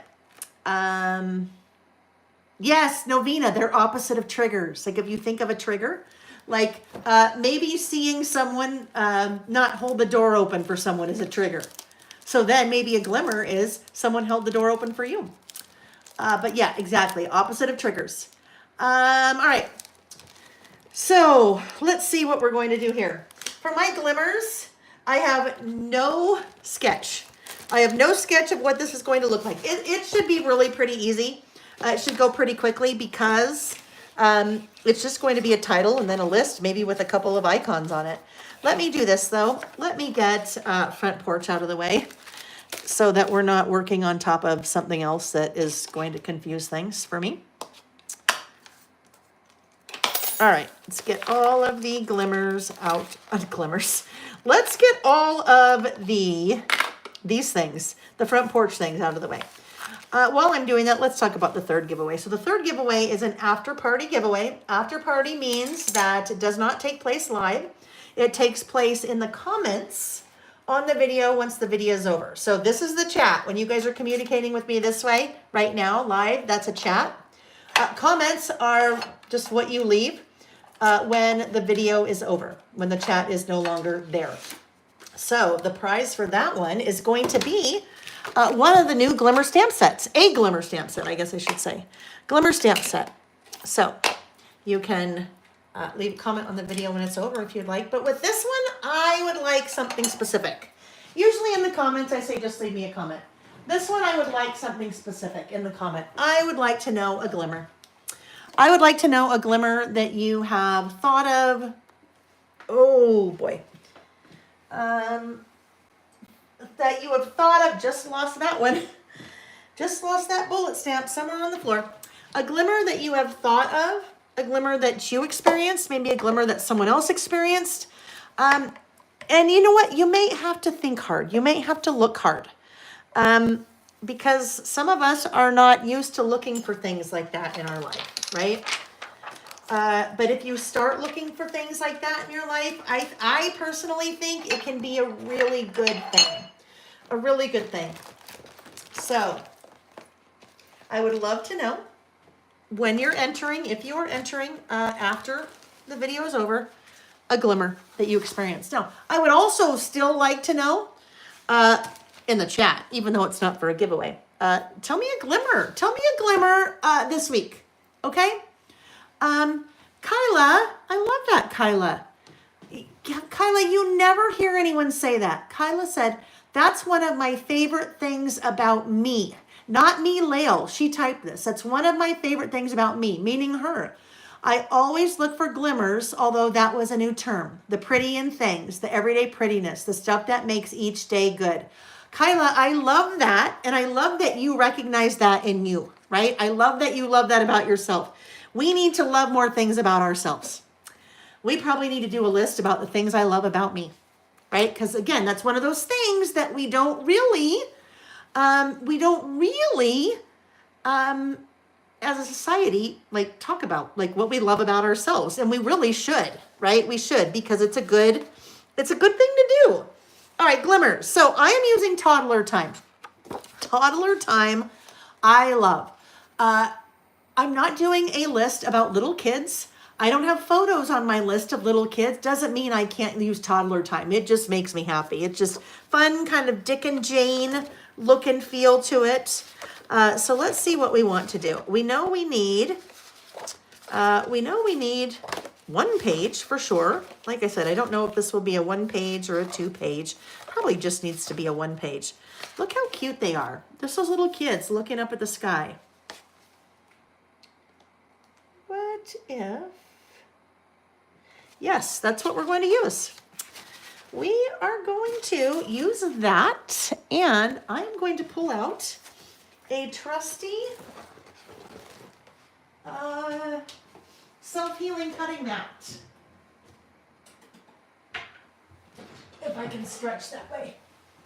This is older than dirt. Some of you will remember that company, Making Memories. This is really old. I wish I had a date on it. But it's a good tool. It's a good tool that still totally works. All right, so what I'm going to do, I'm going to take a craft knife, but before I do that, I need to trim this. I'm going to trim this to the standard size that I usually work with, which would be 4 3/4. So 4 3/4, and I like all those. Well, that actually works really well. The kids are totally even there. Okay. So now I'm going to take my little craft knife or my X-Acto knife, and Nancy R. said that would be difficult to do, the things I love about myself. A list of things we love. Meanwhile, a list of improvements would come easier. Yes. In the past, a couple of years ago, we did a good habits and bad habits. So good habits that you have and bad habits that you have. Oh, my bad habit list could have been like a whole Traveler's Notebook insert list long. Good habits, a lot harder to come up with. That's just how some of us are programmed. We always think of things that we don't like about ourselves or things that we should have done differently or could have done differently as opposed to what we did well. All right, so what I'm going to do, I'm going to make a little place for my list to tuck in. So it's kind of tucked in behind those kids. So what I'm going to do is I'm just going to start taking my craft knife here and just kind of go around their little bodies, but not their whole bodies, just part.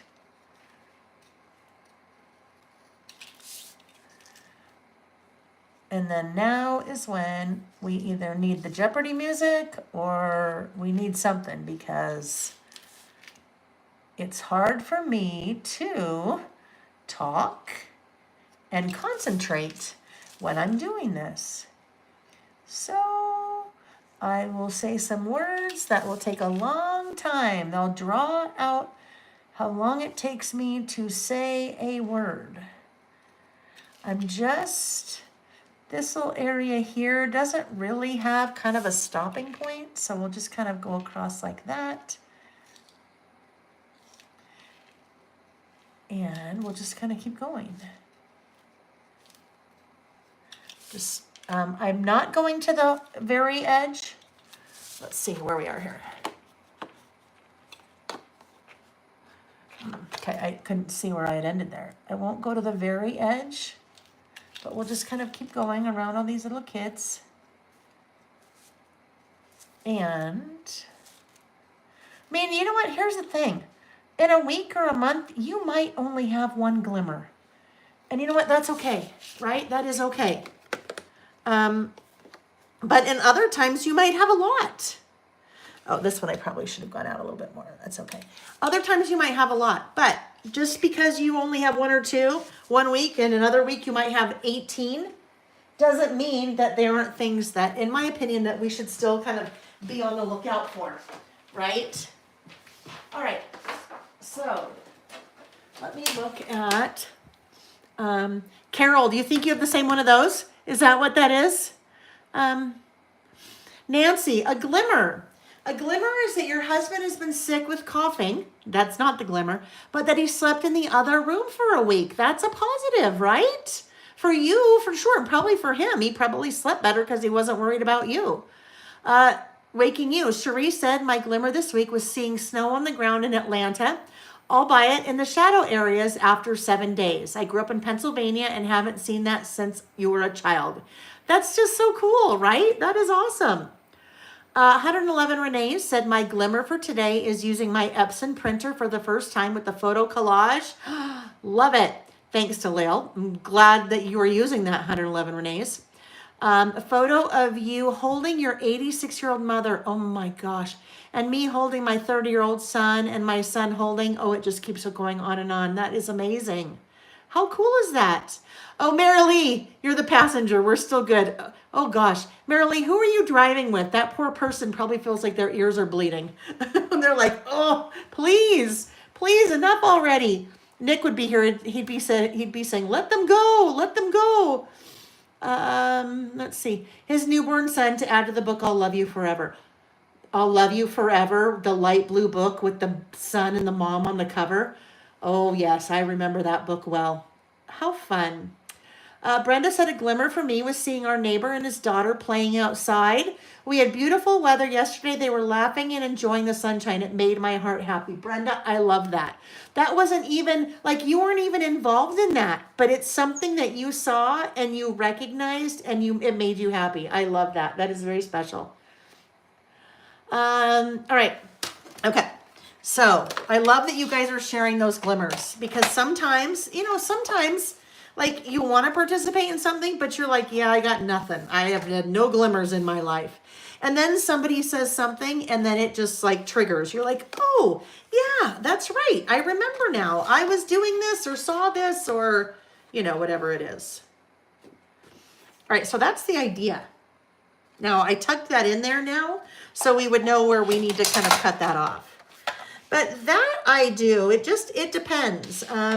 When I see something like that with a lot of space up there, that's what I think about doing to it. So we do that, I don't know, maybe every couple of months. It just depends on if there's a piece of paper that like speaks to me that way.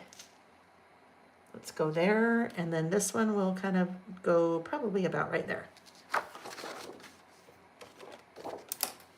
Marilee, you're with your youngest. You were listening to BTS. Oh, I don't even. Are they like a Korean boy band? BTS. Is that horrible? Your daughter's probably laughing now that I said that. I don't know. I don't know. I think so, maybe. That's why I'm glad you're still here. My glimmer. Oh, that's fun, Marilee. That is fun. Pam said, having coffee with a friend who I haven't seen since September. Great glimmer. Great glimmer. Kim Create, of course it's a glimmer. This isn't a glimmer, but my daughter and her husband just FaceTimed us with their new puppy. Of course that's a glimmer. Kim, you guys, here's the thing with glimmers. You get to decide what they are, right? Kim, did that give you joy? Did that spark happiness? Sure sounds like a glimmer to me, right? But again, you get to decide. I don't get to decide what your glimmers are. You get to decide what your glimmers are. But that sounds like I would love having a FaceTime with my son and a new puppy. That would be so fun. There we go. I don't love, hang on, let me see if I can just tuck this in, that little corner. Hold on. Just one more sec. Just one more second. Yeah. This just needs to go over a tad more. So that little end, I think, can fit in there. So it's not kind of raw. K-pop. Okay. All right. So, okay. Now that's the way that I described them.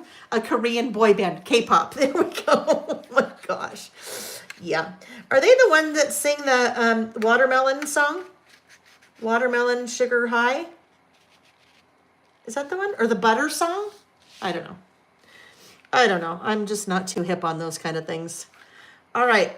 So cute, good start, but that's way too stark white. So what we're going to do is we're going to pull in another color. And this color is what we'll also use for our title. And that color will be probably, I'm going to say, speckled egg. Let's look and see if speckled egg is it. Yeah, tumbled glass, isn't it? Speckled egg. Speckled egg it is. All right. Speckled egg. Crafty Carly said, seeing my dog sleeping so comfy in his bed and knowing he feels safe. Perfect, Glimmer. I love it. Jessie said, my boyfriend singing worship songs to me in the car. That is so sweet. And you know what? Here's the thing. Make sure you tell him that that's a Glimmer. Make sure you tell him that you like that, because then he's like, oh, okay, I'll do that again. Mari said, I had a cardinal visit me every day this week. That would be a huge Glimmer in my life. Huge Glimmer. I've only ever seen a cardinal in person once in my life. And that's when Vicky and her husband Rich and Nick and I were together in Niagara-on-the-Lake outside of Toronto. And we were on a walk and I saw a cardinal, and I'd never seen a cardinal in my life. And it was so cool to see one in person. But to see one every day for 7 days or for a whole week, that is cool. Oh yeah, watermelon is Harry Styles. Okay, so I'm not as hip as I thought. Butter. Okay. I like the watermelon song too. Okay, so if you were like Glimmers, I don't really understand. Give me some examples. And I haven't said any examples yet. Everyone is sharing, not everyone, but some people are sharing examples in the chat. Does that give you a better idea now for Glimmers and what they are? That's just one of those things that, I don't know, it just all of a sudden in my head exploded. I'm like, oh yes, this is great. We're gonna do a stamp set, we're gonna do Glimmers every month, and well, I don't know about you guys, but you know, life is hard enough. If we can find things and actively search for things that will make us happy or appreciate, maybe not happy, but appreciate the little things, we should just, I want to do it. I want to recognize the things. Here's something though that when we kind of talk about time capsules, speckled egg, where are you? Speckled egg is going to be in the last one. When we start talking about a time capsule, because that is what we're doing here. This is all a time capsule, right? We're telling these mini stories, especially one like this. This is very specific to a point in time. If I was doing a list like this, you hear me say this often. If I was doing a list like this when I was, 20 or 40 or, whatever, how cool would it be to read different things that you thought were glimmers or different things that were happening in your life? Like Marilee and her daughter. Marilee and her daughter are driving down the road right now, taking her daughter back to school. The things that would be on Marilee's daughter's list right now, glimmers, probably very different than things that would be on her mom's list, on Marilee's list. Like, she's in college, so maybe one of her glimmers is that the professor decided to delay the date of the test by one day. That was a glimmer. That was like, oh my goodness, that's so good. Or maybe a cute boy sat next to her in class. Maybe that's a glimmer. Maybe she's walking across campus and saw a bird and a nest in a tree. Maybe that was a glimmer. So those things would be kind of specific to her time of life, where Marilee's list might be a glimmer is driving her daughter back to college, right? So very much it is a nice little snapshot in time, like a little, just like a little time capsule. So if you take that idea and kind of think about it forward or backward, I guess forward. I wish that, I say this often, I wish that my mom was making a list like this at some point in her life. I wish that my grandmother was making a list like this some point in her life. Wouldn't that be cool? Just to know what other people in your life, like what their glimmers were. This is even something that, you could use as a tool with someone who was maybe going through a tough time. I need to get a fresh wipe on my hands. Maybe someone that's going through a tough time and kind of introduce a concept like this because it kind of gets them out of the situation they're in to look for the positive a little bit, right? Peggy said, being here with you all is a huge glimmer for me. I live in rural America and don't have many things here to do or friends to do things with. And all my kids live so far away with my grandbabies. There you go. So, but like having friends, these kind of friends, right? Because we're all friends. Having friends, getting together with my friends on a Saturday and we have something in common that we all like. That's what this is. That could be on your glimmer list. Nobody said that you have to be in person to get together with your friends, right? Hiding the miniatures we're giving my daughter glimmers to find after we left. That is fun, Terry. Right? So you're giving someone else glimmers, right? I love that. That is fun. Okay, so we are ready to now do, I need to tack this little dude's head down. The noticing the little things that touch your heart, right? Or put a smile on your face. Sometimes, for me, it's just a smile. One of the things on my list is that I went to Trader Joe's last Sunday and I bought some stargazer flowers. I love stargazers. And they are still, so that was Sunday, today is Saturday. They are still beautiful. Like, sometimes you don't expect flowers, especially if they're from like a grocery store or Trader Joe's, to last really long. So they still are beautiful and they make me happy. So that's one of the glimmers on my list. My flowers are still nice and fresh and beautiful after 6 days. Brenda said, I would love that, to have their point of view. I asked my mom a lot of questions. I try to write down her responses. Her parents have both passed away. She shares a lot about them, right? Right. That is, I mean, different things make different people happy. Some people would have zero interest in looking for glimmers, but you know what? I don't know. Why not? Oh, okay. Guess what I was about ready to do? I was about ready to get, did you notice I was going to draw my line because I was thinking, oh yeah, I've got to stamp that title. Well, we're going to stamp the title, but we only have to stamp it once because it's all the word. It's all the same word. Hang on, this is a brand new. This was one of my production samples. That is a brand new one. Let's get one that I've already used. All right, here we go. This one, Glimmers. Oh, lots of Stargazer fans. Yes, yes. Oh, Debbie, I love that. Debbie's Therapy said, I'm almost 60 and a cute guy sitting next to me would still be a glimmer, right? Okay, here's a glimmer. Vicky sent me something in Instagram. That was a video of Patrick Dempsey having his hair done. Do you know who Patrick Dempsey is? McDreamy from, oh gosh, I just lost it. What's that hospital show that's been on for like 1,000 years?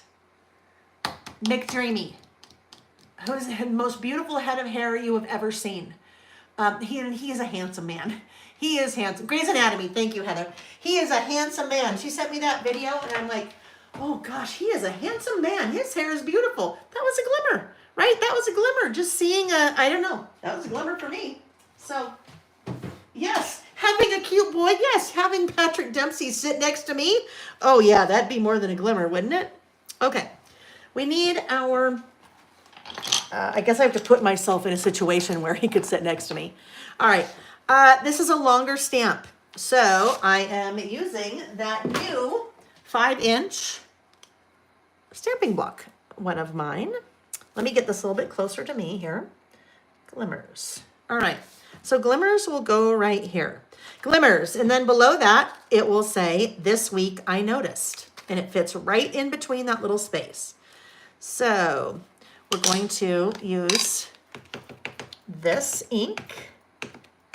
Back to the speckled egg again. Oh, I didn't even mention what I did there. I was talking. I just inked the edges so it wouldn't be so stark. All right, let's test this.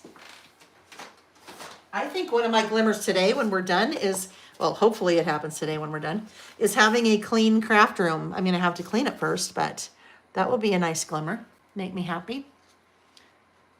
Oh, Carrie. Carrie said Grey's Anatomy, but my favorite movie he's in is Can't Buy Me Love.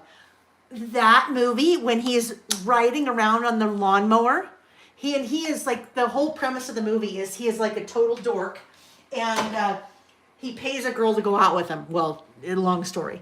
But I love that movie. And when he does the dance, remember when he does the dance? Oh, and then they all think he's so cool because he's dating her. And so this weird dance that he did. Oh, I love that movie. I need to see that movie again. That would be a glimmer, right? That would be a glimmer. What? Just like turning on that movie. You know what? Here's the deal. Glimmers can be whatever you want them to be. If you buy yourself flowers, that can be a glimmer. Sure, because you love having not flesh flowers. Having fresh flowers can be your glimmer, right? Doesn't matter if you bought them for yourself. Terry said, my sister sent me a hug in the mail by sending me an amazing cozy sweater just because that is a glimmer. Absolutely. Purpose Poetry and Planning said, I'm going to make a glimmer page for the entire year of 2025. I love it. Let me give you an idea, friends. I pulled out a whole bunch of my old traveler's notebooks this morning. We'll talk about this when we get to our next list. Okay, so this is this particular traveler's notebook, January of 2019. I was even pulling out some from 2016, but this is January 2019. I had started a habit tracker. We'll talk about that because that's one of the things I'm focusing on this year. But in the in-between pages, I was writing, look at joy and happiness. I didn't even know it, but back then I was basically writing a glimmer every day. It was the last day of vacation. My traveler's notebook pouches arrived. We had a date night on the 4th. The 5th, laughing hysterically in the Uber. Having Karen's birthday, 11 people. A walk amidst the work chaos. So this is something that you could totally do. You could not go back, but you could start something like this. Almost like a gratitude journal, but different, right? Where you're just looking for a glimmer every day. One glimmer. If you have to create your own, then you create your own. Fix yourself a nice pancake. That's your glimmer, right? I don't know where that came from. I don't really believe that pancakes, but I don't know, maybe pancakes are a glimmer. Anyhow, but that could be an idea. So kind of building upon what, I just lost who said that. Purpose, Poetry, and Planning. Yeah, exactly. And you know what? Here's the deal. Even if you don't list with us, if you don't do any of this crazy stuff, you just like having noise on the background, think about that glimmer. And maybe if you're not even writing something down, maybe at the end of every day when you're going to bed, you just consciously think of one glimmer. Look for a glimmer every day. Terry said, I can't believe you're going back to the habit tracker. That's how we started. Is it? Well, we're going to talk about a habit tracker on our next list because I'm going back to that. All right, I need to scattered. In March, when we do our 5-year anniversary, we're actually going to take a little bit of a walk down memory lane. And I'm going to pull out some of my really old traveler's notebooks like that. And we're just going to talk about some ideas. that'll be one of our little things that we do on the, I don't know yet if that'll be a two, well, it's only going to be a one pager as we work on it, but we'll see. On our 5-year anniversary. You've been thinking a lot about the habit tracker. I have too. I started one the beginning of this year. And, well, we'll talk about that. We'll talk about that when we get to our next list, because that'll be our last list, is things I'm going to focus on for 2025. All right, glimmers. So we have some really cute, fun little kind of glimmer star. You know, that's kind of like a little, you expect to have like a little chime going, ding-ding-ding-ding-ding, like when you see that, ding-ding-ding-ding, like a little, you know, glimmer. So there's different sizes, and those are like, that's like a little group of stamps right there. Okay, so they're different sizes, so you could kind of fit them wherever you need. I think I'll put that little guy maybe right there. We'll do just the same color because that will work the best, I think.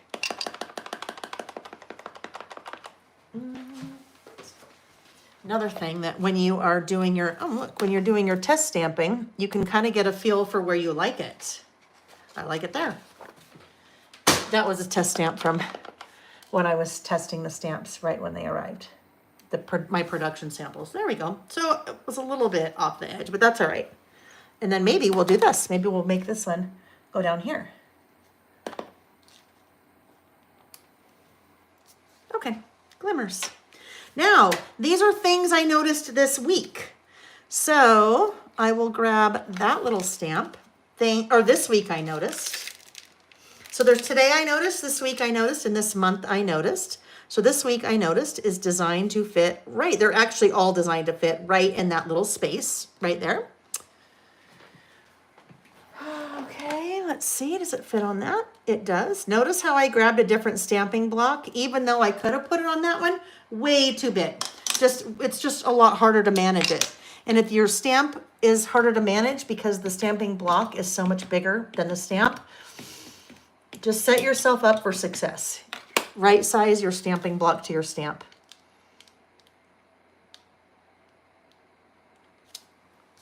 This week I noticed. And then you get to decide. I don't know. I mean, you maybe do it on a daily basis. That would be a lot. I mean, a whole list, but you totally could. But this week I noticed, or maybe you don't want to notice that many, so you want to do it in a month. But different options to fill in that little space there. It's kind of funny. These guys, this little boy looking up in the sky, it's like he noticed. Then you have a bullet stamp. All right, this little lone guy, all of the rest of them, oh, actually, that's not true. Different sizes, but that little guy is designed to be a bullet stamp. So now you can use your little bullet stamp as you're listing your glimmers. Let's see. Let me see. Debbie's Therapy said glimmers are a much more accessible and user-friendly way of a gratitude journal. Also a great way to open into the world of journaling. No rules, anything goes, right? Yeah, exactly. No rules, anything goes. It's nice to have some things in your life that are no rules, because you probably have a lot of things in your life that are rules, right? All right, we're putting that on our stylus. I do feel like I need a little bit of a separator here again, because we'll just do our teeny tiny little separator. Like that. And then we'll do one more that's a little bit longer. Like that. Okay, this week I noticed. And we've got our, oh, let me get my list. Let me get my list out. Gotta have room. Make the room. Oh, I like that picture. That'd be a fun picture right there. Let me see.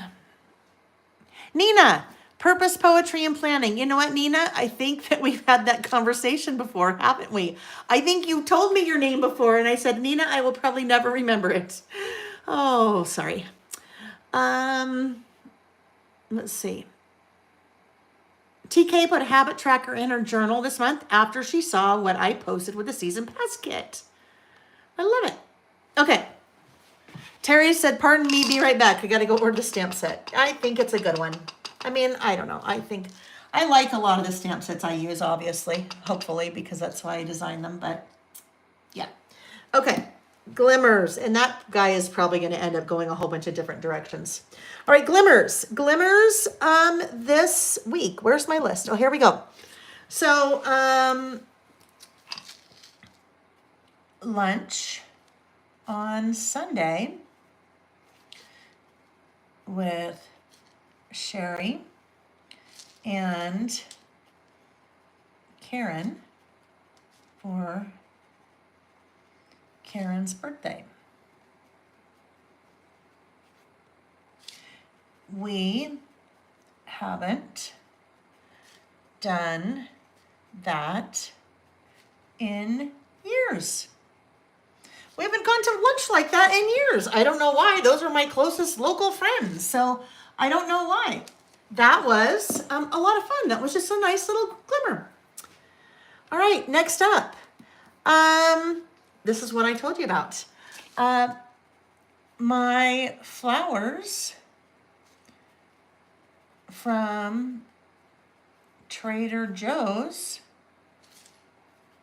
still look great a week later. I mean, there's nothing like really earth-shattering here, right? Okay, next up. This I loved. Okay, so Jack called me on his birthday. That was so fun. So, Jack is a sous chef, so he works in the restaurant industry, and sometimes his hours are a little off. And so I try not to call him in the morning because I don't know how his night was, if he was late or whatever. So I thought, well, I'll call him early afternoon for his birthday. And so like 10 in the morning, he called me, which was just kind of a fun, right? That was just like a role reversal kind of. So that was fun. Oh, Zen Girls, I love it. Zen Girls said, I just got my season pass box right now. Zen Girls, that's where I was like, there's something odd there. If you ordered it on the 7th and you didn't have it yet on the 17th, that something was odd. Even then, so the 7th, it probably, anyhow, I'm glad, because obviously it didn't ship right on the 7th, but I'm glad you just got it. I'm glad you got it. Mimi, yes, we're still on. We're still going strong. Zen Girls, I love it. Glimmer for her. She just got her season pass box. Another glimmer was I received, let's see. I received an apology comment on one of my YouTube videos. And that, I know that's going to sound really weird. And I don't need to get into all the detail, but someone had left a comment that really upset me. And then I said, I got to let them. We're going to talk about a little bit of let them in a minute. And I just made myself put it out of my head. I'm like, I'm not. And then they left another comment and then I deleted them. And then this woman came back maybe a week later and just left a comment and said, I apologize. I don't know who she is. And she said, I that was very insensitive of me and I apologize. I'm really sorry. But that was a glimmer. I mean, for what had started out as definitely a non-glimmer, that was a nice glimmer. And I responded back and I said, thank you. I appreciate that. I said, not everybody would do that. You know, maybe some people would realize that it wasn't very nice, but not a lot of people would go back and apologize. So that was very much a glimmer. Another glimmer that I have two more. So another glimmer on my list is also on Jack's birthday. I received a text from Sarah, who is an ex-sister-in-law. Now that gets weird. This is a little, one of my step brothers. It's his ex-wife. So, received a text from Sarah, who I hadn't talked to in probably maybe 6 years. Who I hadn't talked to in 6 years, wishing me a happy became a mama day. A happy became a mama day. That was on Jack's birthday, right? So she reached out on Jack's birthday and texted me. I hadn't heard from her, talked to her in 6 years. Happy became a mama day. How are you? That was just like that, like talk about a glimmer. I mean, it was just such a sweet thing, and it was such a kind of fun way to start to reconnect with her again. And then the last one was today, waking up to snow. Waking up to fresh snow. Now, I live in Utah. We get a lot of snow, so it's not uncommon that we get snow, but this year we haven't had a lot of snow. So it's still in that kind of magical. Now, I've lived here since 4th grade, so very used to snow, but it was just kind of still in that magical state when you haven't had a lot of snow. It's like, oh, it's snowing. Yes. All right. So that's my glimmers list, right? They don't have to be these long involved lists. I mean, this one today, that was a pretty lengthy list. That took us a while, but that's just quick and dirty and it's done. And that's how I'm going to leave it. So, Reggie is stretching out now on that stool. Like all the things are bothering him. All right. So this is January. Oh gosh, you know what? Okay.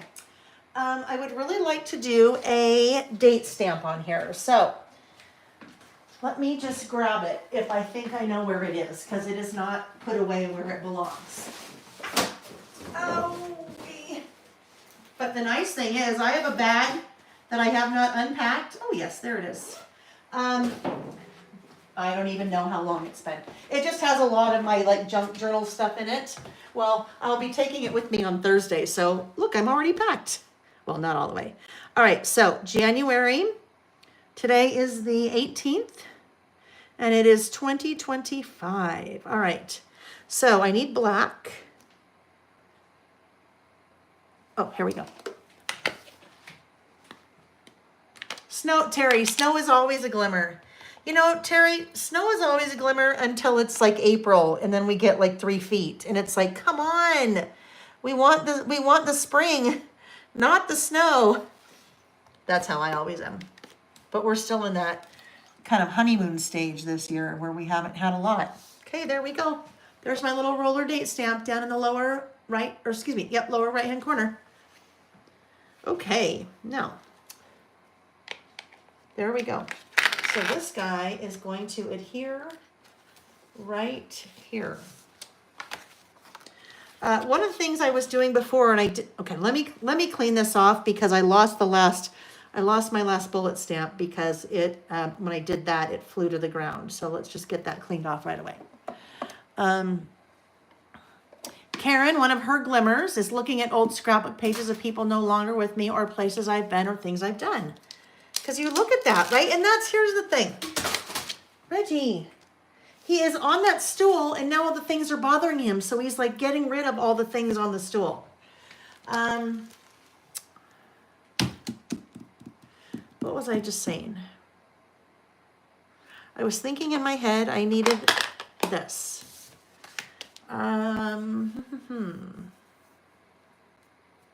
Oh, yes, thank you. So what Karen was saying, one of her glimmers, one of the things that makes her happy is looking at old scrapbook pages of things that she's done. It's just memories, right? Well, that is what we do. Think about looking at your lists down the line.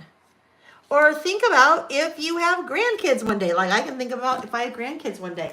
You know what? Maybe the grandkids might think this is kind of cool to know more about their grandma that they never would ever possibly have known otherwise, right?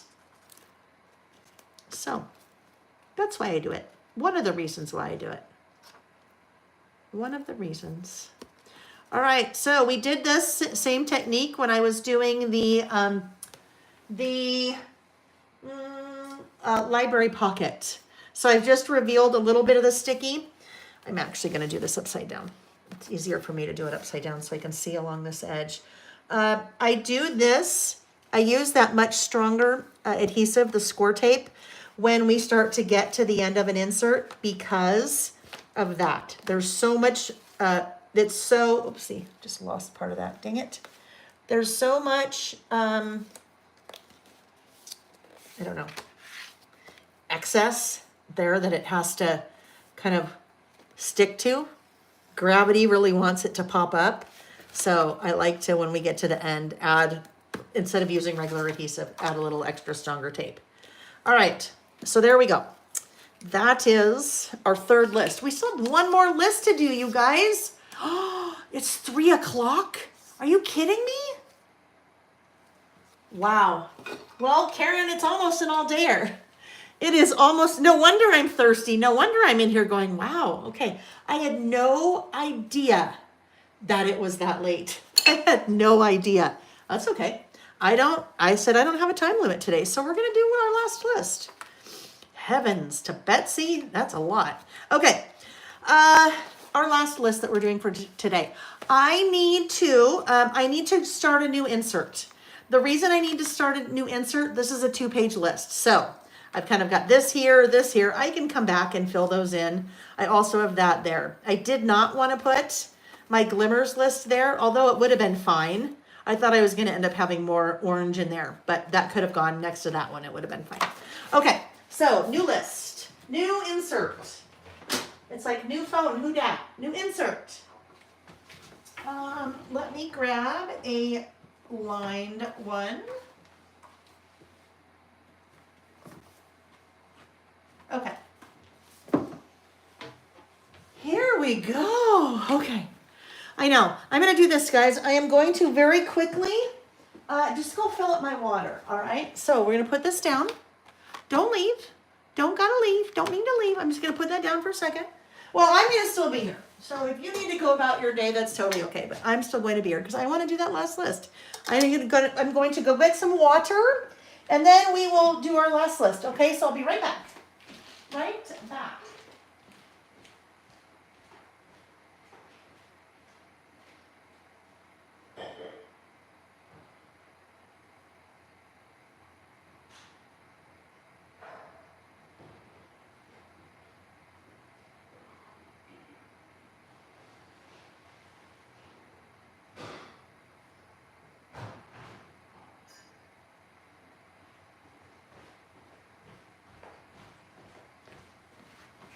Okay, I grabbed a snack too. I grabbed a string cheese.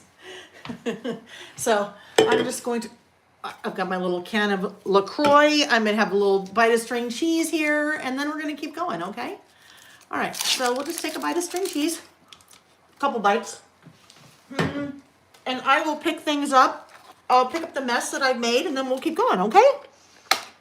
I better do that so you know I'm still here, because I'm chewing.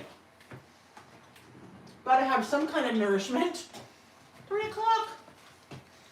Okay. Here. Boy, we've got a giant mess in here, don't we? But a mess means good things have been happening. We've been doing some good things. Sorry, I'm talking with my mouth full. Move this.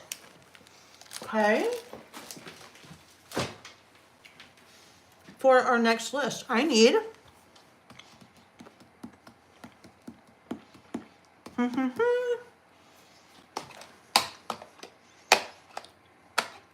some colors. Pink.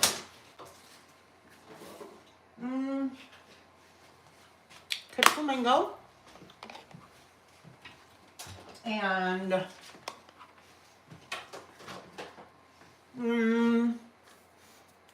coral. Abandoned coral? Was that what I was thinking? Maybe? And yellow, but not that one. Mustard seed, maybe? And a green and a blue. Ooh, I need 6 though. Okay. A green and a blue. Green. How about mode 1? And then maybe salvage patina. And then maybe, let's look at the blue.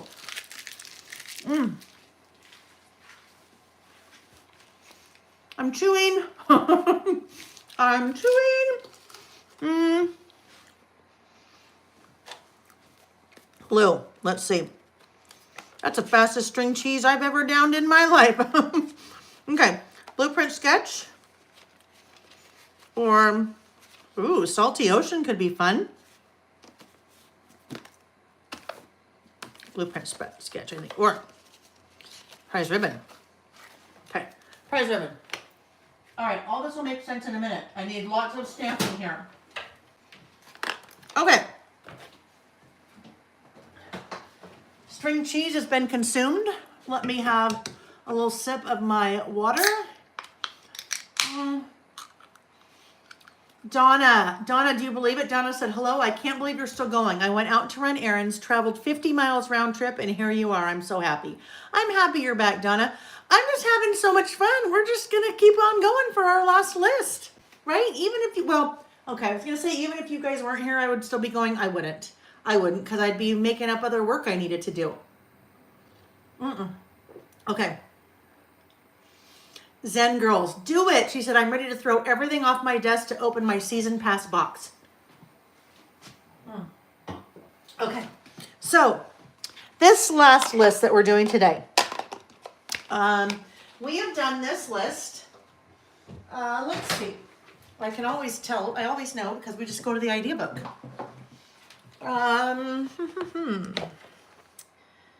So beginning and end. Page 11. This list is, I usually call it focus. It is a list of things that I want to focus on for the year. Interestingly enough, I don't ever do this at the beginning of the year or the end of the year. I wait. If you look at this one was January 22nd. This one was earlier, January 9th. This one, 2022, 2021, 2020, we didn't do it in 2020 because that would have been 2019. And then if we look in this idea book, I swear we've done one more. I don't know. This idea book, we did that.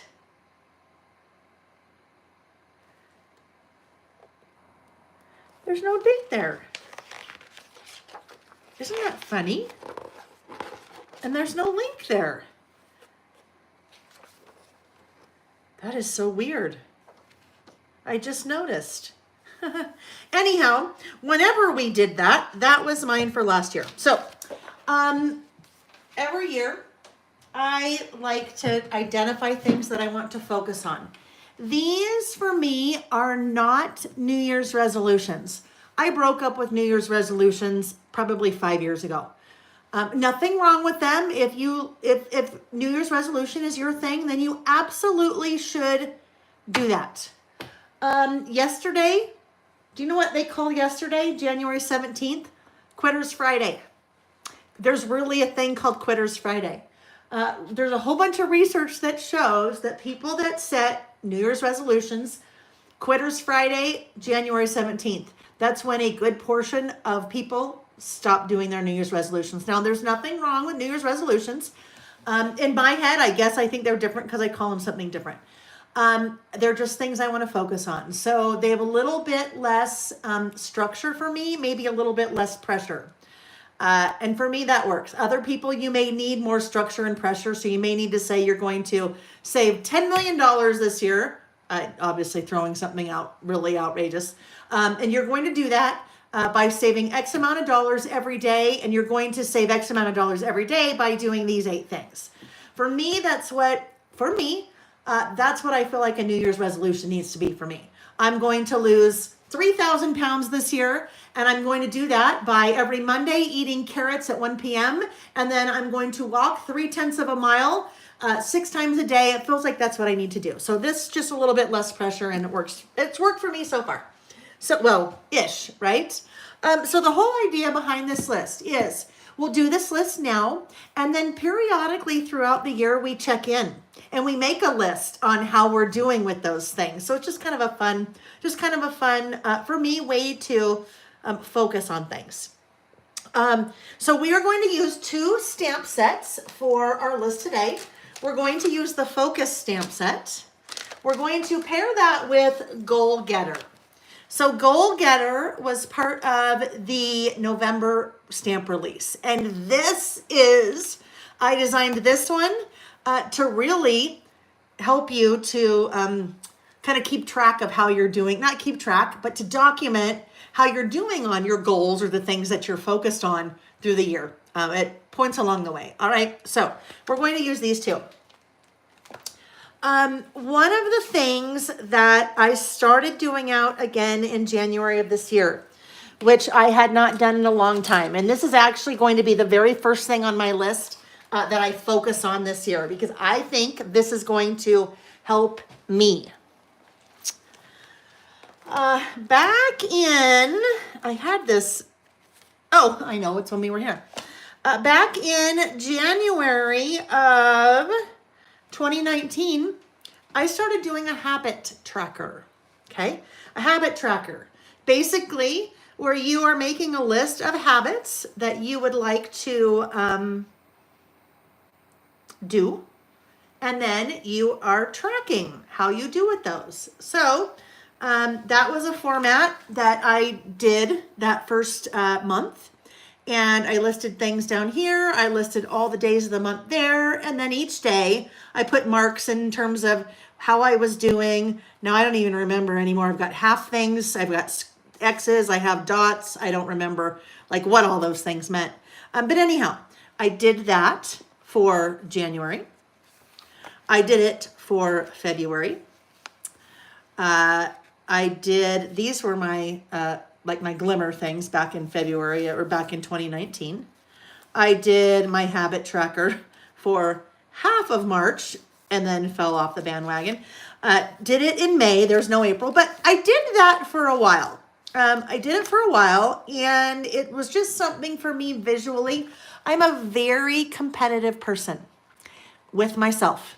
And so I'm so competitive with myself that some days if I'm like, I didn't move today, and I have move as one of the things that I want to do that I'm tracking in my habit tracker, you know what? I better do it because I need to be able to mark that off, right? Nobody sees that. Nobody knows. No one's holding me accountable to that at the end of the day or at the end of the month saying, Lael, did you do all the things? How does your habit tracker look? But for me, it's just one of those little motivators. So I decided this year that I was going to start doing that again. And I did that using the season pass. So I did that for January using the season pass.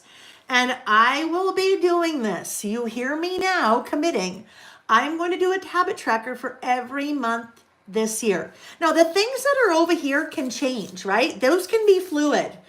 Maybe I start to get one habit that I'm feeling really good about that I don't need to keep tracking anymore.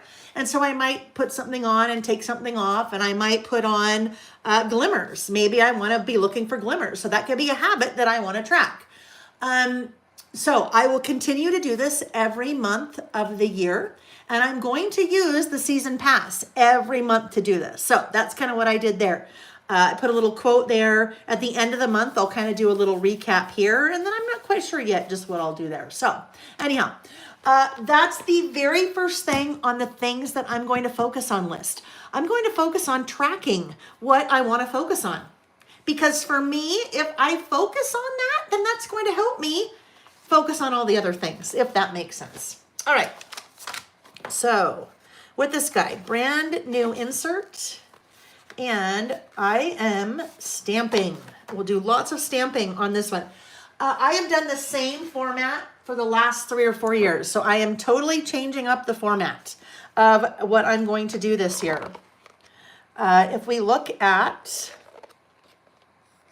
where did it go? Oh, here we go. So for the last 3 or 4 years, I've done that same format where I have focus along the left, and then I put the numbers across the top, and then I have long skinny boxes. And I thought, you know what? I've liked that format, but it's time to switch things up again a bit. So that's what I'm going to do. I am going to switch it up, and I'm going to have some boxes just kind of throughout here. I may use in the box, I don't know. So the first thing I need to do is stamp my title. And according to my little sketch here, my sketch next to the barrel jeans, I'm putting focus up top. So I think I will do black for focus. So focus stamp set. I don't have to stamp each of those letters independently because they are all one word. All right, so we'll do that right there. I need a large stamping block. Oh, wait, actually, let's see if that fits on this guy. Let's see, let me get this a little bit closer to myself so I can see. Because we might be able to, I don't think it's going to work. It's just not quite tall enough. Yeah, just that little extra bit sticks over the top. So it's close, but I'm going to use a larger guy. I would much rather use a smaller stamping block. Smaller stamping the block, I think the better. So it's more right-sized because this will still work, but there's just a lot of extra, and that's okay. All right, so something like this. That's a lot of surface area. Those letters are large. Anytime you're working with a stamp that has a lot of surface area, you need to be thinking about that. Terry, thank you. Reggie keeps shoving stuff off of the stool. So Terry just brought up a point. She said, Lael, think about the shadowing of the black on your cover page of your new insert. So when we're stamping, we always talk about before you do anything, check to see what you had done before. Now in this case, I haven't done anything before. I will be for that intro page. Maybe we'll do it on Tuesday. I will use a library pocket again. We'll do that on the intro page, but I will put a piece of pattern paper there down. So we're good. We won't see any of that shadowing because I'll be covering it up. All right. So Nancy said, not sure if I could track my habits. A reminder of what I'm not doing.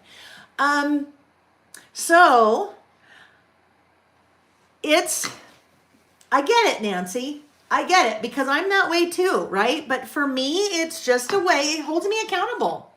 It holds me accountable. And if there are things that you don't want to be held accountable for, then you don't put them on your list, right? So that's kind of, that's kind of the way I look at it. And a habit tracker is not for everyone. For me, it's extremely motivating. So that's why it works for me. And it's cute. I mean, it's cute because I can play with the things I like to play with. And then I get a lot of satisfaction from checking things off. Or in that case, marking things off. Kind of, it's like checking things off of your list. So it gives me a little dopamine hit when I do that. All right, so when we're working with a stamp that has a large surface area, there was a big discussion about this in the Facebook group this week about swatching inks and having a trouble in some cases when you are swatching your inks using that Swatch This stamp set and trying to get ink to adhere in a certain part. When you look at a stamp like that has a lot of surface area, you need to apply a lot of pressure across the entire, not a lot of pressure, even pressure across the entire stamp. Because if you're not applying even pressure, then you're going to end up with spaces where the ink doesn't apply. Same thing with this guy. Because it's a large surface area and you have large letters, you need to make sure as you are applying your ink that you're getting ink Very evenly covered. You're getting all of those letters covered. Test to make sure that you've got all those letters covered. And then stamp with even pressure. Every once in a while, even if I do all those things, it still doesn't, you guys have seen me do that, where we do that, and sometimes it still doesn't, the whole stamped image doesn't stamp.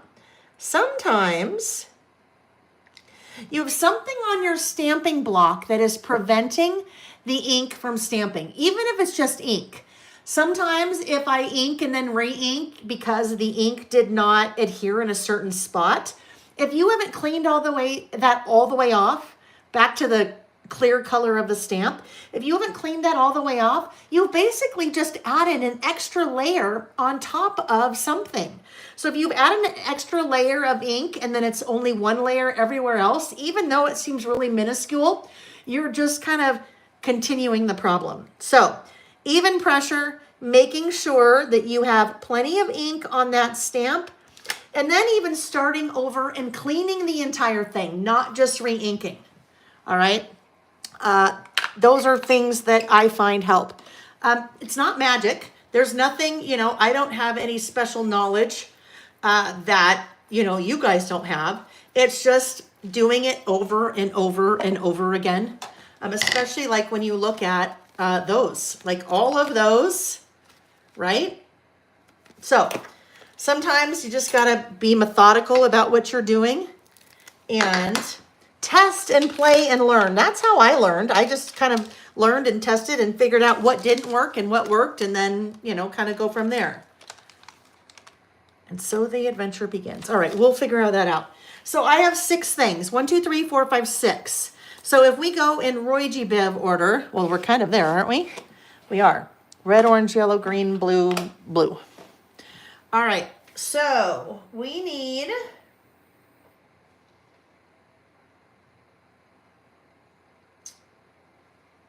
I have to figure out if I want to do boxes or not. Let's look at the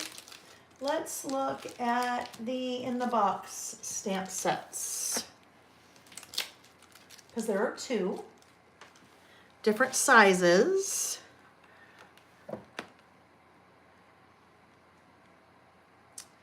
So what if we did something like, I just kind of drew boxes. We'll see what we get. Goodbye, Shannon. All right, so if we just pulled some of these off, just so we can kind of get a feel for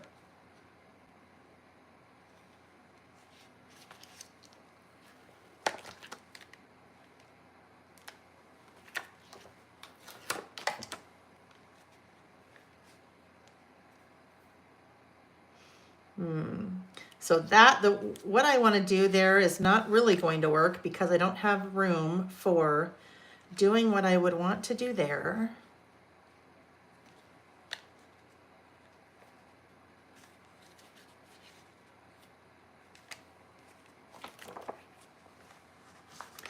Yeah, I don't want to do that. If we're going to draw boxes, if we're going to do boxes, I think we would use these guys in the box, the original in the box. What size are the small in the box stamp boxes? Which smalls? Hi, Laura Lee. Nice to see you. Laura Lee is also on the design team. You guys, Laura Lee did an amazing kind of focus list, and it is on the blog at laelbymail.com. So go, if you want to see it, go to laelbymail.com. You will see it right away. I think it's maybe the second blog post in, but it's beautiful. Yeah, it is beautiful. I know, Lorelai. I got you. Anyhow, so the smaller set of 2, this size, Carol, this size. Okay, I think that's what you mean. Let's see, I will tell you what they are. That one is, these are very well used and loved stamps. About 3 1/4 by 2. And that's also 3 1/4 by about 1 1/4.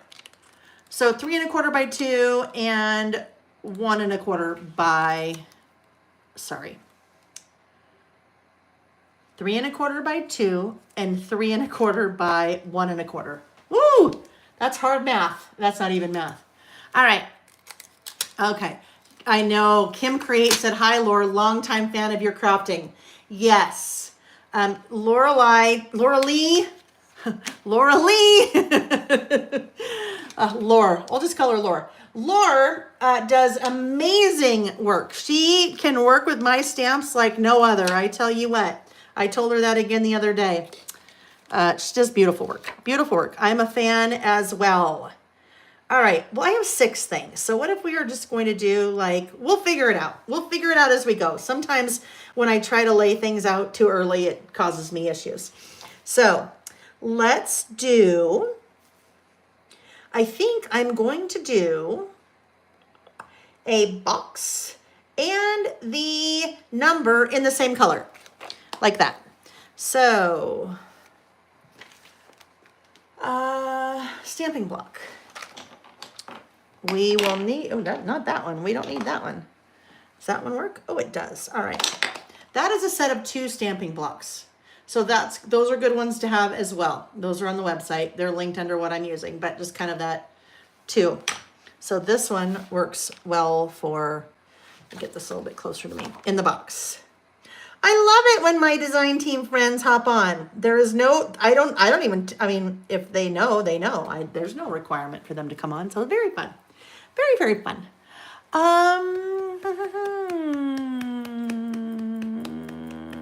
Okay. So this is going to be pink. Carol, but you know what, Carol, that brings up a good point. If you were not certain because you didn't know the size, well, I should have the size there. I think the size is on the website, maybe. I will try to remember to look. Oh, shoot, I know what's going to happen there. I will try to remember to look in case that they are not there. All right, no, we're good. All right, so if I do that, but the other thing I think I would like to do, I would like my number to be right here, like the 1. Let's pretend like that's a 1. Well, that is a 1, but it looks something like that.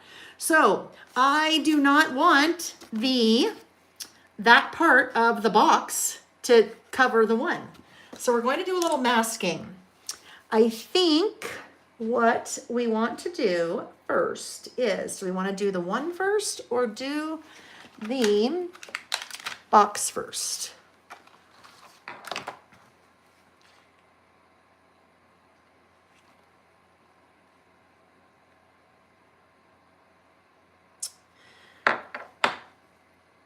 I am going to do the box first. All right, I need to mask. I am going to get a sticky note.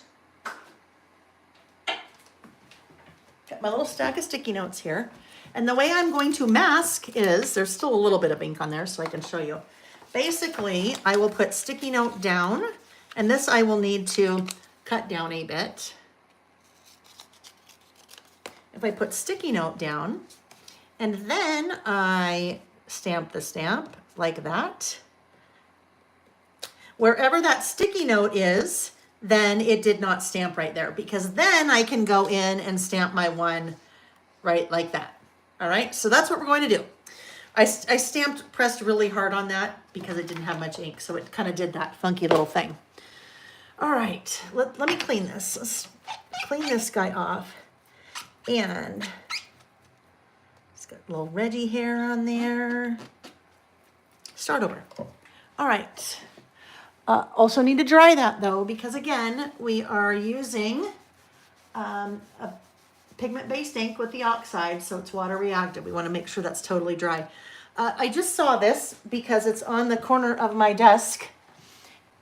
Lint-free. I use the lint-free little towels that I have on my website so that I don't transfer lint to the stamps.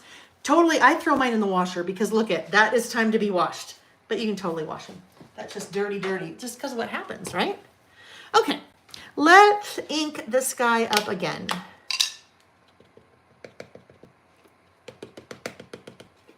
And when it comes to masking, I find that much easier to mask than to try to only add ink to the parts that I want to ink on the stamp, if that makes sense. I'm trying not to get a lot of ink in that center part.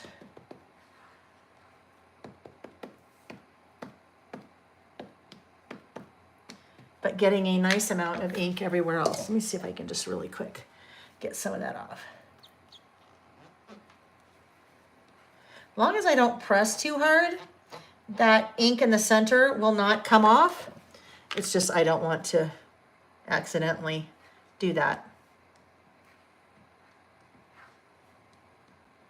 All right, so we've got our little sticky note here. Let's come in over here, put our sticky note down like that, and get our box ready to, oops, a little bit too high, and stamp. Okay. Carol, thank you for checking. I will go in because I could also, I know, I would think I should have done that, right, Carol? Because that would be really helpful. All right, there we go. There is the spot for our one. We just did a little masking there. And now let's get a different size stamping block. Right size your stamping blocks. I think so much easier. Okay, and now my one, woo, whoopsie. My one will go right in there, like that.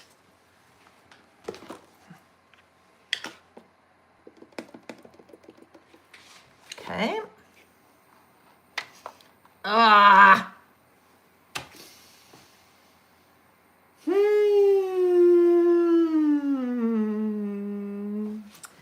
That is not going to make me happy, friends, at all. That's making me very upset. See what I just did? I just dropped it. Just dropped it. Bella Stella, what do you think of the foam stamping pads? Do they really help with the distributing the pressure? I've never used one. So I don't know. Some people use a Misty stamping platform when they are doing like their swatches.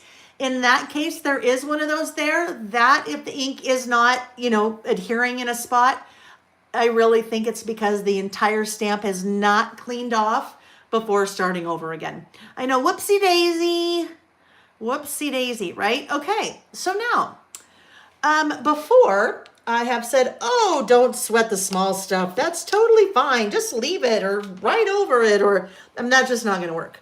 That has happened before, and then I made that happen like everywhere on the page. That's not going to work. I'm not doing that. So what I am going to do here is I am going to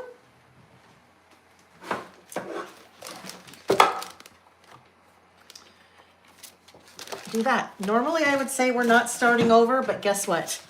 So if I lose you, I'm sorry. I just can't do it. I just can't leave that. I cannot leave it. So I'll still be here. You could be here in 5 hours and I'll be still working on my focus list. Basically, I'm just creating another piece now to go on both sides. I know I still want it to be white. So, but I'm just using that grid, my dot grid, as a base. So it'll just go right over there. We'll just put it right over that page. No one is, oh, so Carol said you have a sand eraser. I do. So let me show you what'll happen with the sand eraser. Sand erasers are pretty amazing. It's an eraser that has sand in it, so it has some grit to it. So if you get a little smudge of maybe something on a project, you can erase it off. But with this, that is so big, and that's so big, and it's so bright. I mean, you're not coming back from that. I would end up erasing most of the paper in those spots before I could ever kind of get that off. So I applied a pretty good amount of pressure there.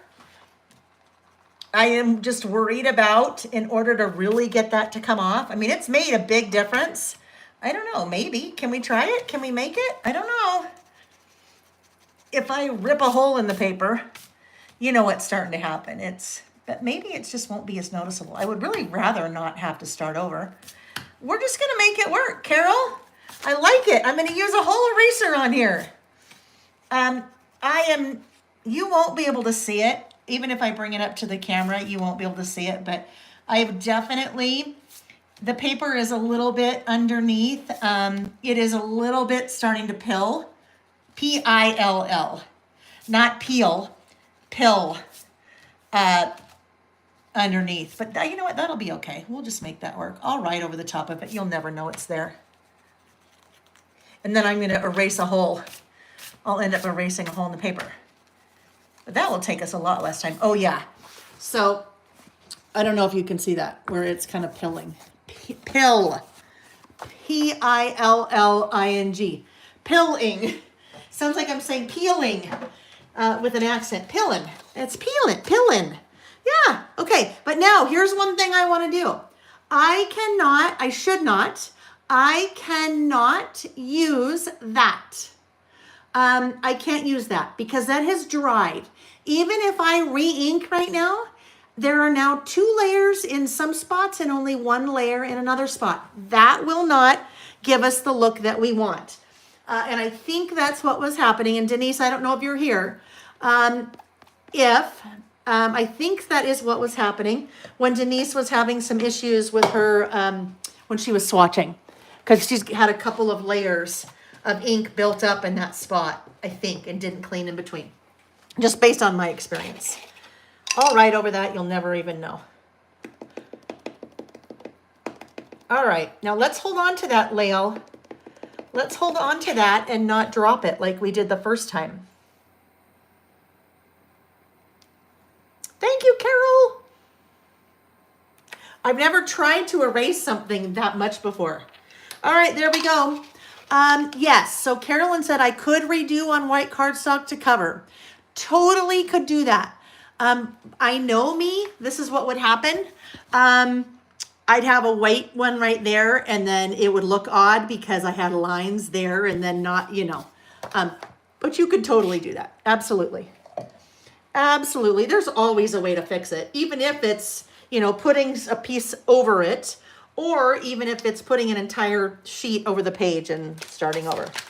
No sense crying over spilt milk. All right, number 2. Number 2, I think we're going to use abandoned coral. Now, I need to clean in between, right? We've got to clean in between. It's almost like when you go, if you have like a 7-course meal and you have the little sorbet in between, you got to clean your palette in between. We're cleaning our palette in between our stamping here. It totally looks fine. Yeah, Carol, 100%, or Carolyn, sorry. Carolyn, yes, totally looks fine. All right. So we just need to see now if we'd like to use abandoned coral. So let's test that. I'm having so much fun.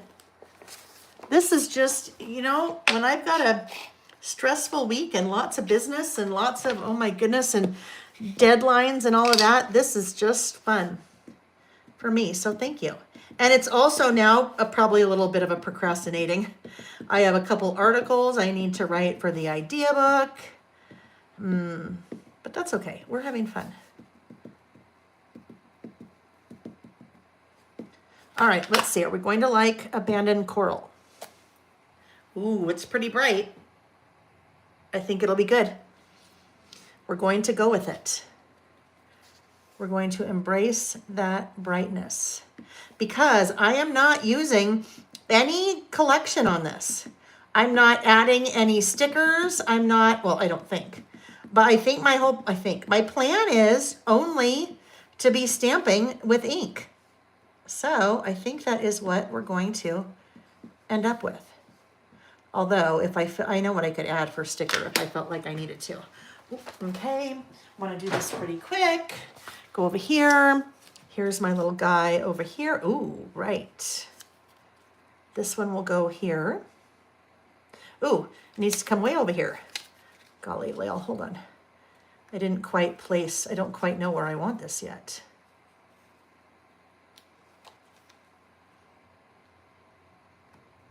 Okay, this is number 2. Number 2.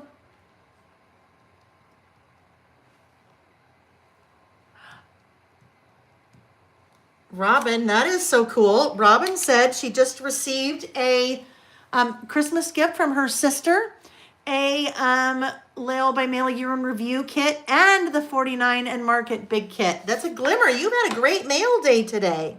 Sounds like your sister knows you pretty well. What a fun thing.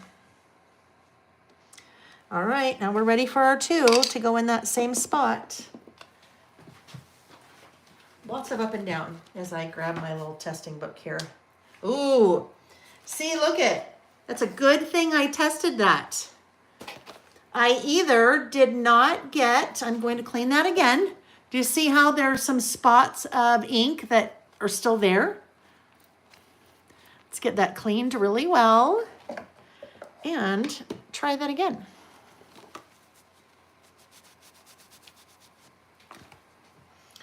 And we better bring this in and really test it this time.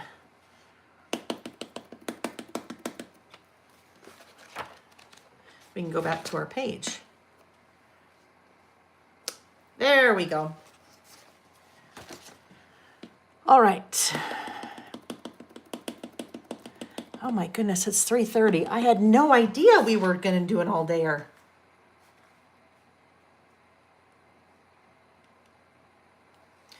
You know what? I think we might have to do another live giveaway. I think in a bit, let's just say this. Let's say after I get all 6 of my little boxes here done, we are going to do another live giveaway. For those of you that either decided to join in later in the day or those of you that have been hanging out the entire day, right?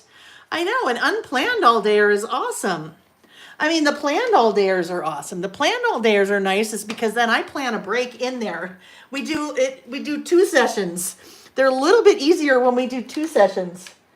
And then I stop in the middle and eat and go to the bathroom and let my brain rest, but I'm on a roll. One of the things that, and I kind of mentioned this at the beginning, that I felt like I didn't even need coffee. And I know this, I just forget. And then when I start doing it, I remember. So we are going to do small one right here. We need a little smallie here. And that is that when I am exercising and when I am eating better, I have so much freaking energy. Like, it's crazy. I don't need caffeine. I have been just, New Year, trying to focus on some different things. I think that may work. We'll try it. Red, orange, yellow. Working on, right? Just moving my body and eating better. And I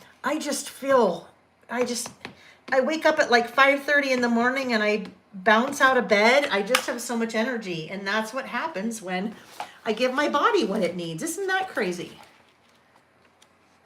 It's funny how that works. And it's funny how quickly it is to forget that. At least for me. Okay, there we go. That's our yellow. So now what we need to think about is, really quickly, our 3 is kind of taller. So as we move this over here, do you guys know what I'm talking about when I say that? Are you like that too? Ooh, that doesn't work that way. I need to make my little mask here smaller. It can't be wider than, it cannot be taller than the stamp, right?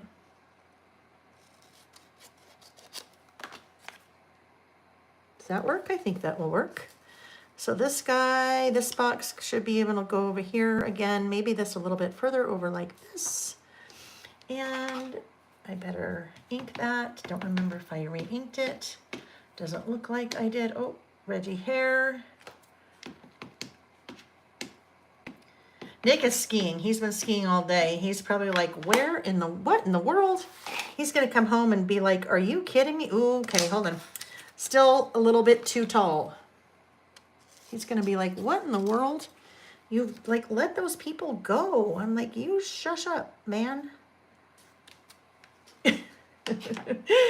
I will tell you also, that's another thing when I go this long, I start to get really punchy. And I'm kind of a punchy person anyway as it is, so if you don't know this part about, ooh, Lael, that's way too far. If you don't know this part about me, well, now you do. Okay. I think we have it where we want it. Carol, the masking is fun. It really is. You know, I mean, it is, there's a lot of things that you can do with masking in terms of layering stamps and things like that, that you maybe wouldn't do otherwise. So yeah, and just sticky notes, right? Just sticky notes. So easy, easy peasy. All right, now we'll get our little 3 ready. We'll get our 3 ready. No, Nick is not the reason we don't have many all-dayers. Nick is not the boss of me. I am the boss of me. No, it's just a lot of times I just too much else I got to do, really. It's that I have too much else I have to do. So, but today I'm saying not, oh, okay, well, here's this one. It will just be a little bit, it's going to have to, it will overlap that box a little bit. Not too much. It's not really, I mean, it's obviously taller than the box, so it can't really kind of work the same way. All right, 1, 2, 3, and then so maybe we should start with the shorty over here. Or no, actually, we have enough room to do 4, 5, 6 with the big guys. We'll do that. We'll make sure whatever we put there is short. And when it comes to whatever we put there, I don't have it written out. I just know what the thing is. So sometimes I end up cutting myself short from what I want to say, just because I have to wrap it up because I don't have any more room. And then sometimes I have to go a little bit longer because I don't have, you know, I've got more room. Carol said, I might need to add this stamp to the cart too. It's super duper cute. Just, you know, I'm going to say for the most part, I am a huge believer in necessity is the mother of invention. So generally when I'm designing my stamps, it's because I'm like, oh, hey, we really need a stamp when we list that would do this. This in the box, actually both in the boxes. In the box originally came about because, oh, my poor manicure. Originally came about because I was doing this. I was drawing, the outside is using a ruler and the inside is hand drawn. And that's actually, I drew those. But I was doing those on lists and people kept saying, Lael, can we please have a stamp set like that? And I'm like, well, all you have to do is draw a ruler, draw a box. Okay, I'll give you one.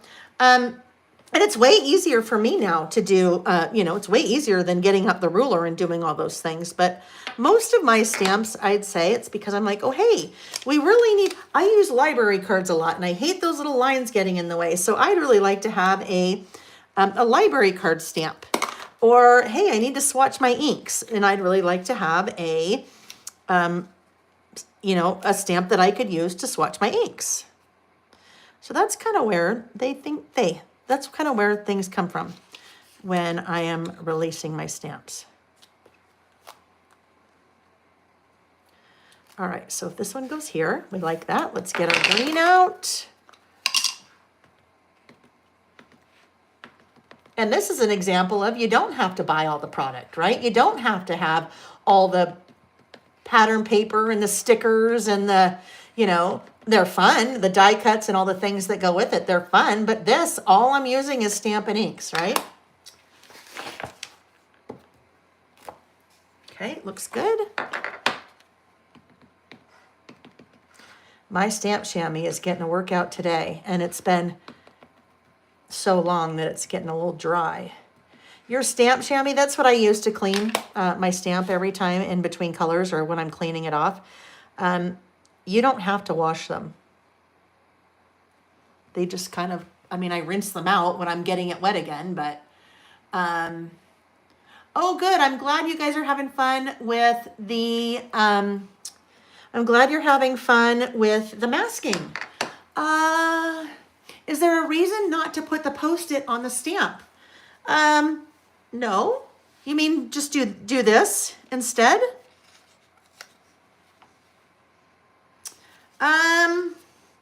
Well, I'll try it the next time. Let's see what happens. I've never done it that way. So it's a good question. I've always just put it on the paper. The thing is you need to have, the Post-it needs to stick to the stamp. It's whether or not you can get it to stick to the stamp without then falling off mid-stamp. That's probably why I've always done it that way. But we'll see. We'll try it. That's why I'm here, is to try things. Carol said, I think it's finally time to submit my order. I keep adding to things. All right.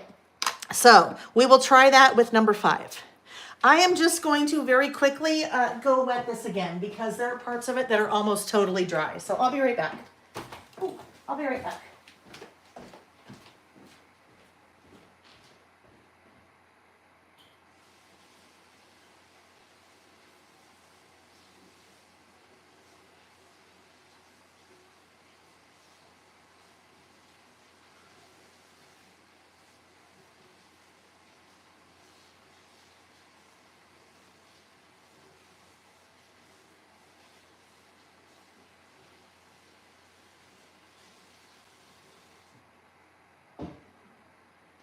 When you do that, you'll start to see, I mean, like color comes out of it, a little bit, but not much. Okay. Cindy said, I need to look at what I have before I put the same stamp I already have. I know, right? So someone recently asked if I have a list of stamps that you could have access to so you can kind of track what you have and what you don't have, just because there are a lot now. There's 100 and some odd stamps, I think. So yes, I just need to kind of get that in an order that would make sense. And then I'll just, put it out there as something you can download or just go print or, whatever you want to do. All right.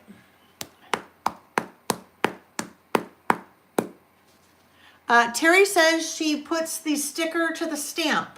So she does it. So we're going to try it. We will try it and see what we get here. In hindsight, I probably should have done the small one at the top instead, but that's okay. Just so it's not top heavy, bottom heavy. All right, Salvage Patina is the next one that we are using. So we'll get that inked up and then we will try to put the... Isn't that funny? It never even occurred to me to do it that way.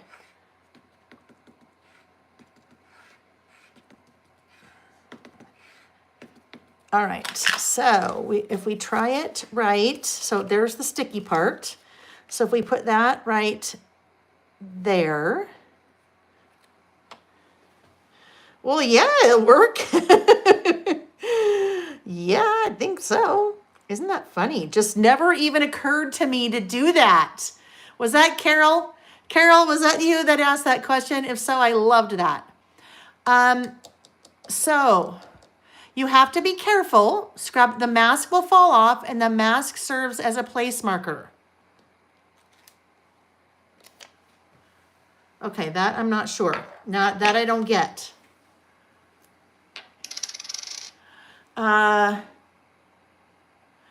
Brenda. So Brenda just asked a question. She said, I know you have a goal getter stamp set. Do you have a separate habit tracker stamp? No. But I will tell you what, one of the things that I had mentioned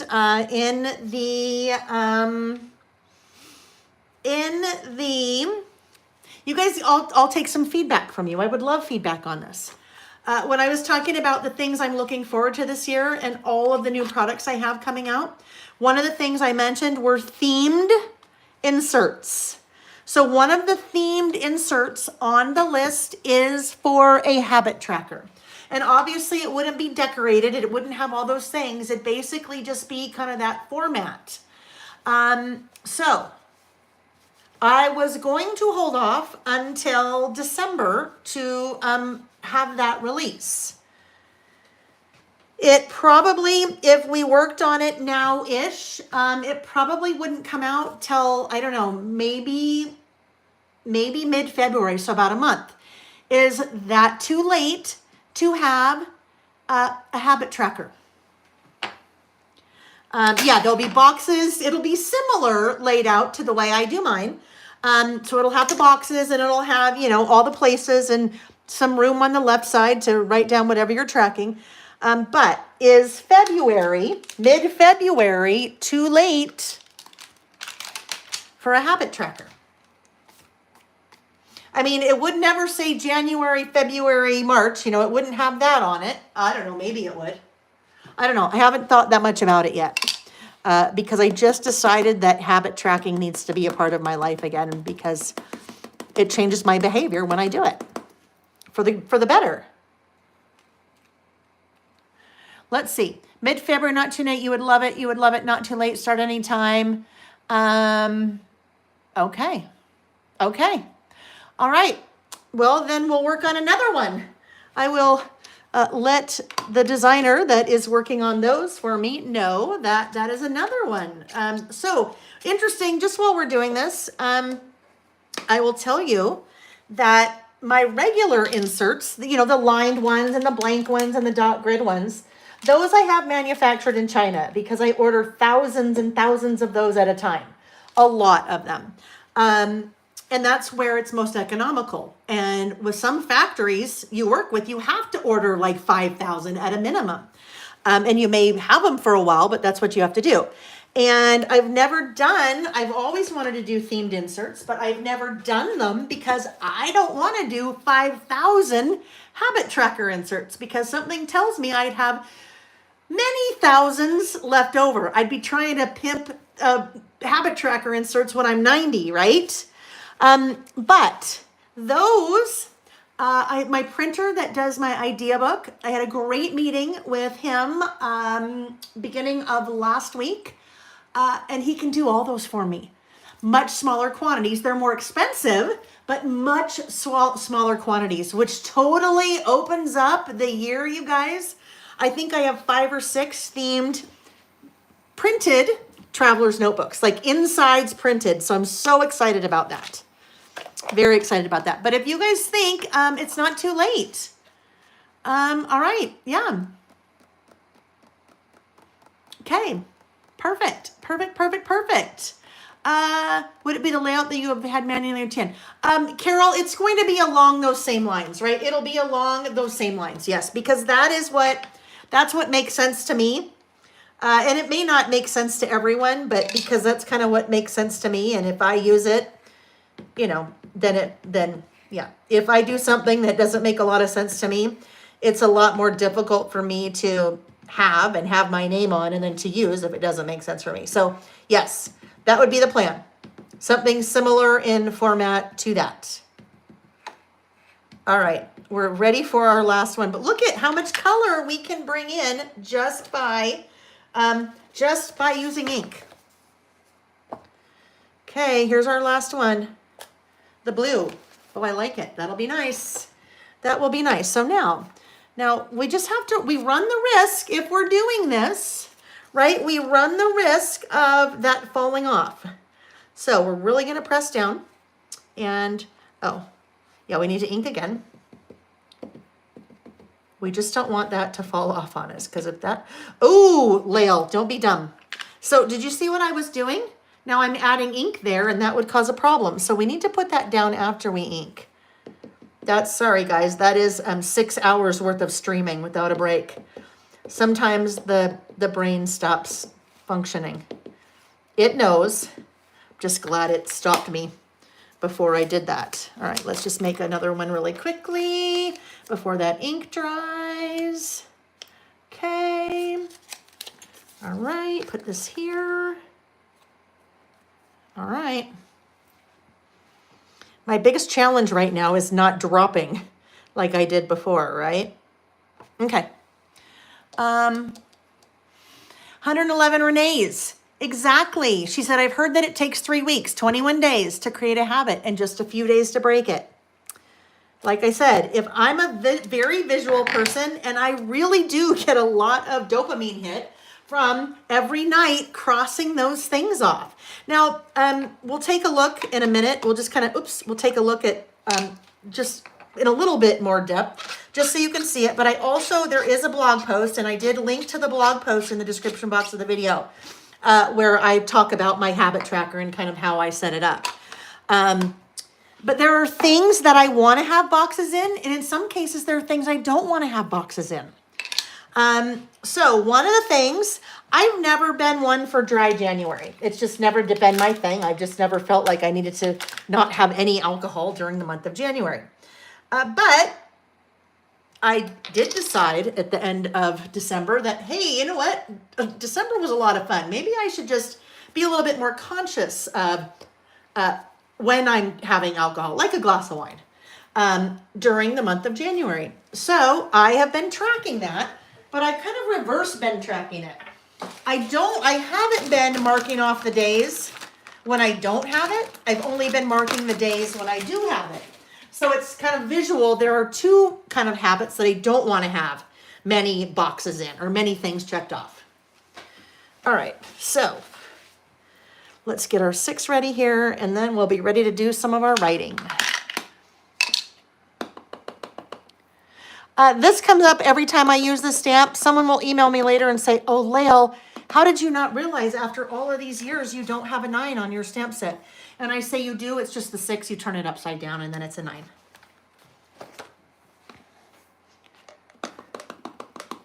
Because it's the exact same number. There's no reason to have 2 of them on there. All right, here's my 6. All righty. There we are. There is my new format focus list for 2025. And I'll probably, I don't know, maybe, we'll see, keep going with this format for a couple of years. So the idea behind your focus list, again, is I do one at the beginning of the year, and then we will probably once a quarter, so once every 3 months, maybe, I'll do a list on how I'm doing in relation to these things. Because guess what? If you never check back in with yourself, then you might as we're just playing here. I'm just putting stamps and ink down if I never check back in. One of my favorite lists that we ever did, I'll just pull it out really quick, is called, I think it's in this one. Did we see it in here? Hold on. No, it's in the newer idea book, last year's idea book. Okay, so let's look for focus here. Ah, yes, this one was called Out of Focus. That was me updating in April. Out of focus. Not doing so well on a couple of these things. So if I commit to you guys that I am doing this and then continuing to update through the year, I mean, I don't know about you, but I don't want to come back and go, oh, look at, I said I was going to focus on all those things and I didn't really do anything. So it helps keep me accountable. So thank you. Okay, so the things I am focusing on. Now, what I thought I might do, and I'm not sure that this is actually going to materialize the way that I wanted it to. I thought that I might write, yeah, that's not going to work. I thought somehow I might write across there, whatever the thing was, but we'll just write it in here.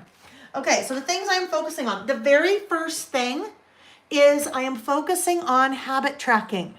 Tracking all of these things that I said I was going to focus on. Okay, habit tracking.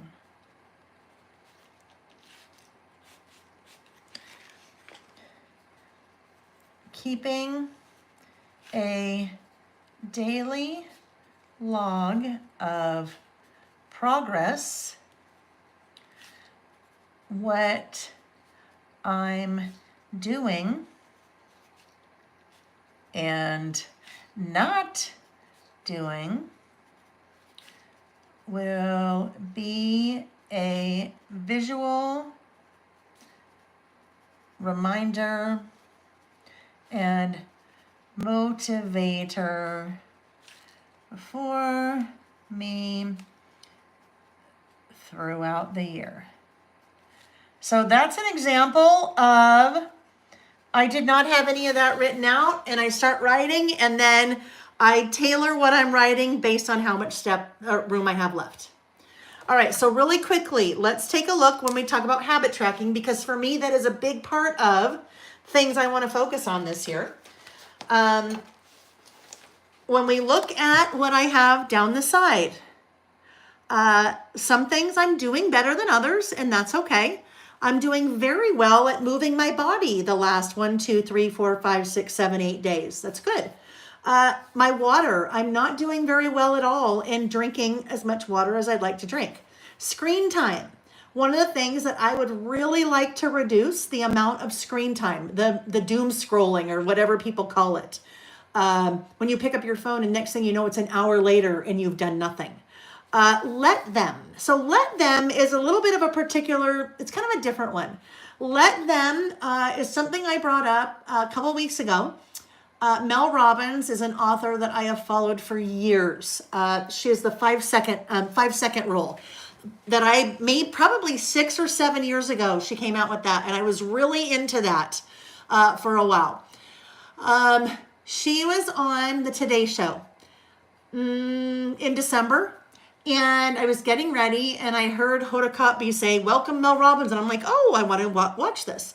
She came out with a new book called Let Them that is like sweeping the world, and really is sweeping the world. And it's basically just saying, let them.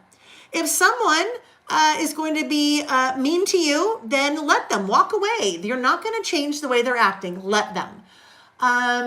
If your kids are, the example that she uses is her son's going to the prom and she's trying to orchestrate the whole thing and say this and that. And her daughter says to her, let them. If he's going to go in his brand new shoes and ruin his shoes because it's raining, Mom, let them.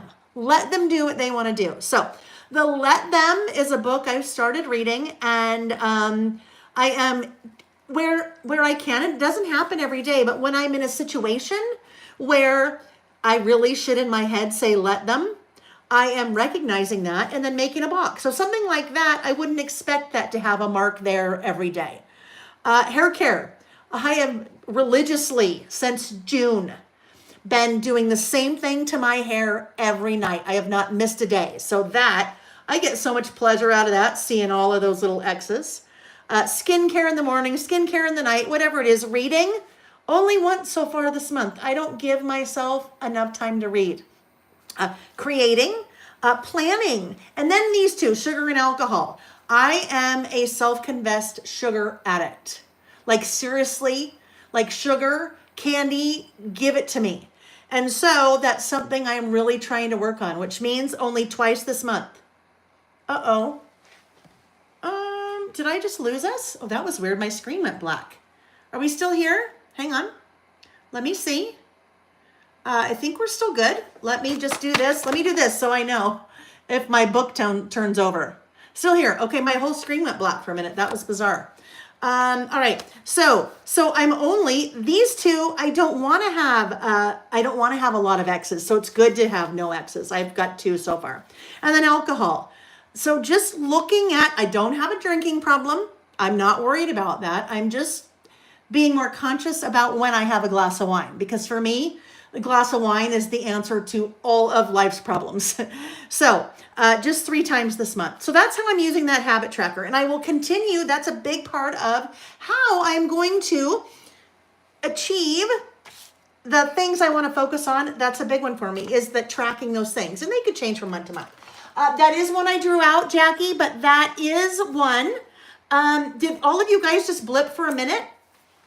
I think just for a minute, because I can still see us. That was really odd. Yeah, just for a minute. Still plugged in. Everything's good. YouTube, that's YouTube's hint to say, hello, get off. No, not really. They don't do that. So Jackie, I think it was Jackie Brennan that just asked that. I had planned for like December of this year to release a habit tracker themed insert. And I just checked and it sounds like more people would like that. So we'll work on that right now. Hopefully like mid-February it can come out. All right, so here we go. Next up, the second thing. Let me look at my list. The second thing. Now, there are more things here than obviously are going to be here, because some of these things will be here, but not all of these things will be here. Okay, because these can kind of be flexible and change from month to month. At least in my mind, that's how it's working for me. Okay, so next up, I have, oh, move. Move your freaking body, Lael. Move. Move. Move my body. And for me, that's not saying I'm going to go to the gym 17 days a week. It's not saying that I'm going to do aerobics for 8 hours a day. It just means I'm going to move my body. I'm going to go outside and walk. I'm going to get on my treadmill. I'm going to be on a conference call and I'm going to get on my walking treadmill. I'm going to do a Peloton treadmill thing. I don't know what it is.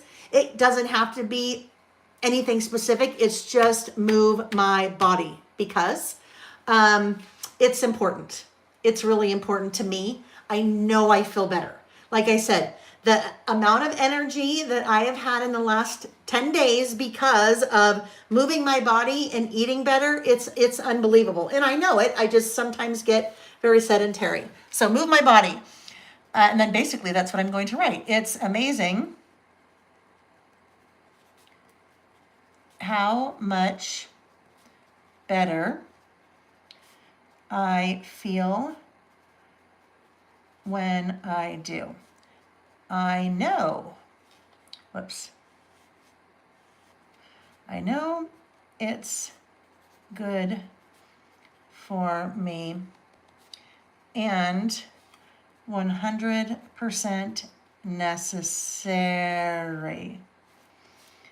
Now to just focus and make it happen.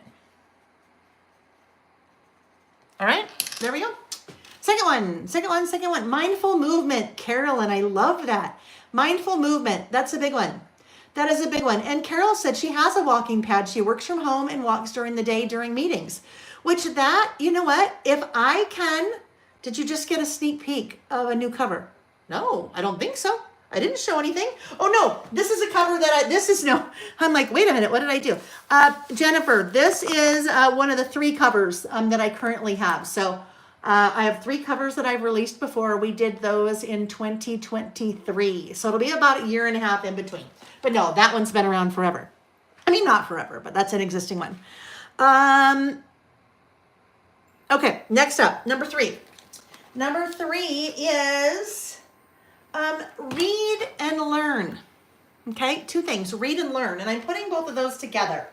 Actually, because I have a little bit, I'd like to have a bigger box for one of those. So I'm going to swap one. They're in no particular order. This one is water. Drink the water.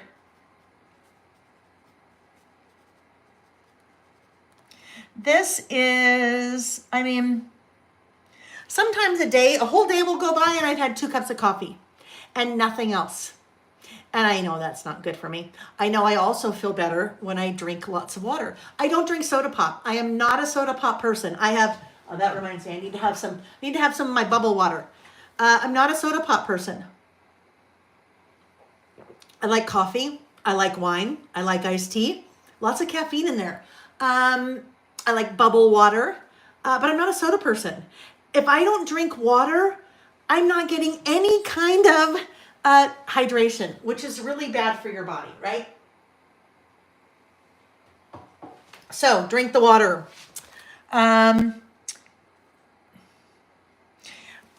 What is the app that I use? I don't remember. It's on my phone. Clearly I haven't used it in a couple of days. Use the app to track all the liquids with H2O being the primary most important. So on that app, I think I have 120 ounces a day. And that's not just water. That's water and coffee and some transformer greens or whatever I have in the morning. But yeah, just be hydrated. That's important, at least for me. Something I want to focus on. Okay, next one is to get back to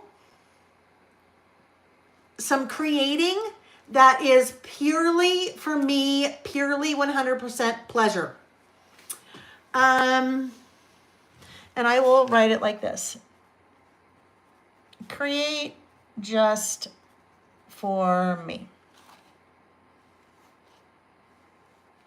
So this is creating for me, but it's different. Totally different.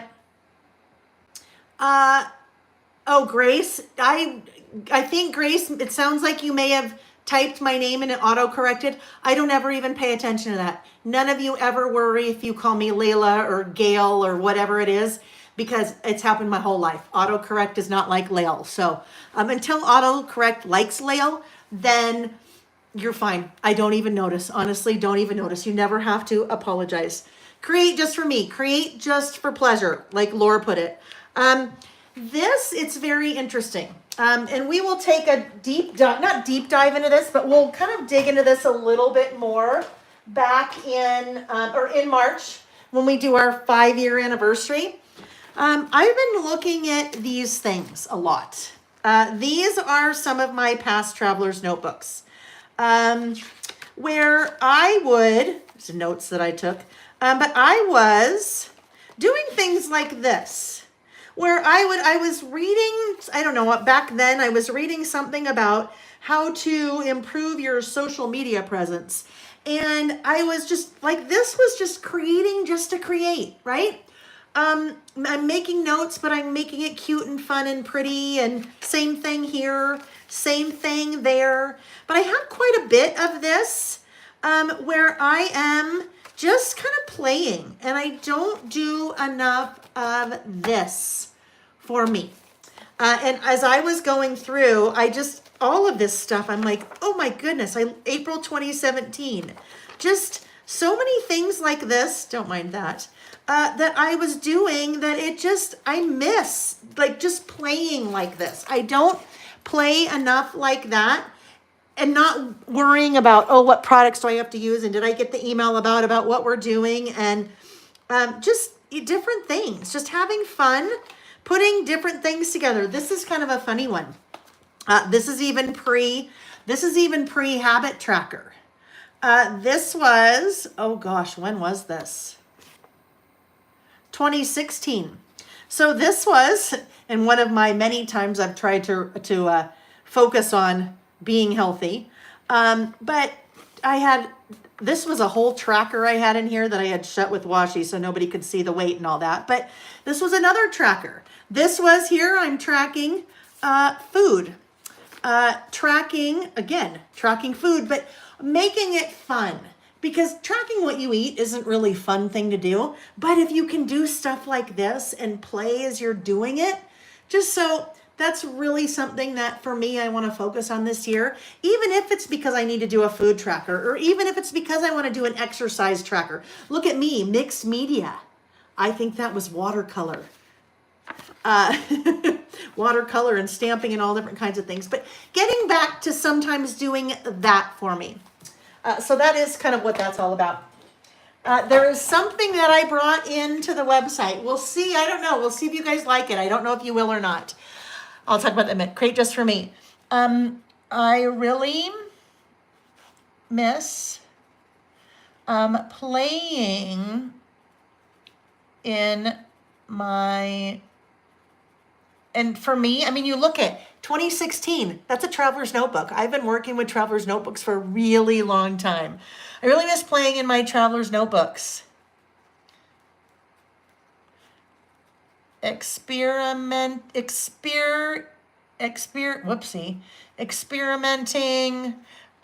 taking notes, creatively.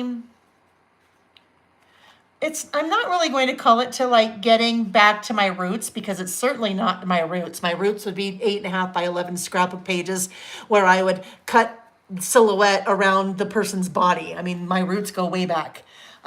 Getting back to my roots and having fun just for the sake of creating and having fun. Creating and fun. Yeah. So there is, yes, play with stamps and stickers, right? Just play. Just play. It's like we're in kindergarten. In kindergarten, you love to play. You'd love to go to art class. Nobody ever told you you were doing it wrong. It didn't matter if you had an eagle with the head the size of Texas and then its little feet the size of Rhode Island. Nobody cared. Nobody said you were doing it wrong. That's what I want to get back to when I'm just playing for me, right? So making more time for that. That is why I have, well, so this create is some kind of creating, any kind of creating, doesn't necessarily that, but I'm going to work that in. There is something that I brought in. It is downstairs. I don't have it up here, but it is a collage book.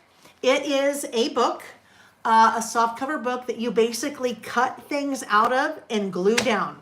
And I am at least once a month going to incorporate something like that into one of our lists because I think that would be a lot of fun. So you're gonna get a little bit of that in what we do on our Saturdays. Okay, next up is what else is on my list? Okay, less screen time. Yeah, less screen time. Or as Nick likes to call it, doom scrolling. I don't know why. So here's the thing. I was having a conversation with Vicky a couple weeks ago, and I had kind of come to an epiphany. For me, I pick up my phone a lot. I pick up my phone if I need a break. I pick up my phone if I'm stressed. I pick up my phone if I'm procrastinating and I don't want to do something.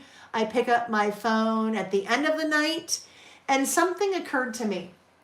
I know what scrolling on my phone has replaced. I've shared with some of you before, if you were, on any of that we did, that I think 8 years ago, gosh, I think it's been 8 years. I'd have to go check. 8 years ago, I had my last cigarette. I used to smoke, and it was very hidden. No one knew. Nick knew, our close friends knew, but no one knew. Back then, Vicky had come to stay with me probably, I don't know, maybe 12 years ago. And I thought she'd gone to bed. And so I went outside to have a cigarette, and she caught me, and she's like, "What are you doing?" And I'm like, "What do you mean, what am I doing?" And she said, "You're smoking." And I said, "I know." And I was so embarrassed. And she goes, "Oh, I don't care." But that back then for me, for years, was how I would deal with all those things. If I was stressed, if I was procrastinating, if I wanted to take a break from working, I would go outside and have a cigarette. Our kids didn't even know. The reason I stopped was because Sam was 16, right before his 16th birthday. And he said, he found out. And he said, "Mom, how can you do that? Like, how can you be doing that? You've told us never do drugs, never smoke, and you were doing it." And I went, "Oh my gosh." And that was the last I ever had a cigarette. But for me, that is, I know, that is the scrolling on my phone and checking social media and mindlessly scrolling has replaced my smoking habit that I quit 8 years ago. And one is not better or worse than the other. I mean, one can kill you.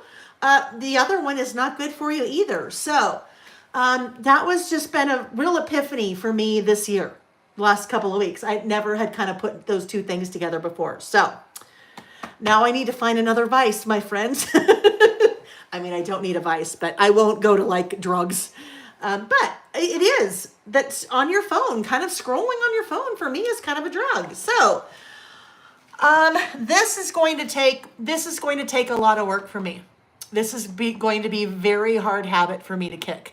Part of it is because, I need to be on social media for my business, but not all day, every day. And I don't spend all day, every day on a phone. I would not have a business if I did that. But, So I just saw Zen Girl said, read, read, read. And you know what? Absolutely. Read, read, read. That's an easy one. In fact, read and learn is the last thing on my list. So next time, I think I need a mental break. I want to reach for a book instead of a cigarette. No, but really instead of my phone. That's how I relax. That is how I'm like, okay, in an hour, I've got to go teach a 4-hour class. So you know what? I'm just going to sit on my phone and decompress for a while. That's not good. I shouldn't be doing that. Cindy said, I quit 33 years ago. I lost my sister to lung cancer 4 years ago. So grateful I quit. That is like so powerful. And I'm so sorry about your sister, but let's take that word out of there. I'm so sorry about your sister, Cindy. What a great reminder of why you quit when you did, right? Oh gosh. Very, very sorry for your loss. That's just so tough. I'm so sorry. All right. So, and then here's the thing, you guys know I'm accountable to you. I am accountable to you because we're keeping up on this every couple of months, and every month, twice a month, you're going to see my habit tracker on the blog. You're going to see what it looks like when it starts brand new for the month, and you're going to see what it looks like at the end of the month. And that's not for you, that's for me. That's to keep me accountable, because I don't want to post something and you guys be like, holy cow, you said you weren't going to have sugar. You had sugar 28 out of 31 days, right? Or I don't want you to go, Lael, where's your habit tracker? You haven't posted it in 3 months. And I go, oh, well, it's because I haven't been doing my things, so I haven't been tracking, right? So I'm going to keep myself accountable. You guys are going to help me stay accountable. Okay? So thank you for doing that. You didn't even know it. All right, the very last one is to read and learn. So kind of two things. Read and learn. I think reading has been on my list every year of something that I want to focus on. And it's interesting because I don't have to want to read. I love to read. That's where I go to escape a lot of times. I love to read. I don't let myself read. I don't let myself read enough because it seems very, I don't sit down. I really don't sit down all day long. And so if I sit down to read, I feel guilty. I feel like I need to do this, I need to do that. So I don't let myself read. So read and learn. That's kind of two things. Yes, I will read for joy and entertainment.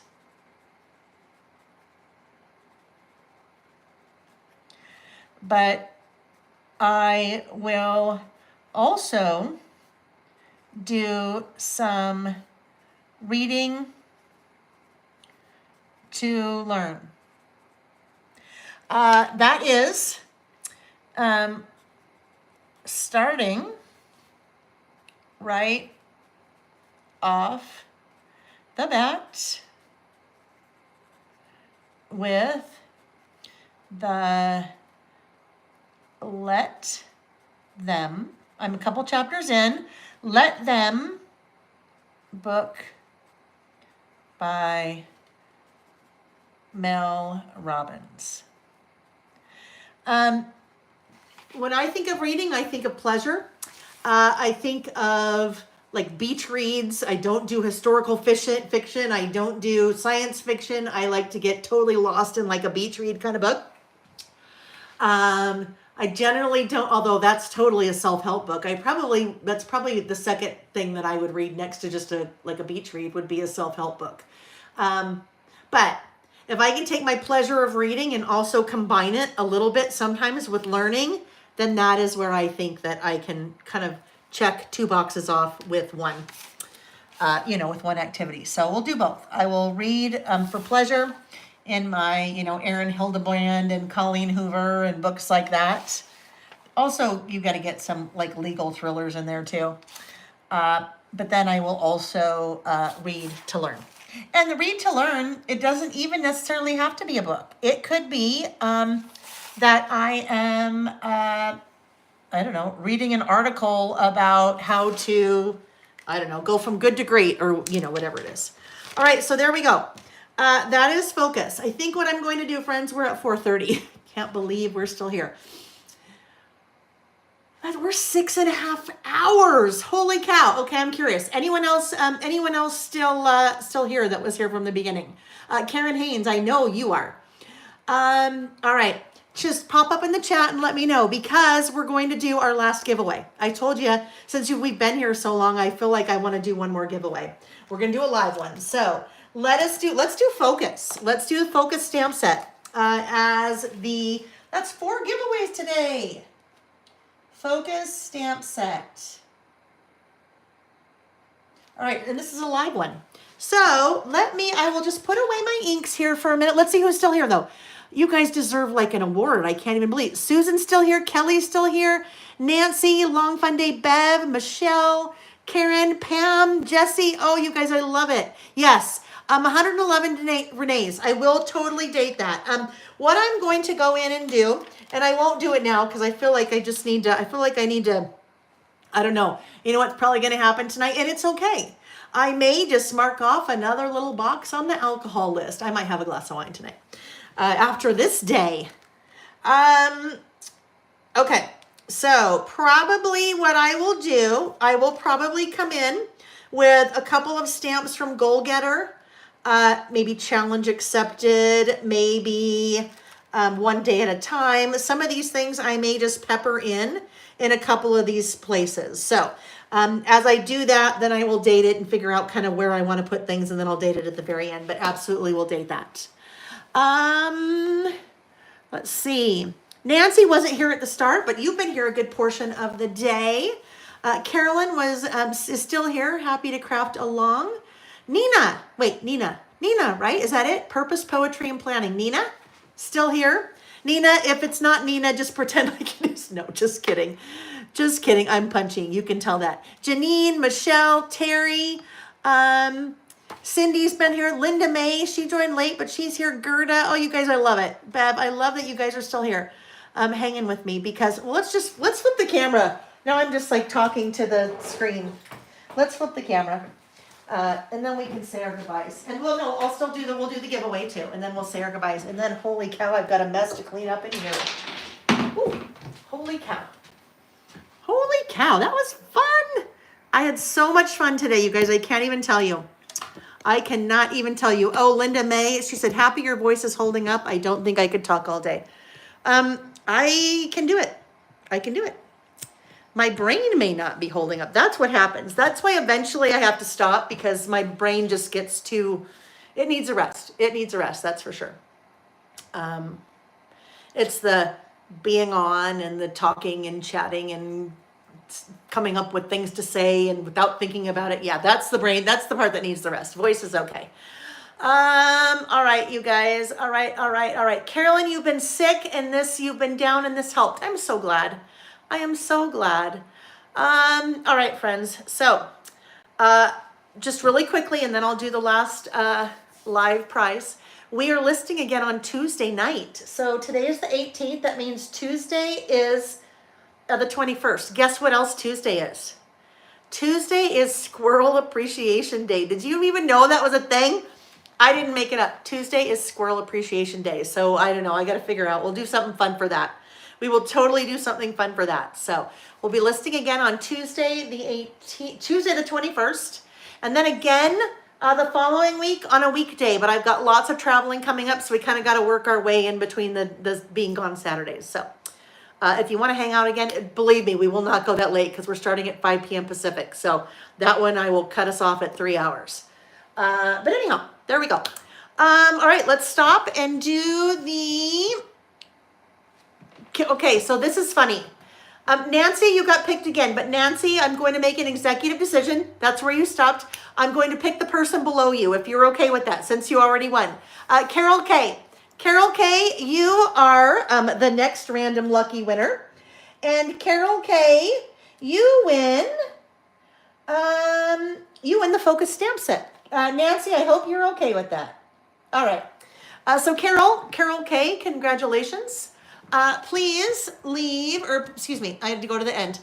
Please send me an email, laelbymail@gmail.com. In the subject line, put winner Focus stamp set. And then in the body of the email, please include your name and address so we can get your prize, sent off. Congratulations, Carol. Congratulations, Carol King. Okay, so we have Mary J. Blige, Mary J. We have J Lo, my friend Jennifer, Jennifer Lopez, J Lo, Jennifer Lashavio, and now we have Carol King, Carol K. So Carol, I hope you don't mind that I call you that. We've got a whole bunch of famous celebrities with us that like to hang out. All right, you guys. Thank you. Thank you for a fun day. I just always am so appreciative because if you guys weren't here, I wouldn't do this. And this is what I need. I need the creating like this. And I don't do it enough because it is my business. So when we're here on Saturdays, we play. And so I just thank you for at least one of you showing up or else I wouldn't do it. So have a lovely rest of your weekend. Orders, the team is getting those orders shipped as fast as they can. So should have them out, all of them out by the 24th. Okay, so a week from yesterday. Join me on Tuesday if you can. I think I'm also doing a What's New Wednesday on the 22nd. And we'll go from there. Have a lovely rest of your evening, you guys. Take care and we'll hope to see you soon. Bye-bye.